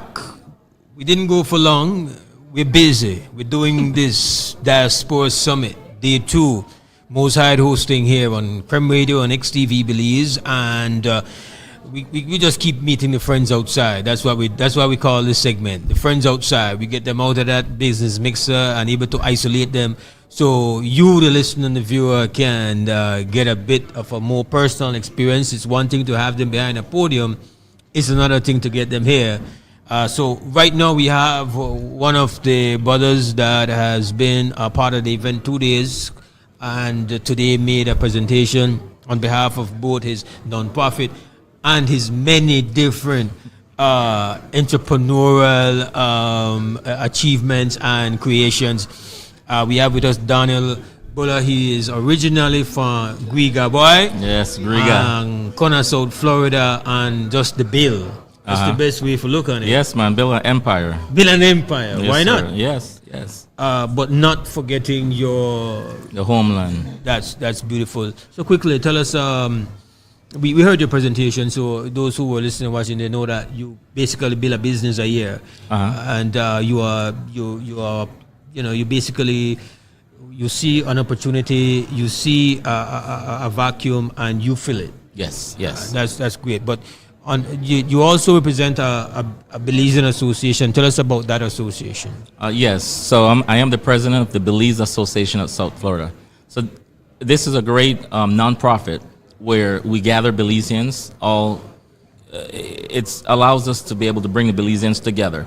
In doing so, once we're together, we raise funds through having picnics, and we also encourage clothing drive and anything that is pro and that's helping the country of Belize. So that's what the nonprofit is for. Now, you said something that really caught my attention, and I'm sure the people listening and watching. You said, listen, I decided to get my association to clean the beaches in Miami, and then you had people looking at you funny, looking at you sideways, like, what's wrong with this brother? You know? Right. And you clear the air. You quickly start them out, saying, no, this is how we do things now in 2025. We will represent. We're not going to be shy. We're not going to be background. That's your vision. Correct. And you are unapologetic about that. That's correct. And why do you stand this way? Because Belize, a beautiful country, but is only a dot on the map. So what happened is collaboration. When you have the backing from the funds, so the reason is you can't just talk the talk. You have to back it up and show that the association, the Belize Association, is not just here to represent Belize, but also to make an impact. And in doing so, there's funds that are available. So we want to be able to gather some of the funds from the local communities here in South Florida to be able to assist those in Belize. So we need to collaborate. We need to show face in where we are currently based out of, the South Florida area. So it's important. It is imperative that we are good stewards in the community that we live in. I also thought about it when I heard you say it and how it relates to brand. And how you make you project your brand, and how important it is to project your brand, and the brand being Belize, to say where we are going to shine. Like it's not just you don't have a problem in widening your circle where you will be felt and where you will be experienced as a Belizean in the diaspora, and for your organization, it's like we will be involved with everything. And I think that's a huge. It's different. It's about not being so bent inwards, but to really open up yourself to everything that is possible. We got to give you respect for that, and you are unapologetic about it. So we salute that. And you sound like the kind of guy that if something is there that needs to be changed, or something that has to be rearranged, or something that has to be gotten rid of, you don't have a problem doing it. No, definitely. And it's because once you have it internally and you're doing it for the right cause, you will understand that there's going to be detractors. There's some people that like business as usual. And the panel yesterday about the youth, we cannot forget the youth. So we have to be able to have different point of views. We have to be able to listen. At the end, we have to make what is in the best interests of the Belize community, the Belizeans here and abroad. So there's no need to step back. We are all doing these things in a positive forward manner to help as many people. And it's important that Belize, as I mentioned, it is a dot, just like every other country. But we need to collaborate. We need to be heard. And sometimes being heard is when you're with different people. And then that's how the country of Belize, the good of what we're doing, will spread. Not just internally, but so it starts internally as Belize. I'm 100% diehard Belizeans, but we have to get the message out to the other sister countries, Jamaica, Haiti, Bahamas, etc. So we have to collaborate to be able to move our movement bigger, stronger. You mentioned all the many different business initiatives that you have created here in Florida. Do you have businesses that you have invested in back home? And if not, do you have an intention of doing so? Currently, not at the moment. I did go and look into a possibility of having a gym down there and a clothing store.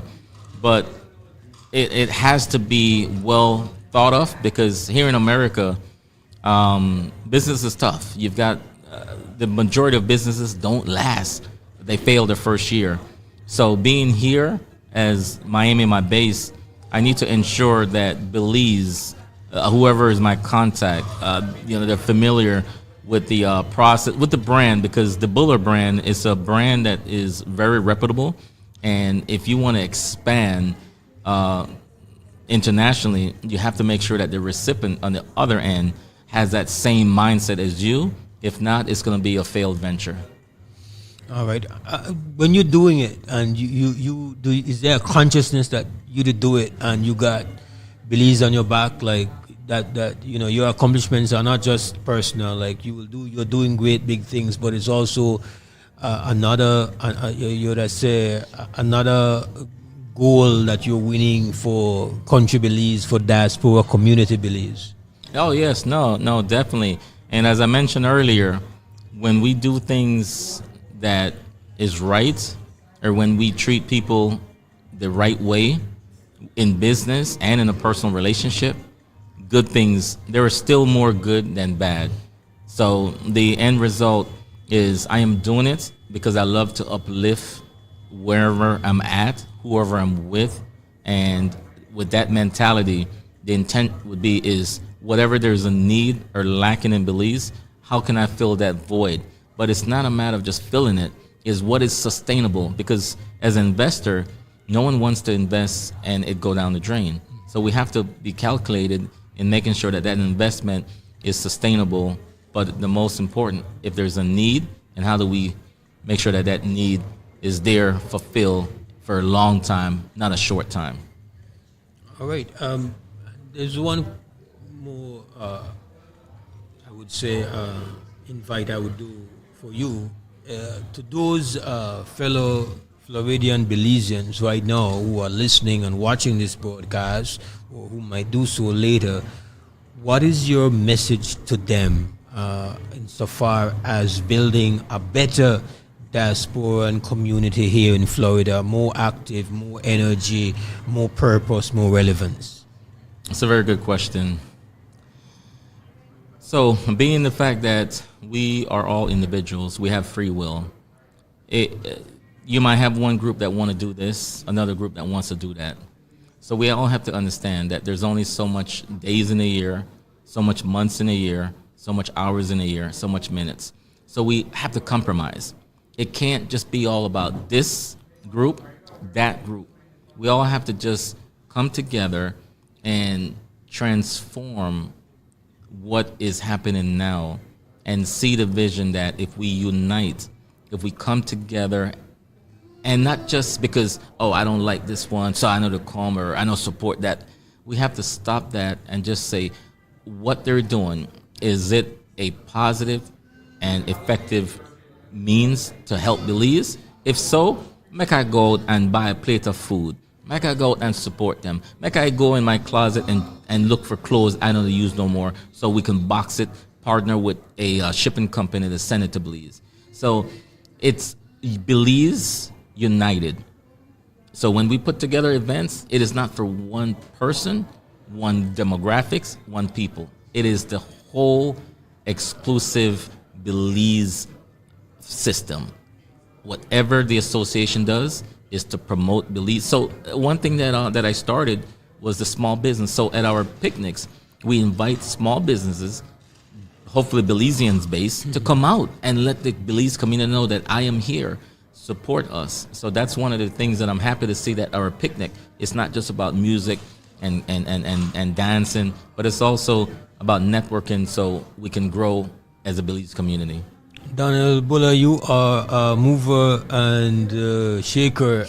Respect is due, and continue your big work, sir. I appreciate it. Thank you for the time. All right, we will take ourselves another break and come back. This is live coverage coming your way, streamed on Creme Radio and XTV, Mosaic hosting, here from the Broad Convention Center in Fort Lauderdale, Florida, day 2 of the Belize Diaspora Summit. We'll be right back.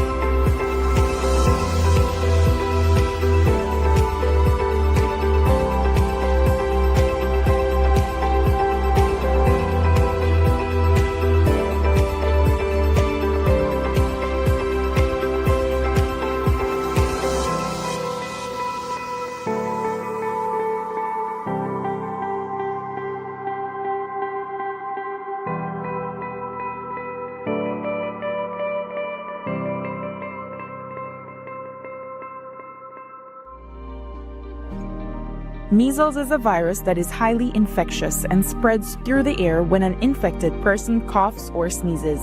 It often starts with a fever, cough, runny nose, and red, watery eyes, followed by a rash that spreads all over the body. Measles can cause serious complications.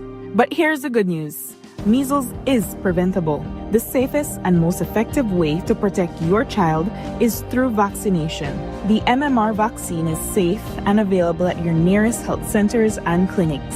Let's keep our families and communities safe. Get vaccinated. Stay protected. Brought to you by the Ministry of Health and Wellness in partnership with PAHO and UNICEF. Cajalpech Resort, located on the highest point in town, offers spectacular views of San Ignacio and Santa Elena. Located next to Cajalpech Mayan Temple, San Antonich Mayan Temple can be seen 10 miles away. Cajalpech Resort has 72 air-conditioned rooms, a restaurant, bar, conference room, jacuzzi, and 3 pools with cascading waterfalls. For reservations, call 824-3740. Cajalpech Resort. The Belize Diaspora Summit 2.0 official sponsors: Beltrade, Central Bank of Belize, the Government of Belize, Feinstein Group, Holy Redeemer Credit Union Limited, Insurance Corporation of Belize, Ministry of Immigration, University of Belize. Premier sponsors: Atlantic Bank Limited, Belize Electricity Limited, Belize Tax Services, Brothers Abet, Freetown Drugstore, James Bus Line, Oceana, Quality Poultry Products. Part sponsors: the Belize Medical Associates, Belize Chamber of Commerce Western Union, Builders Hardware, CG United, the Dangri-Gatang Council, Enrique Martinez and Sons, Human Dignity Trust, Marie Sharp Fine Foods, the National Fisherman Producers Cooperative Society Limited, Cajalpech Village Resort, Jaime Price Piling, Quick Home Real Estate, Rosado's Hardware, Ruby's Jewelry, St. John's Credit Union Limited. World shifts to regional supply chains, Belize is poised to lead. This is where blue innovation meets green ambition, and orange creativity thrives. Join us for the Belize Investment Summit 2025, September 3rd to 5th at the Sunset Caribe in San Pedro. From agribusiness to aquaculture, from renewable energy to digital services, from tourism to trade, this is the future of regional integration, and it starts here. Whether you're returning home, expanding regionally, or entering new markets, Belize welcomes you. Why Belize? Why now? Belize Investment Summit 2025, Bridging Markets, Building Resilience, September 3rd to 5th at Sunset Caribe, San Pedro. Visit investmentsummit.bz to register and be part of shaping the investment frontier.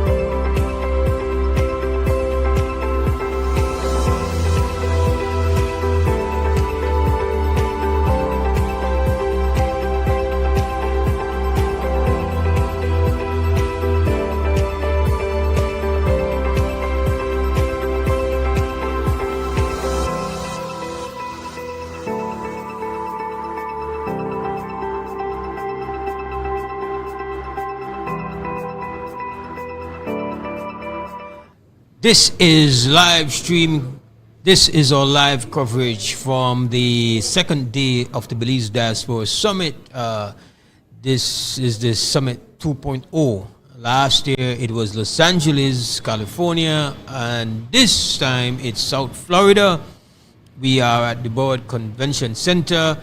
We are Fort Lauderdale area, and essentially that means that we are being hosted by my brother to the right. Now, he's not a Belizean, but obviously he has demonstrated that he is respect and love for the Belizean community here. He is from the city of Miramar. He is the economic development analyst, Clint Conliffe, and he's been here 2 days. He's made a presentation, and he has been a major force behind the sister city relationship between Miramar and Belize City.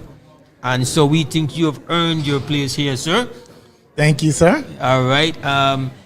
Tell me, what do you think of Belizeans? You're not Belizean, so we got to ask you, what do you think of us, man? Y'all seem a little bit British. British? What are you talking about, brother? What are you talking about, brother? You started wrong. No, y'all reserved, because I was talking about I went to a Pan Festival, and about 2 years ago I was in Belize City, and it was a Pan Festival, and everybody was clapping. And, Pan Yard. Yeah, the Pan Yard and clapping. I mean, it wasn't throwing flags in the air, and it wasn't rowdy like carnival type of stuff I'm used to. You see, it depends, right? That's that's an event that you will find more reserved people at. But you have events that if you wanted to see the rowdy, you would have seen an ample amount. So I wouldn't use the Panyard, which is a great event, and the people go there have a great time. But it's not known for at least steel pan music. Yeah. Like, you do have like in Trinidad where steel pan comes from, like that, where that people get on bad with it. But in Belize, not so much. Like, we enjoy it, but it's not people don't get like real, like get crazy with it. Okay. Right?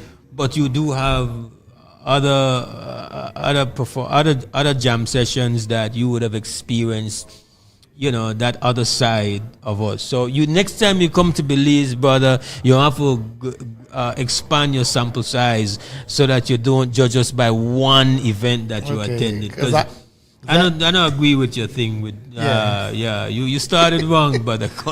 Because I had a great time at it, and I was going, but I said, wait a minute, they might kick me out, so let me behave myself.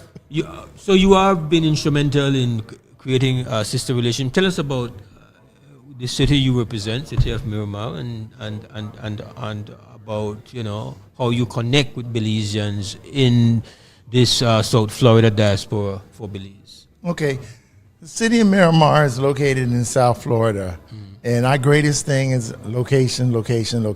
We are we're in the metropolitan area. We're halfway between Miami and Fort Lauderdale. And we're equidistant from the airports as well as the seaports. So as far as especially like business matters, that's a great place to have your business. We have a good location. We have a lot of warehouses. So we have manufacturing. We have all kind of things. And we also have foreign trade zones. So that's a great idea as far as tax benefits. And you're close to getting your product in and out to the airports, seaports, and we have a lot of we have highways, and so it's not only one way in and one way out. We have several ways in and out, so it's a great location.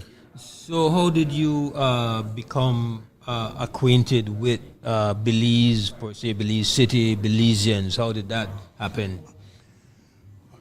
Well, in 2013, they had the city of Miramar had a memorandum. They signed a memorandum of understanding with Belize, and there had been a lot of things going on. They had how to do business in Belize. They had workshops, and the Belizean American Chamber of Commerce had a lot to do with it.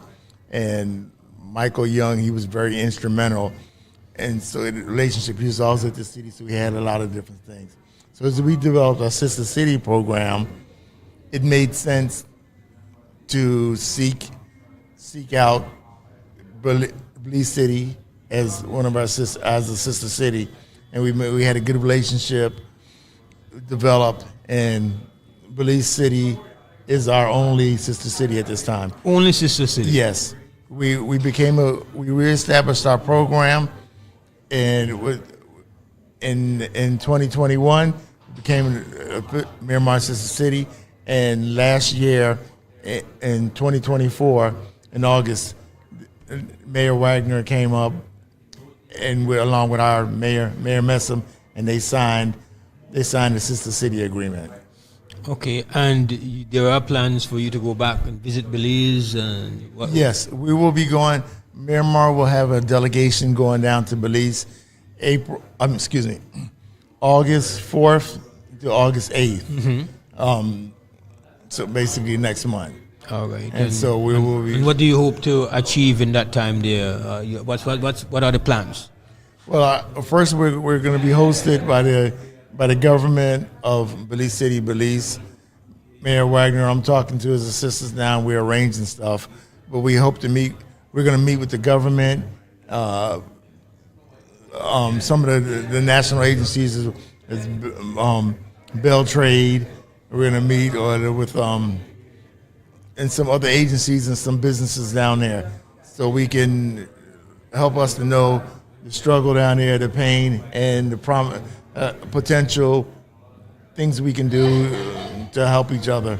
You did say in your presentation that you are not a fan of sister city on paper kind of relationships. That you want it to actually be something that is alive and that is growing.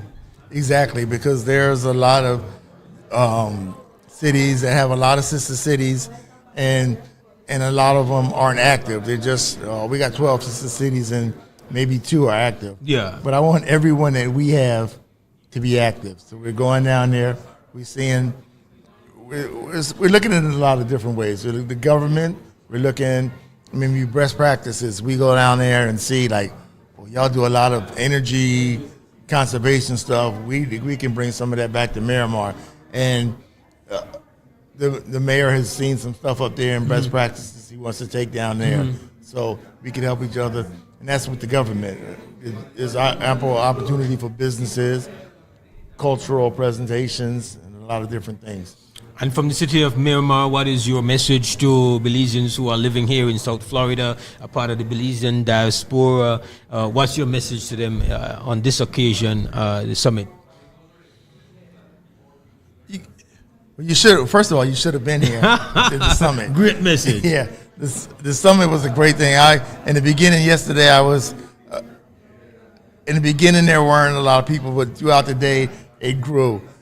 But it was some excellent topics. I came here as a fact finding. I want to know what the Belizeans, things you're proud of, the things you got to work on. And this dealt with a lot of stuff, and it dealt with it in different facets. It dealt with education, health, the youth, the government, and so I learned a lot. And so you should have. I'm impressed that you even attended. Yeah. Like you made it your business to come and attend. Yeah, and I can thank Ray Gongora. Yeah. Because I'm a newsletter, and that's how I found out. All right. Through his newsletter. And I saw it. I looked at all the pages.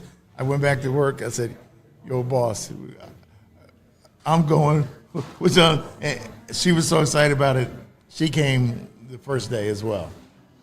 Excellent. And also our vice mayor, Commissioner, our Vice Mayor Colburn, she came as well, and she stayed for about an hour or so, and she appreciated and got some information as well. All right. I want to thank you for joining us, man, and thanks for the support, and thanks for the energy, and thanks for the commitment. It's real, so we respect it greatly. Thank you, sir. But we are capable of getting rowdy, sir. Yeah, and I wanted you to know I'm not just a regular Yankee. I got my parents are Panamanian, so okay. I got that Central American connection with Belize. Oh, there you and go. then before that, my roots go back to Jamaica in Barbados. So you got Central American, Caribbean in your roots. So, Yeah, so we man all says same not a family. regular Yankee. Yeah, not a regular Yankee, exactly. All right, give thanks, brother. Thank you, Clint. brother. Yes, man. Cool. Respect is due. Thank you. We are going to take another small break. Again, we thank our sponsors. We're taking shorter breaks so that we can shift out. We don't have space to do any big switching while we are live. So we hit back studios. We'll be right back.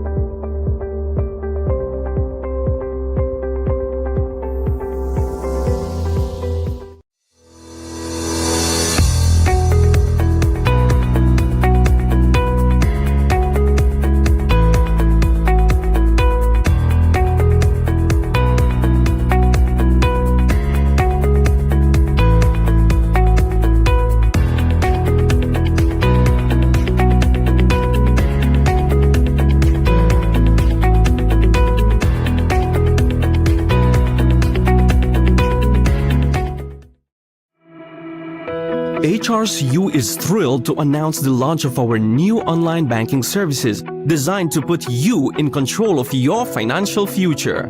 To take advantage of our new services, you will need to know your updated 16-digit account number. You'll enjoy 24/7 access to your accounts, send and receive payments to other credit unions and banks effortlessly, pay your bills online with ease. Need to make a loan payment? Done from the comfort of your own home.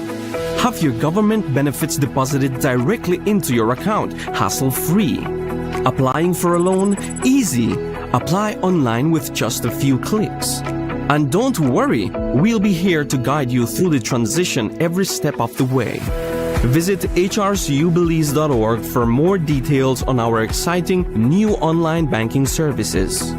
HRCU, making a difference in people's lives.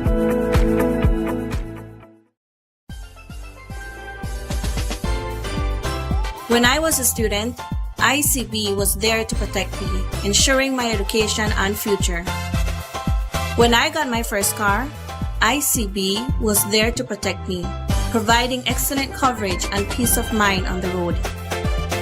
When we moved into our first apartment, ICB was there to protect us, securing our belongings and giving us a sense of security. And when we got our first house, ICB was there for us, protecting our home and everything we've worked so hard for. At every step of your life's journey, ICB is there for you. For more information, call 224-5328 or visit our nearest branch. Belize introduced its new electronic passport in 2022 through the launch of the Electronic Passport Issuance and Control System, EPICS. The e-passport includes an electronic chip that safeguards the holder's personal information and photograph. It also features a verification mechanism compatible with biometric systems such as smart gates at international borders. The passport's design reflects national pride, showcasing Belizean landmarks and symbols. It incorporates 26 modern security elements to prevent fraud and corruption. The introduction of the e-passport aims to enhance security, improve processing efficiency, and reduce application backlogs, benefiting Belizeans both domestically and abroad. The Ministry of Immigration, strengthening national sovereignty, security, and socio-economic development.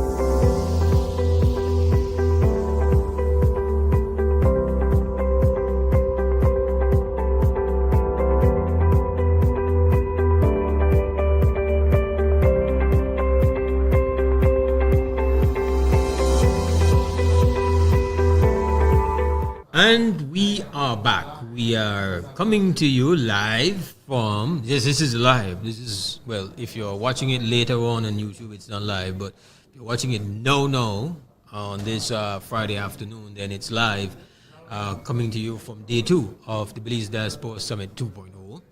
Mosaic hosting on Creme Radio and XTV. We're at the Broward Convention Center here in Fort Lauderdale, Florida. And let me just take this opportunity to pay respect to sponsors. We have a list of sponsors before I tell you who this young lady is to my right, who has joined reluctantly but had no choice.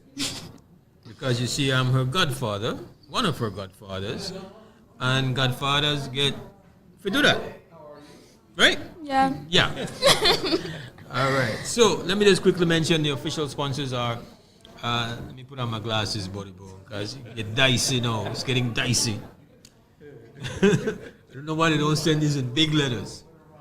Official sponsors: Beltrade, Central Bank of Belize, Government of Belize, Feinstein Group, Holy Redeemer Credit Union Limited, Insurance Corporation of Belize, Ministry of Immigration, University of Belize. Premier sponsors: Atlantic Bank Limited, Belize Electricity Limited, Belize Tax Services, Butters Habet, Freedom Drug Store, James Bus Line, Oceana, Quality Poultry Products.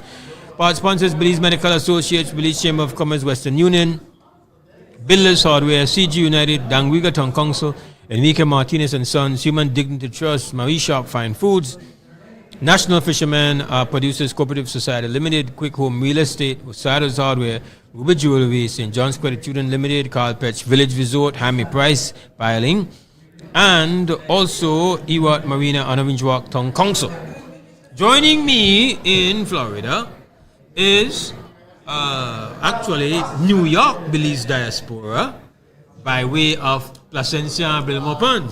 Yes. Miss Bria Brown, daughter of well-known international Buddy Brown, and my goddaughter.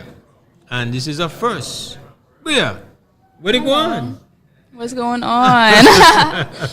All right, so it's good seeing you here. You came here with purpose, and I think that's why I had to get you on. Because you came down all the way from New York. And why did you come all the way down from New York? Because I wanted to become a Belizean citizen, so I am doing my passport here. So you just to get your Belizean passport? Yep, after 24 long years, I finally decided that this is now the time. I don't blame you. To be honest, I don't blame you. Yeah, I'm not to blame. I don't blame it's not you. me. We gotta hold, I would have been did it. We hold parents accountable around here for negligence. Negligence. But listen, it is being fixed. But it shows the purpose of creating this. You didn't have to go all the way to Belize. The Ministry of Immigration has been here. And while there's been a little bit of a hiccup, a small hiccup.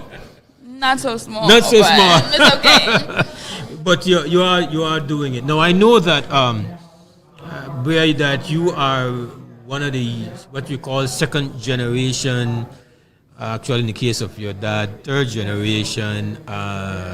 Second, but you're not born in the States. But you're second generation Belizean in the diaspora. As an American, you're born here. You're born American. But you also still, out of everybody, you were the one we're going to love Belize. I do, for sure. How did that happen? Honestly, just seeing my dad always wanted to do like Park Fest and stuff like that, I feel like I've always been wanting to know about my culture. I love the food. I love Carnival. I love the people. I love my family. So it was just second nature of just wanting to further along my love for Belize. And you also, because of your mom, when you go to Belize, you did a Placencia. Yes, my favorite. For sure, my That's favorite. not regular. No? No, to have access to go and just chill out in Placencia and it's home. You're not a visitor. No. All right. Your generation, again, what has been discussed at this summit is like, second generation, they don't really love Belize that much. The parents they don't really make them eat the food and make them know about Belize, but that's not. That's all I know. That's all you know. that I always cook that I host there. Down to some things where I don't eat. Wilkes. No, but honestly, like, that's all I know for sure. Yeah, so full Belize is new. All right. Now let me mention. I have to mention you are a model, as well as you do fashion designing. Yes, I do.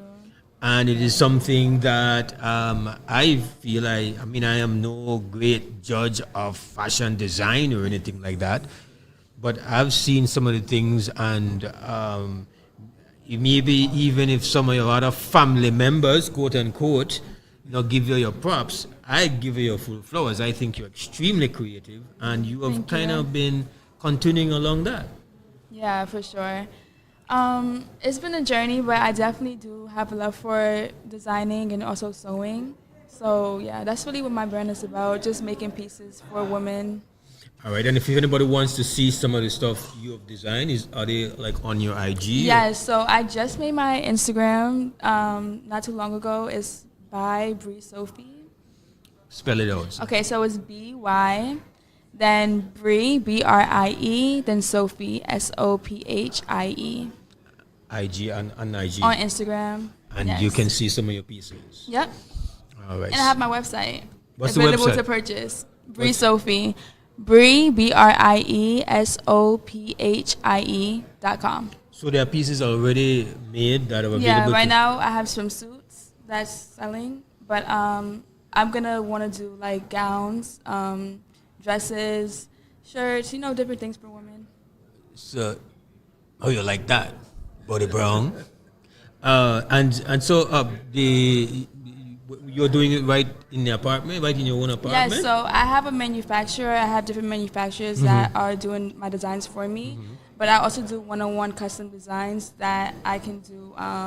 That is the gowns that I make for like people who want a specific design. I'm just starting out. I only had probably 2 orders so far of just doing my own. But yeah, everything is from my brain. And I imagine that it's not going to be too long before you actually do a showdown in Belize, and hopefully not. If I could do that this year, maybe even Carnival. Carnival, you look. You never. Yes, I would love to do Carnival. Last year I made my own Carnival outfit, so I would love to do that. That was in the Placencia Carnival. Okay, all right, big things. Well, I know that you were reluctant. I'm not going to keep you forever. I'm really happy that you came on. And, thank you for having me. And especially because I think you tick so many boxes.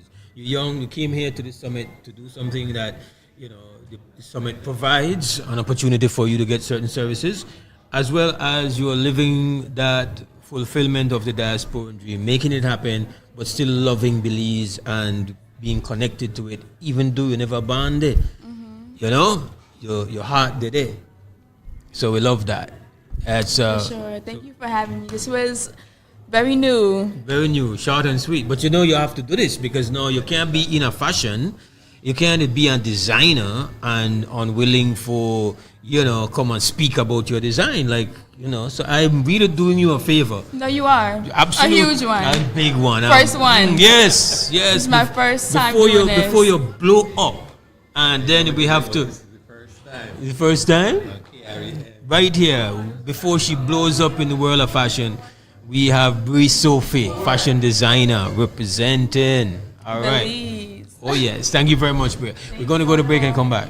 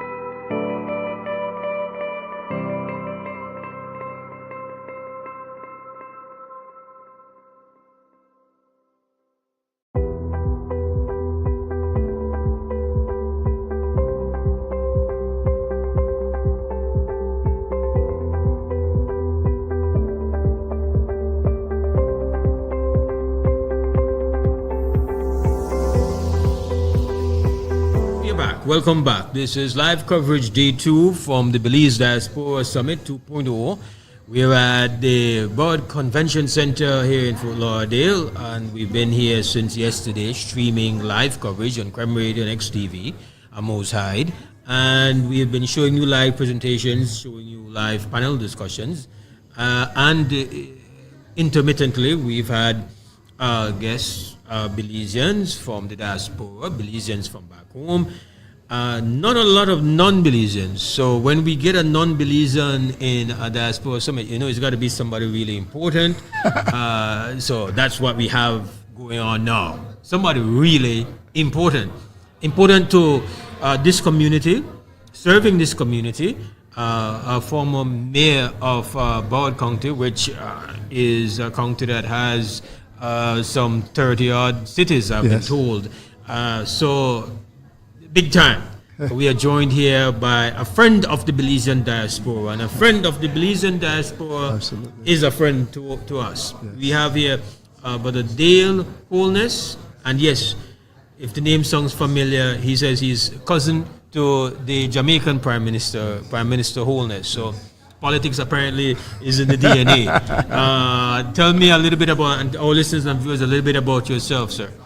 So, good evening to all the afternoon to all the people in Belize and around the world that's listening.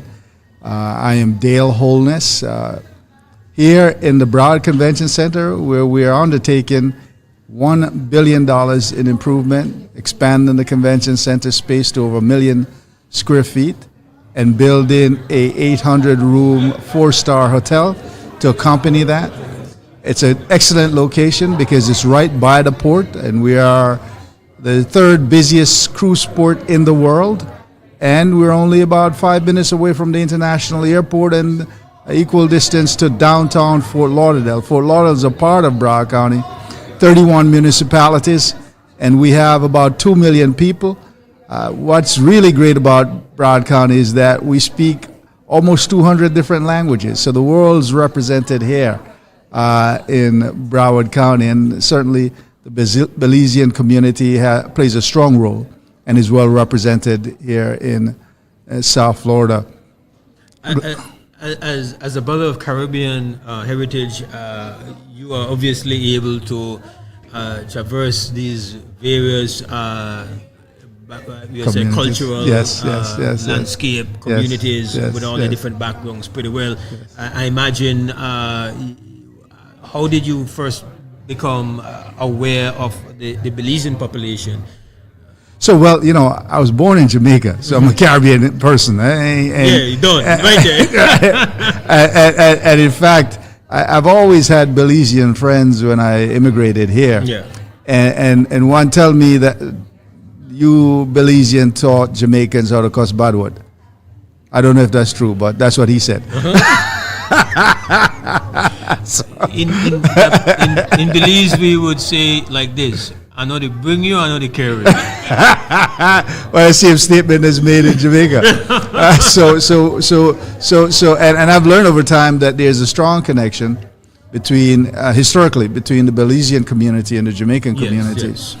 Because of it was the slavery that basically folks from Jamaica would go to Belize and vice versa. Yes. But in fact, in the original days, the settlement was actually administrated from Jamaica. Yes. So there's that historical link. No. Hence, we have Jamaican representation in Providencia, San Andres in Colombia, Roatan in Honduras, Bluefields in Nicaragua, and Colón City in Panama. So there's a connection. There's a Caribbean connection. And in fact, my Latin American friends would say they are Caribbeano. They are within the Caribbean region, the Caribbean Ocean. And of course, the mix of culture, food, some similarities, but really distinct for different countries. Now, being that you have that heritage and your Caribbean ancestry, you understand the role that diaspora plays between being here in the United States or any other country around the world and then having that their back home population. So you are a Jamaican first. That's where you were born. We know an American. You're operating in the diaspora space for Jamaica, but I'm sure that you still are very involved in connecting with your original heritage. Yes, certainly. And I was in Jamaica last year for the Diaspora Conference that occurs every 2 years. And we have a diaspora organization here that I've been engaged with for some time. I think it's very important that people of the diaspora in America connects, because it acts as a support system for us that are here. It is a connecting point, certainly back to the home country that we're born, but also while we're here, being supportive of each other. And the broader Caribbean community is connected here. The CARICOM community has the CARICOM consulates in South Florida, and I'm very engaged with all of them. In fact, the dean currently is Oliver Mayer, who's out of Jamaica, the longest serving consul general. So hence he has the role of bringing them together. And I've been there, and anytime they needed anything in the community in Florida, they've always reached out to me, and I've always been there for them to ensure that whatever support they need, I'm able to deliver, I've delivered for the CARICOM countries. It's interesting. The concept of having a diaspora conference every 2 years in Jamaica. That's really impressive. It's a challenging time for people that are either who have migrated here and who are the descendants of people who recently migrated here. It's a very difficult time, very challenging time. There's a lot of anxiety. We know that organizing this event, people were very nervous about possibilities, right? How do you speak to that population? You told me you have a radio show. How do you speak to people who represent that demographic in 2025? So I'd say to them, first, let's be hopeful that we get to a better place than where we are now. But also, if you're here and you're a legal status, become a citizen. Once you become a citizen, it's not easy for you to be pushed around or shoved around. I wasn't born here, and yet I attained a position to be mayor of Broward County, Florida. 2 million people, okay? Being at the top of the political hierarchy to put in place legislation that affects people's lives, to be the person who represent us. During COVID, you may have seen my face on television representing South Florida when we had 2 cruise ships out at sea that had people from around the world. I was the guy at the helm working to bring those folks into our ports, because on a good day, we want them to come as tourists. And some of what's going on right now is short-sighted on the part of our leadership that's in place. We must be connected to the world. There's no other country in the world that have the diversity of people that we do, that speak as many languages, over 200 languages here in South Florida. We represent the world. By the way, 1 in every 3 person that lives in Broward County is foreign born. 1 in every 3. 1 in every 3. Yes, 1 in every 3. And if you look at the Fortune 500, top 10 Fortune 500, half of them, 5 of the 10, are run by immigrants today, and many are started by immigrants. So immigrants have made tremendous contribution, and I'm not talking about 100 years ago immigrants. I'm talking about immigrants today. They're playing a vital role in the development of our country here in America, that many of us have traveled from different shores to be a part of, and be a part of it, be engaged. Elections have consequences. I ran for the United States Congress in 2021 and lost by 5 votes. 5 votes. So if you're in America, become a part of it. Engage in the civic institution, whether it be a nonprofit, even if it's just a Belizean association. Be engaged. Help to ensure that your voice is heard. Be a part of what happens here in America, because you can influence it. If you look at many diaspora groups that are here, they influence American policies. And if you look to 2 nations, I'll single out Cuba. The Cubans that are here influence the policies of this country as it pertains to foreign policy. Israel is another one. So Caribbean people, there's enough here that if you band together if you work together, you can influence the policies. And you may have different outcomes if you're engaged and you're paying attention and you're being a part of the civic fabric here. And if you're in Belize, you ought to be involved. You ought to become a part of a nonprofit organization, whether it be the Kiwanis, Rotary, or some other entity, and help to build and strengthen your community. We are human beings connected, and we're going to be leaving this world at some point in time. What I'd say to you is, if you can do anything to make it a better place when you leave than when you came, I think you'll be doing great work. Yeah, so those 5 people that chose to vote the other way obviously missed a great opportunity. Well, it's not the ones that voted the other way wasn't the problem. It's the ones that didn't vote. Didn't vote. Oh, okay. We only had about 20% voter turnout, and I'll tell you this: of 25,000 known Jamaicans that are registered voters in the district, only 5,000 voted. 20%. Okay. Now imagine if 30% voted. Well, it would be in a landslide, right? You would not be here.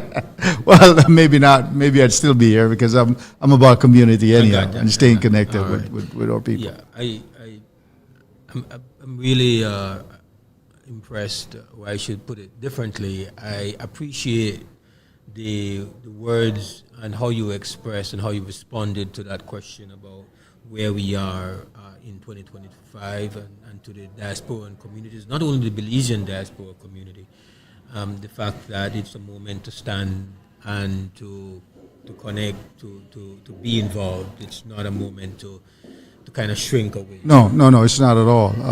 It isn't. It's not a point where you retreat. You engage. You get involved. And you build it. And by the way, I've done citizenship drives over the years. About 10,000 people have attended my citizenship drives that I've done to become citizens. And we started that a long time ago, many years ago. But when Obama came to power, we really doubled our efforts to get more people engaged in understanding the importance of becoming a citizen here. In many countries, you're allowed to have dual citizenship. So it's not a matter of you giving up anything. It's a matter of you being entrenched. I just spoke to a lady yesterday that I directed to some assistance to become a citizen. She's been here 40 years with a green card. 40 years. She's not going anywhere. She don't intend to go back to any place. But she sat here and said, well, probably won't. Now there's a fear that even if you're a citizen, it could be taken back. But that's not easy, folks. Okay, if you're a citizen in this country, they can't just yank your citizenship unless you committed fraud in the process of becoming a citizen, where you committed fraud to get your citizenship. And it's not easy to do. Okay, so become a citizen where you can and still stay engaged. You're not giving up yourself.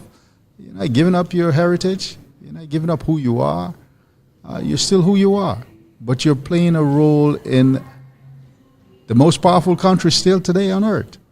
You can help to influence the policies that happens here. And if you have friends here and you're listening to us from Belize, reach out to them and let them get engaged. And don't forget your homeland. If you're here in the United States, be engaged. I was just in Jamaica visiting my aunt, 85 years old, about 2 weeks ago.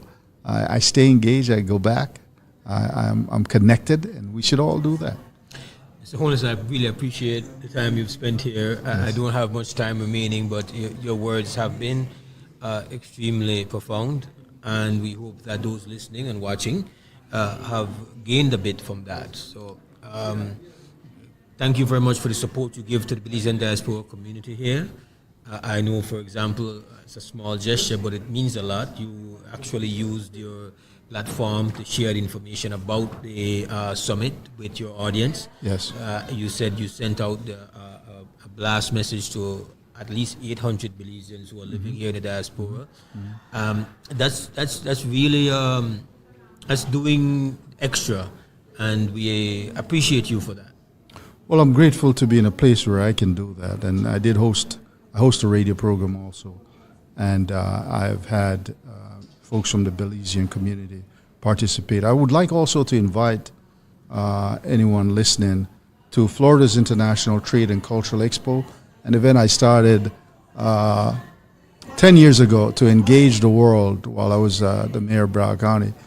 We pushed it, October 22nd and 23rd, 2025, this year, October.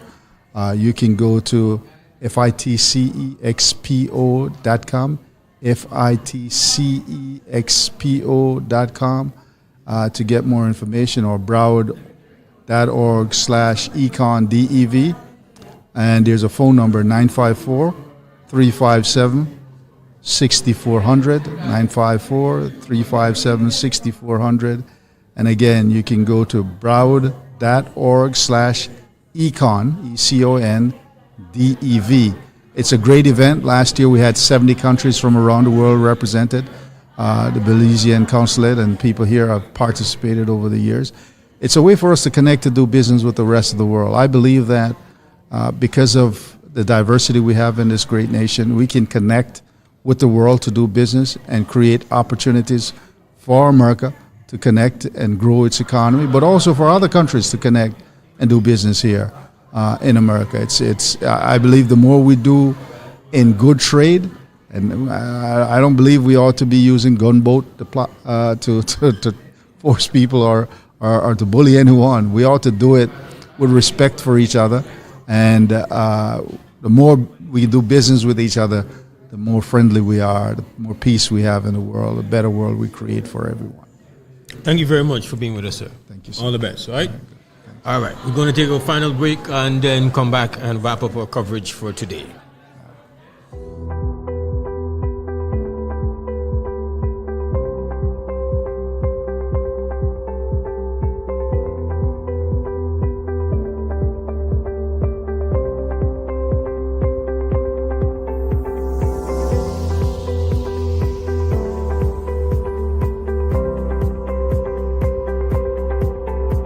Shifts to regional supply chains, Belize is poised to lead.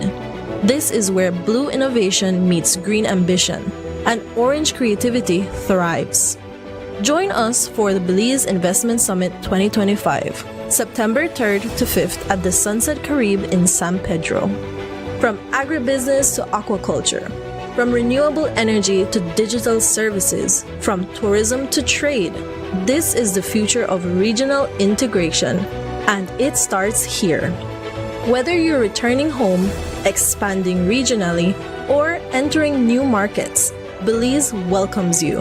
Why Belize? Why now? Belize Investment Summit 2025. Bridging markets, building resilience. September 3rd to 5th at Sunset Carib, San Pedro. Visit investmentsummit.bz to register and be part of shaping the investment frontier.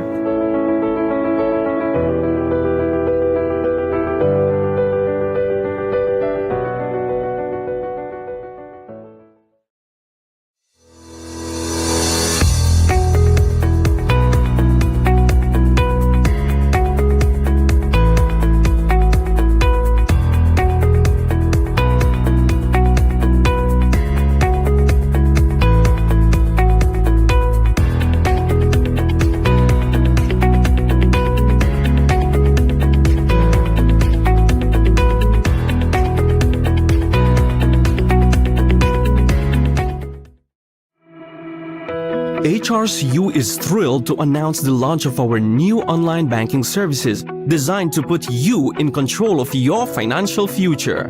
To take advantage of our new services, you will need to know your updated 16-digit account number. You'll enjoy 24/7 access to your accounts, send and receive payments to other credit unions and banks effortlessly, pay your bills online with ease. Need to make a loan payment? Done from the comfort of your own home. Have your government benefits deposited directly into your account, hassle-free. Applying for a loan? Easy. Apply online with just a few clicks. And don't worry, we'll be here to guide you through the transition every step of the way. Visit hrcubelize.org for more details on our exciting new online banking services. HRCU, making a difference in people's lives.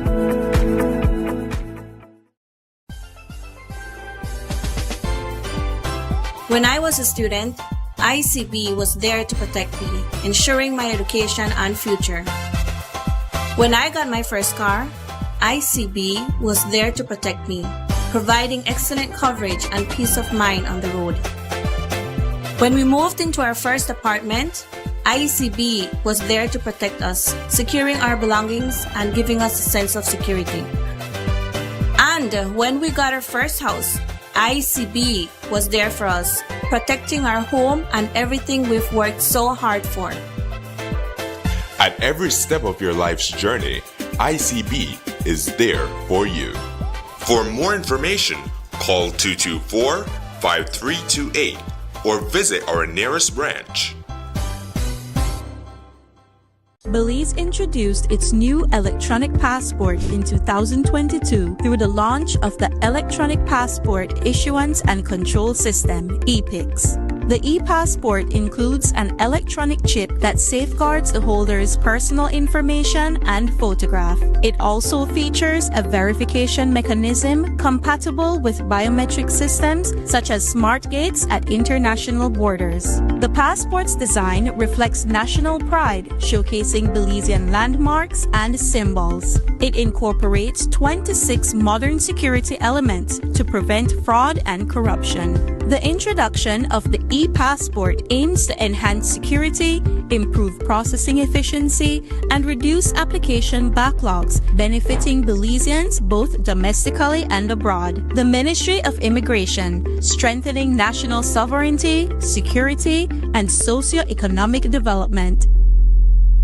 Hi everyone, my name is Yasmina Franco. I'm 21 years old, born and raised here in Belmopan, and I'm a part of the first cohort of the University of Belize School of Medicine. From a young girl, I've always been interested in the medical field, which has led me to be enrolled at UB.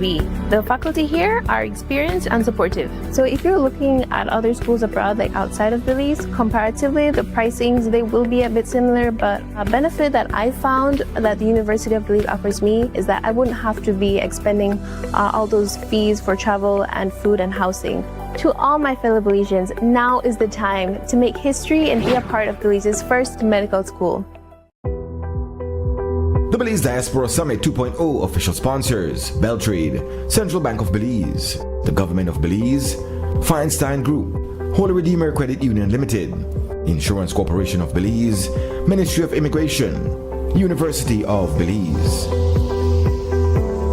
Premier sponsors: Atlantic Bank Limited, Belize Electricity Limited, Belize Tax Services, Brothers Abet, Freetown Drugstore, James Bus Line, Oceana, Quality Poultry Products. Part sponsors: the Belize Medical Associates, Belize Chamber of Commerce Western Union, Builders Hardware, CG United, the Dangriga Town Council, Enrique Martinez and Sons, Human Dignity Trust, Marie Sharp Fine Foods, the National Fisherman Producers Cooperative Society Limited, Cajalpech Village Resort, Jaime Price Piling, Quick Home Real Estate, Rosado's Hardware, Ruby's Jewelry, St. John's Credit Union Limited.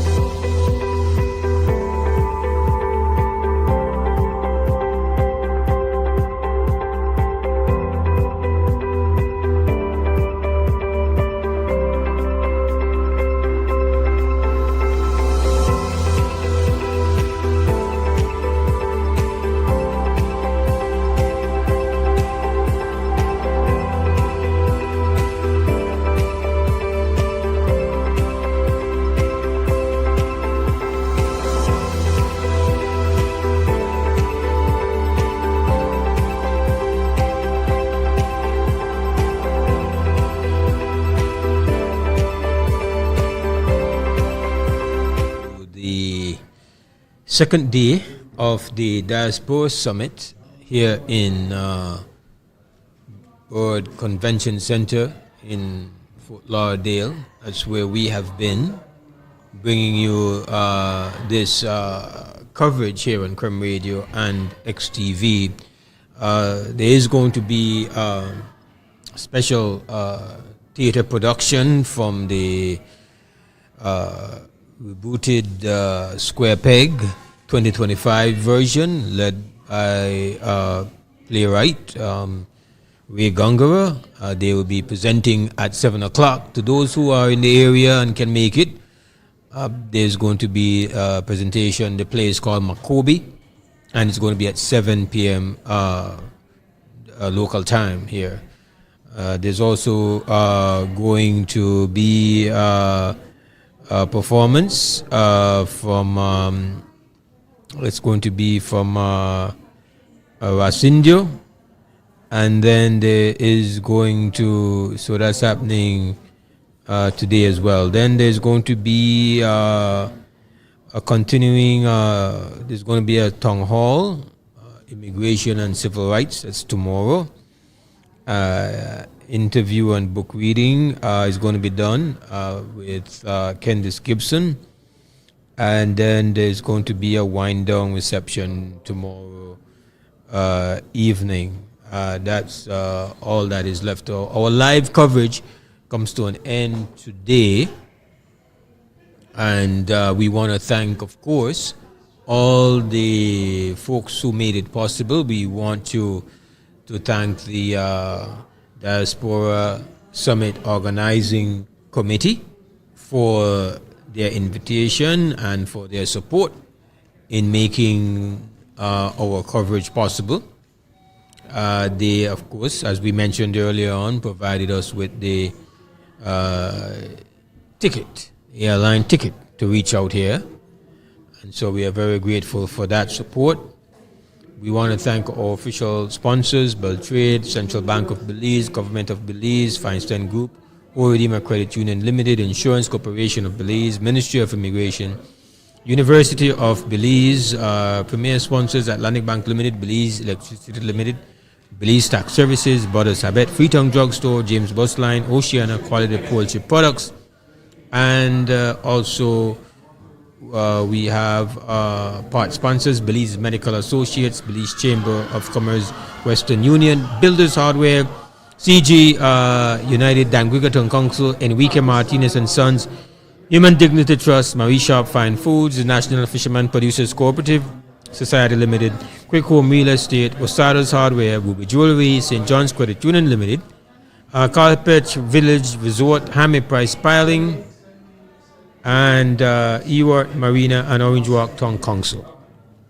We've got to say a big thank you to the team in the studios back home, Harlan Wagner and Ms. Christy Flowers, who's been at the helm, controlling the ship both days. Give thanks for the great work. We want to thank you all for being a part of this broadcast and listening and tuning in, watching. It's been, as it was in LA, very interesting. Let me just mention to those who are in the area that tomorrow both ministries that were here for the past 2 days are going to be open and available and accessible.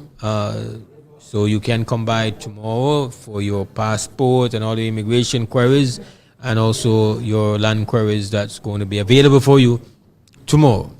That's the summit, the Belize Diaspora Summit 2.0. For us here at Creme Radio and XTV, as always, we are extremely grateful for being able to do this work and on your behalf, continuing hopefully to strengthen the bonds between two communities, one love for Belize.